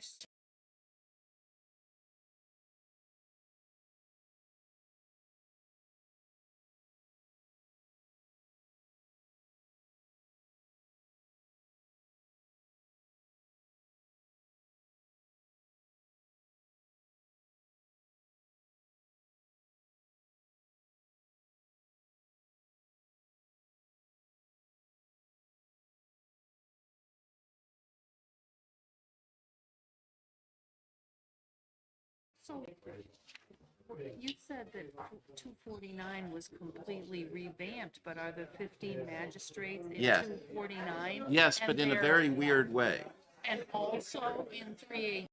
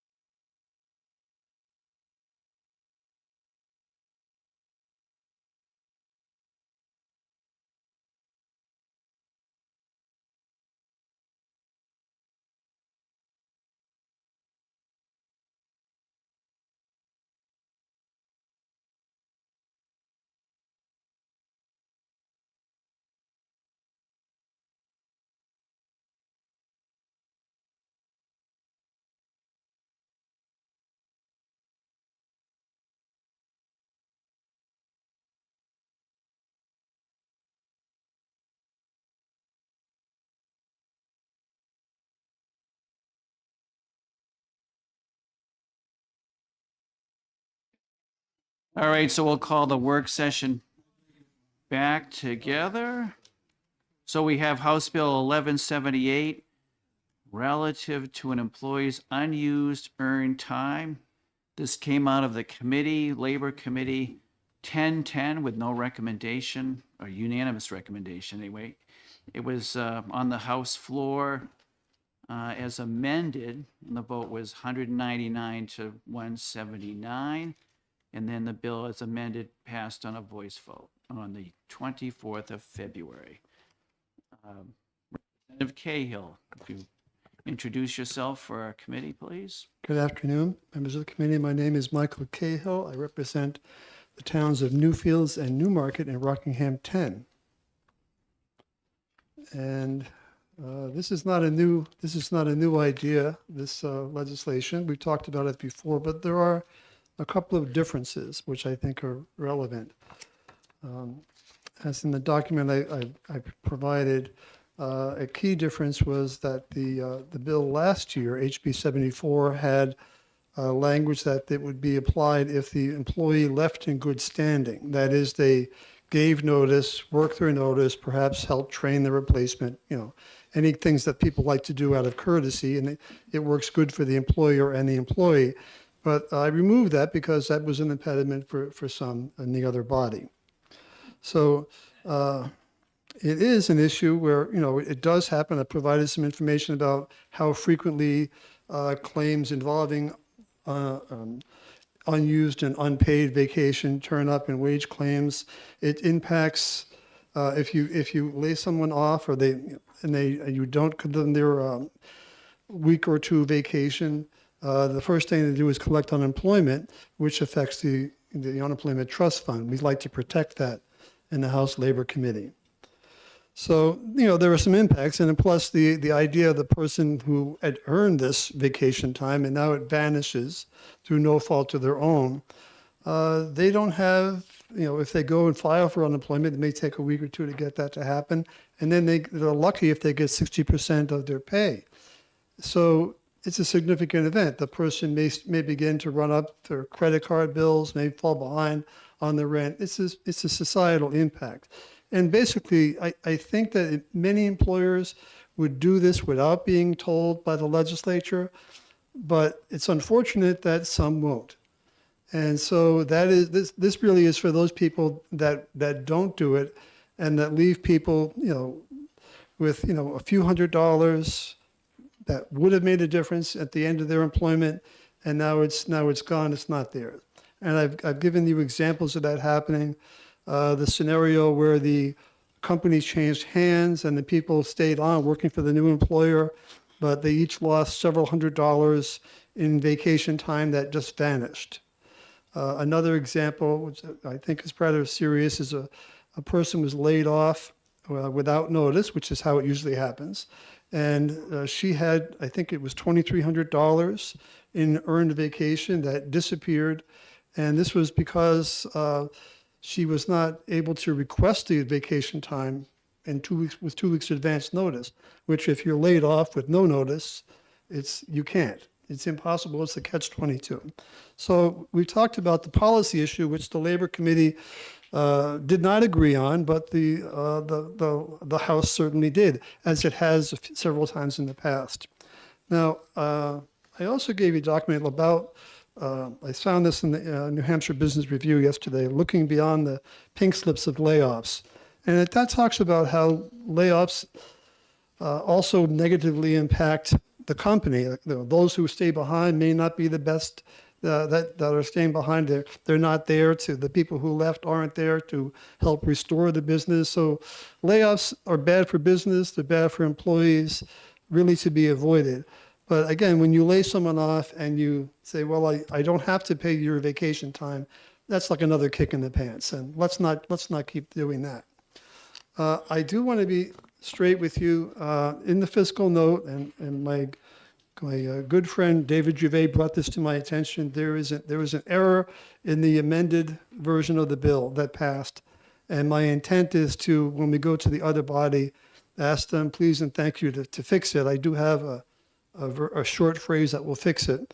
But the in an effort to appease the people who sometimes have like seasonal workers and lay them off for winter. They're not going to pave roads or whatever it is. And then there was reluctance to pay them the vacation time when the intent is to have them come back when, spring is back. So in an effort to do that, I inserted some language about the layoff with no reasonable assurance of the employee returning. However, there was an error there because it leaves the impression that if you fire someone for cause or they quit, they also get the vacation pay, and that was not my intent. Unfortunately, when you're thinking about something and trying to fix it, you sort of miss the forest for the trees.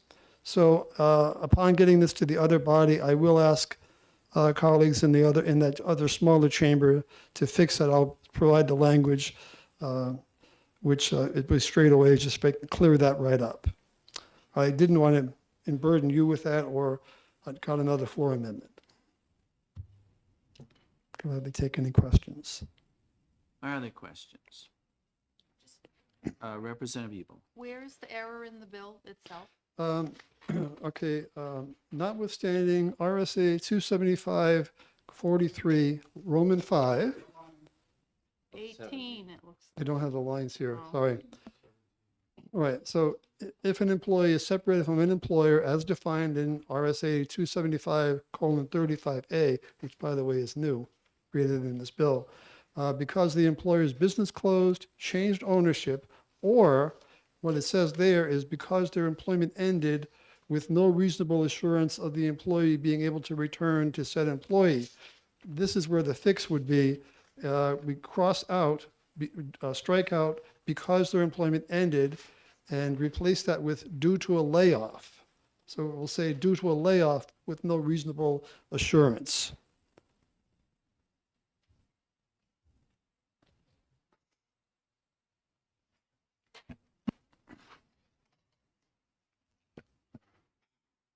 Are there further questions?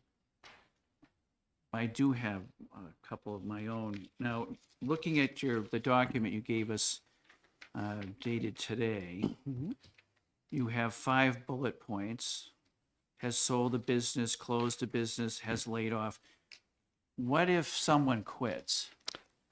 They don't get their vacation pay, or they don't have to under the law. An employer can do it.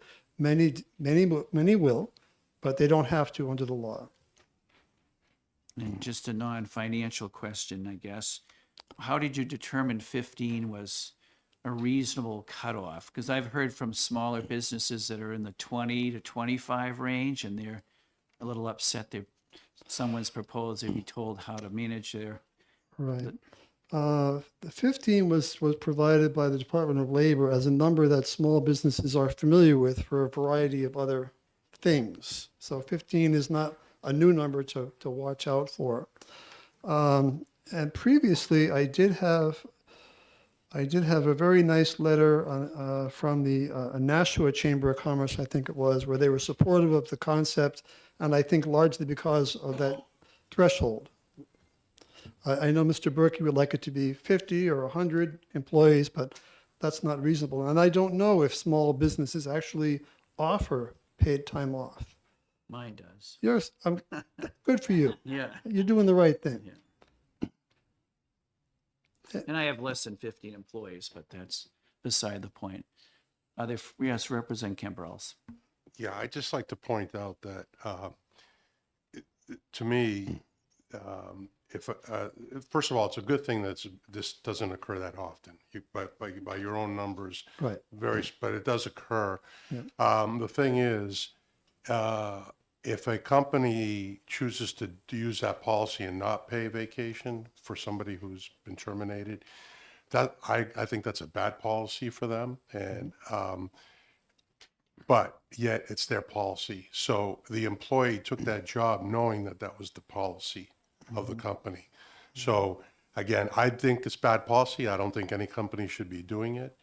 It will not help them to retain employees or to hire employees. So I think that the issue takes care of itself. And for that reason, I wouldn't think that this was necessary. Thank you for your comments. I understand, that you appreciate your situation. I want to add that the effective date is January 1, 2025, so it gives people a bit of chance to adjust their policies. And again, it happens often enough to where it got my attention. It never happened to me, but if it did, my representative would have heard about it. And they would have said, well, there's nothing we can do, and that's not good enough answer, frankly. Further question, Representative Grassi. Oh, just a comment, and in relation to Representative Graham Bell's problem. I was in a situation where we had a layoff because of COVID. We accrued our vacation time on January 1st. People who took their vacation time before COVID got their vacations. People who took their vacation time after COVID didn't get paid for any vacation time. It just ended. Right. We didn't get our vacation. Our vacations were 4 years. So you've been there and done that. Well, it was his bill last year. I spoke on it. Yep. Thank you, Representative. Representative Ebo. I just want to clarify, there's no state or municipal impact from this bill, or? Previously, last year, Commissioner Arlinghouse appeared before Labor. I've invited him to come down here and talk to Finance, but he appeared in Labor and he said that the cost to the state would be de minimis. That it doesn't happen, and if it did, it wouldn't be big.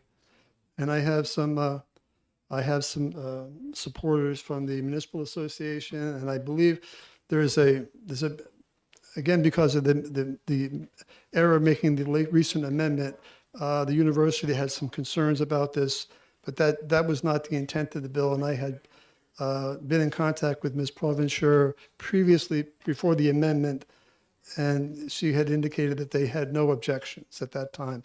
I just have to fix this, or ask our friends in the Senate to fix it. Melissa. In your packet, there is an amended fiscal impact, so the 2 million is not with the bill as amended. The statute that is amended in this is not applicable to the state, so it doesn't impact legislative branch, executive branch, or judicial branch. The Municipal Association said there's no impact to them.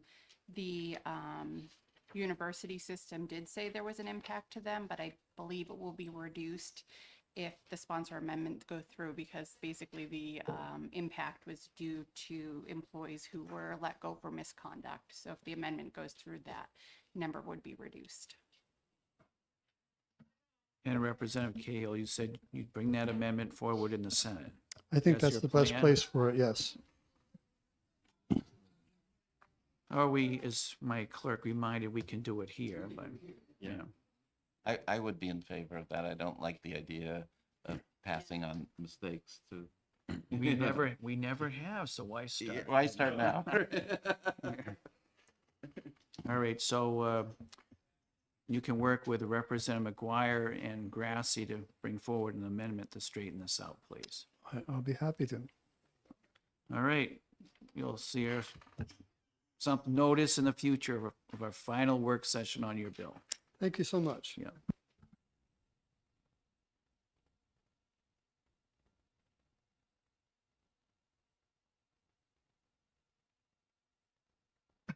Okay, finally, we have House Bill 1307, providing a supplemental appropriation for members of the retirement system.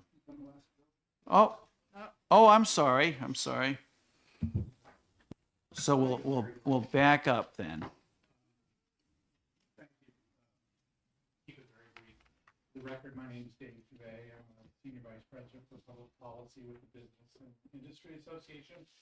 I'm almost never before this division, so for those of you that are unfamiliar with the BIA, we have about 400 employer members, employing over 100,000 resident savers.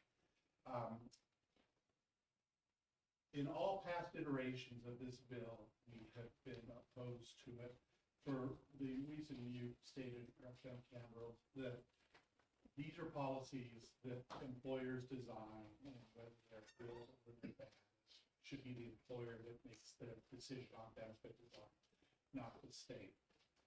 Over the summer and fall, Representative Cahill and I worked with each other, and I said, perhaps you might want to consider a very narrow proposal, which would benefit those employees who received accrued vacation time, but never had the opportunity to use it. And it was completely out of their hands. So we settled on a layoff with no reasonable chance of being reemployed, a business closure, or a business sale if the new owner of the business was not recognizing that. And that's it. Even that, the BIA did not support the bill. However, we did not oppose it. We were neutral on it. And I tried to explain how I thought this would be fair for employees who, through no fault of their own, never had the opportunity to take their free time.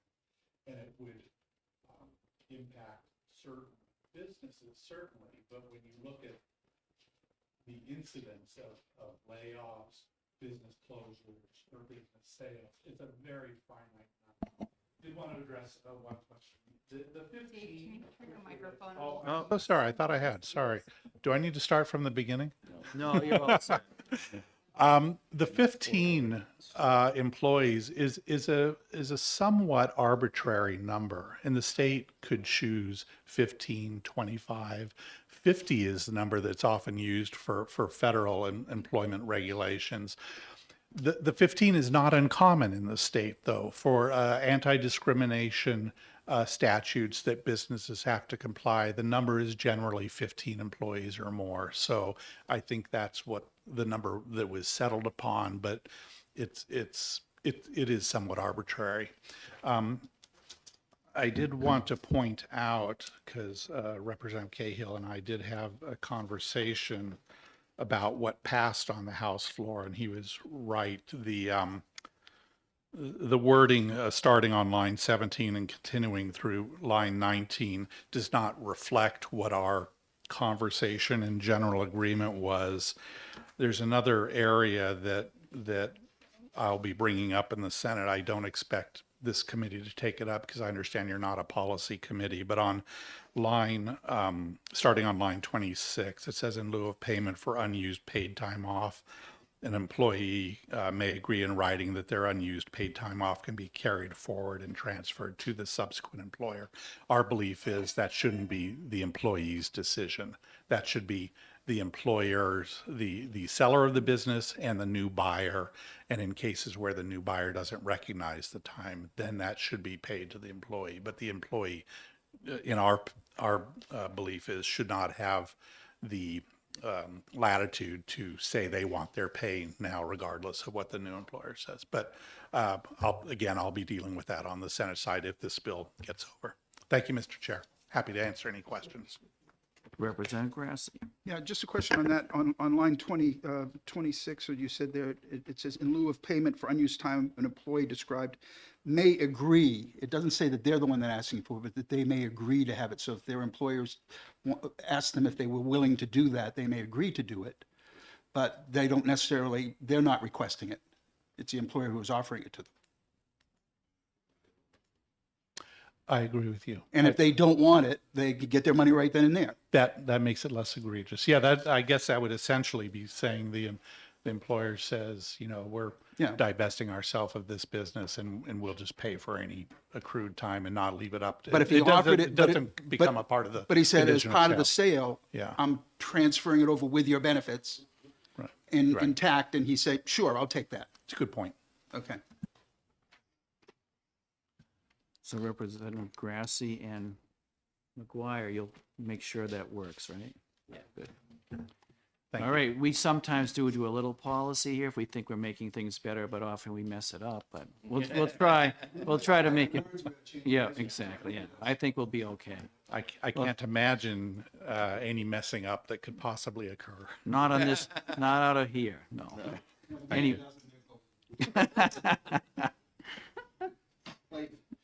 Or he'll bring an amendment to fix it, so.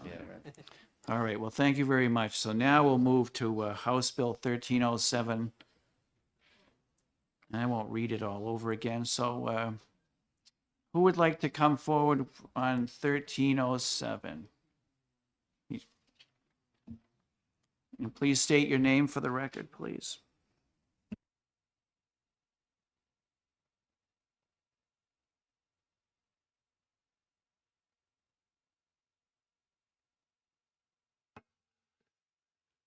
Thank you, Mr. Chairman, members of the committee. For the record, my name is Arthur Beaudry. It's spelled Beaudry. I am the president of the New Hampshire State Permanent Firefighters Retirement Association. I'm a retired captain from the Manchester Fire Department and a past trustee of the New Hampshire Retirement System for 13 years. I am here today in support of House Bill 1307, which would grant a stipend to retirees who have been injured in the line of duty. This group of individuals that didn't want to retire, they had to retire due to their injuries sustained. Retirees have received retirees have received one COLA since July 1st, 2010. It was a 1.5% cost of living increase based on the member's retirement capped at $50,000. Over the last decade, the cost of living based on a CPIU has gone up approximately 29.33%, while COLAs granted to Group 2 police and firefighters over the same time period were 1.5%. Over the last 20 years, the cost of living has gone up approximately 64.53%, while COLAs granted to Group 2 police and fire over the same time period were 12.25% and 15% respectively. That is over 52% of a pensioner's buying power that has been eliminated due to inflation and the lack of adequate COLAs. In 2022, the $500 stipend granted went predominantly to Group 1. Out of the $11.6 million fiscal note, Group 1 received $10.75 million. Over 92% of the $11.6 million went to Group 1. Over the 23,267 eligible recipients, there were only 498 Group 2 fire receiving the stipend. Last year, the Senate changed a bill that allowed for Group 2 COLA benefits to include Group 1 and changed the eligibility of the stipend to members earning less than $30,000. Again, those changes eliminated a large number of Group 2 members. The average pension for a Group 2 firefighter is approximately $45,000. Remember, Group 2 does not receive Social Security. Social Security has given its members an 8.7% increase in 2023 and 3.2% this year. Unfortunately, Group 2 police and fire don't receive Social Security. Under the Windfall Act in 1984, if a Group 2 member were to be eligible for Social Security, their benefits would be reduced by 40% at minimum and as much as 90% depending on their pension. Predominantly, the New Hampshire retirement system is the Group 2 members is what Group 2 members rely on for their retirement income. Very simple math shows that a matter of time without COLA adjustment, pensioners will be forced on some kind of social services because their pensions will be devoured by inflation. Most states provide their retirees with a cost of living adjustment. The state of Maine, for example, who came to testify at the request of the Decennial Committee, offers a 3% COLA to their retirees. Massachusetts offers an ad hoc COLA based on a CPIU of up to 5% applied on the first $13,000. Vermont offers an automatic COLA based on a CPIU up to 5% compounded. Granting a reasonable COLA for Group 2 retirees will greatly reduce the impact inflation has had on them over the last 2 decades. The stipend offered in House Bill 1307 is nowhere near what the retirees should have received, but is a step in the right direction. I ask that you please support your disabled workers and vote in favor of House Bill 1307.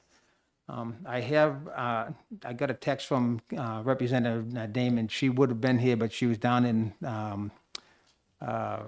education, and then she had a meeting. And she thought that Representative McGuire was going to come in to present it for ED&A, but obviously that didn't happen, so.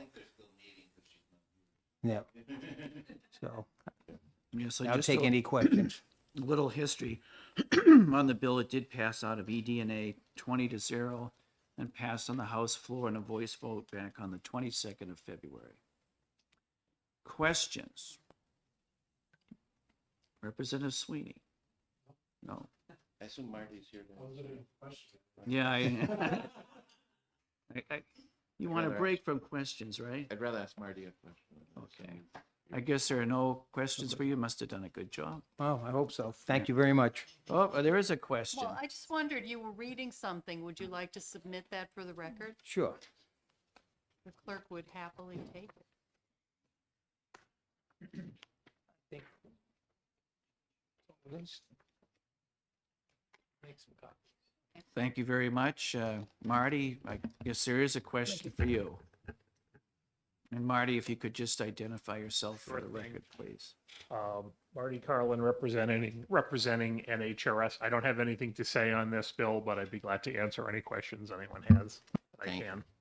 So, Marty, I spoke to Representative Carol McGuire about this, and she said that it was to correct an error, an oversight that happened essentially 2 years ago when we gave a $500 supplemental allowance to retirees who had been retired 20 years or more, and that it was sort of an oversight because disabled retirees often don't make it to 20 years, but they wanted to give this $500 to that group. But the way I'm reading this is it possible that there is disabled employees who receive that 500 but would also receive this 500? Yeah. Under the bill as written, that is true. I think the original impetus for the bill last year, there was a $500 payment that was ultimately included in House Bill 2. I forget the original bill number for it. And it had had 3 requirements. Had to be retired by 7/1 of 18, had to have a pension of under 40,000, and had to have had at least 20 years of service. That is language that was used in a couple of other COLAs. There was a number of years of service required. COLAs, one-time payments in past years. Not all of the $500 payments have had that requirement. So there was a constituent of Representative Damon, in my understanding from speaking with her, that was disabled on the job, with 19 or so years of service and didn't receive that. The bill as written came in, would grant $500 to all accidental disability retirement retirees or beneficiaries receiving that benefit who were retired prior to 7/1 of 18. The benefit is under 50, and there's no years required for that. So it is so there could be, if you do an overlay, there certainly are probably some people who became disabled later in their careers after 20 years. I don't have a number for that. But the total population for this as written is about 800, so $400,000. The fiscal note is still accurate. Further? Okay. Nope, that's it. Thank you. So Marty, 802 people are disabled out there receiving. Yeah, and this is accidental disability, so that's the statutory term. Yeah. That means job-related. There are probably a few other hundred or a couple of thousand people who are retired under what's called ordinary disability. That's non-job related. They got a disease or fell off their roof or something, not related to work, and are getting a benefit. It's a different structure. This bill only covers the accidental, the folks injured on the job. Representative McGuire. Does that include PTSD type?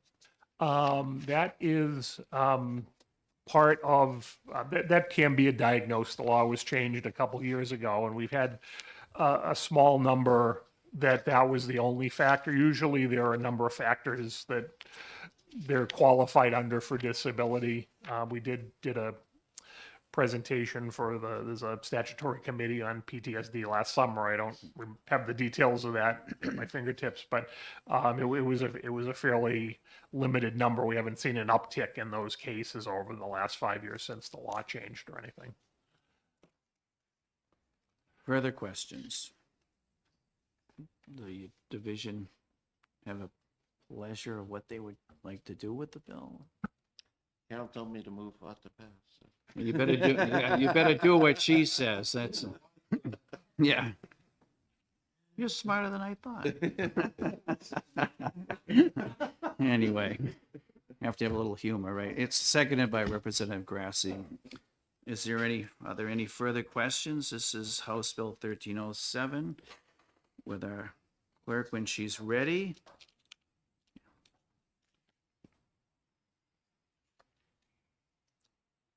Okay, so the motion is ought to pass on House Bill 1307. Representative McGuire? Yes. Representative Griffin? Yes. Representative Sweeney? Yes. Representative Campbell? Yes. Representative Grassi? Yes.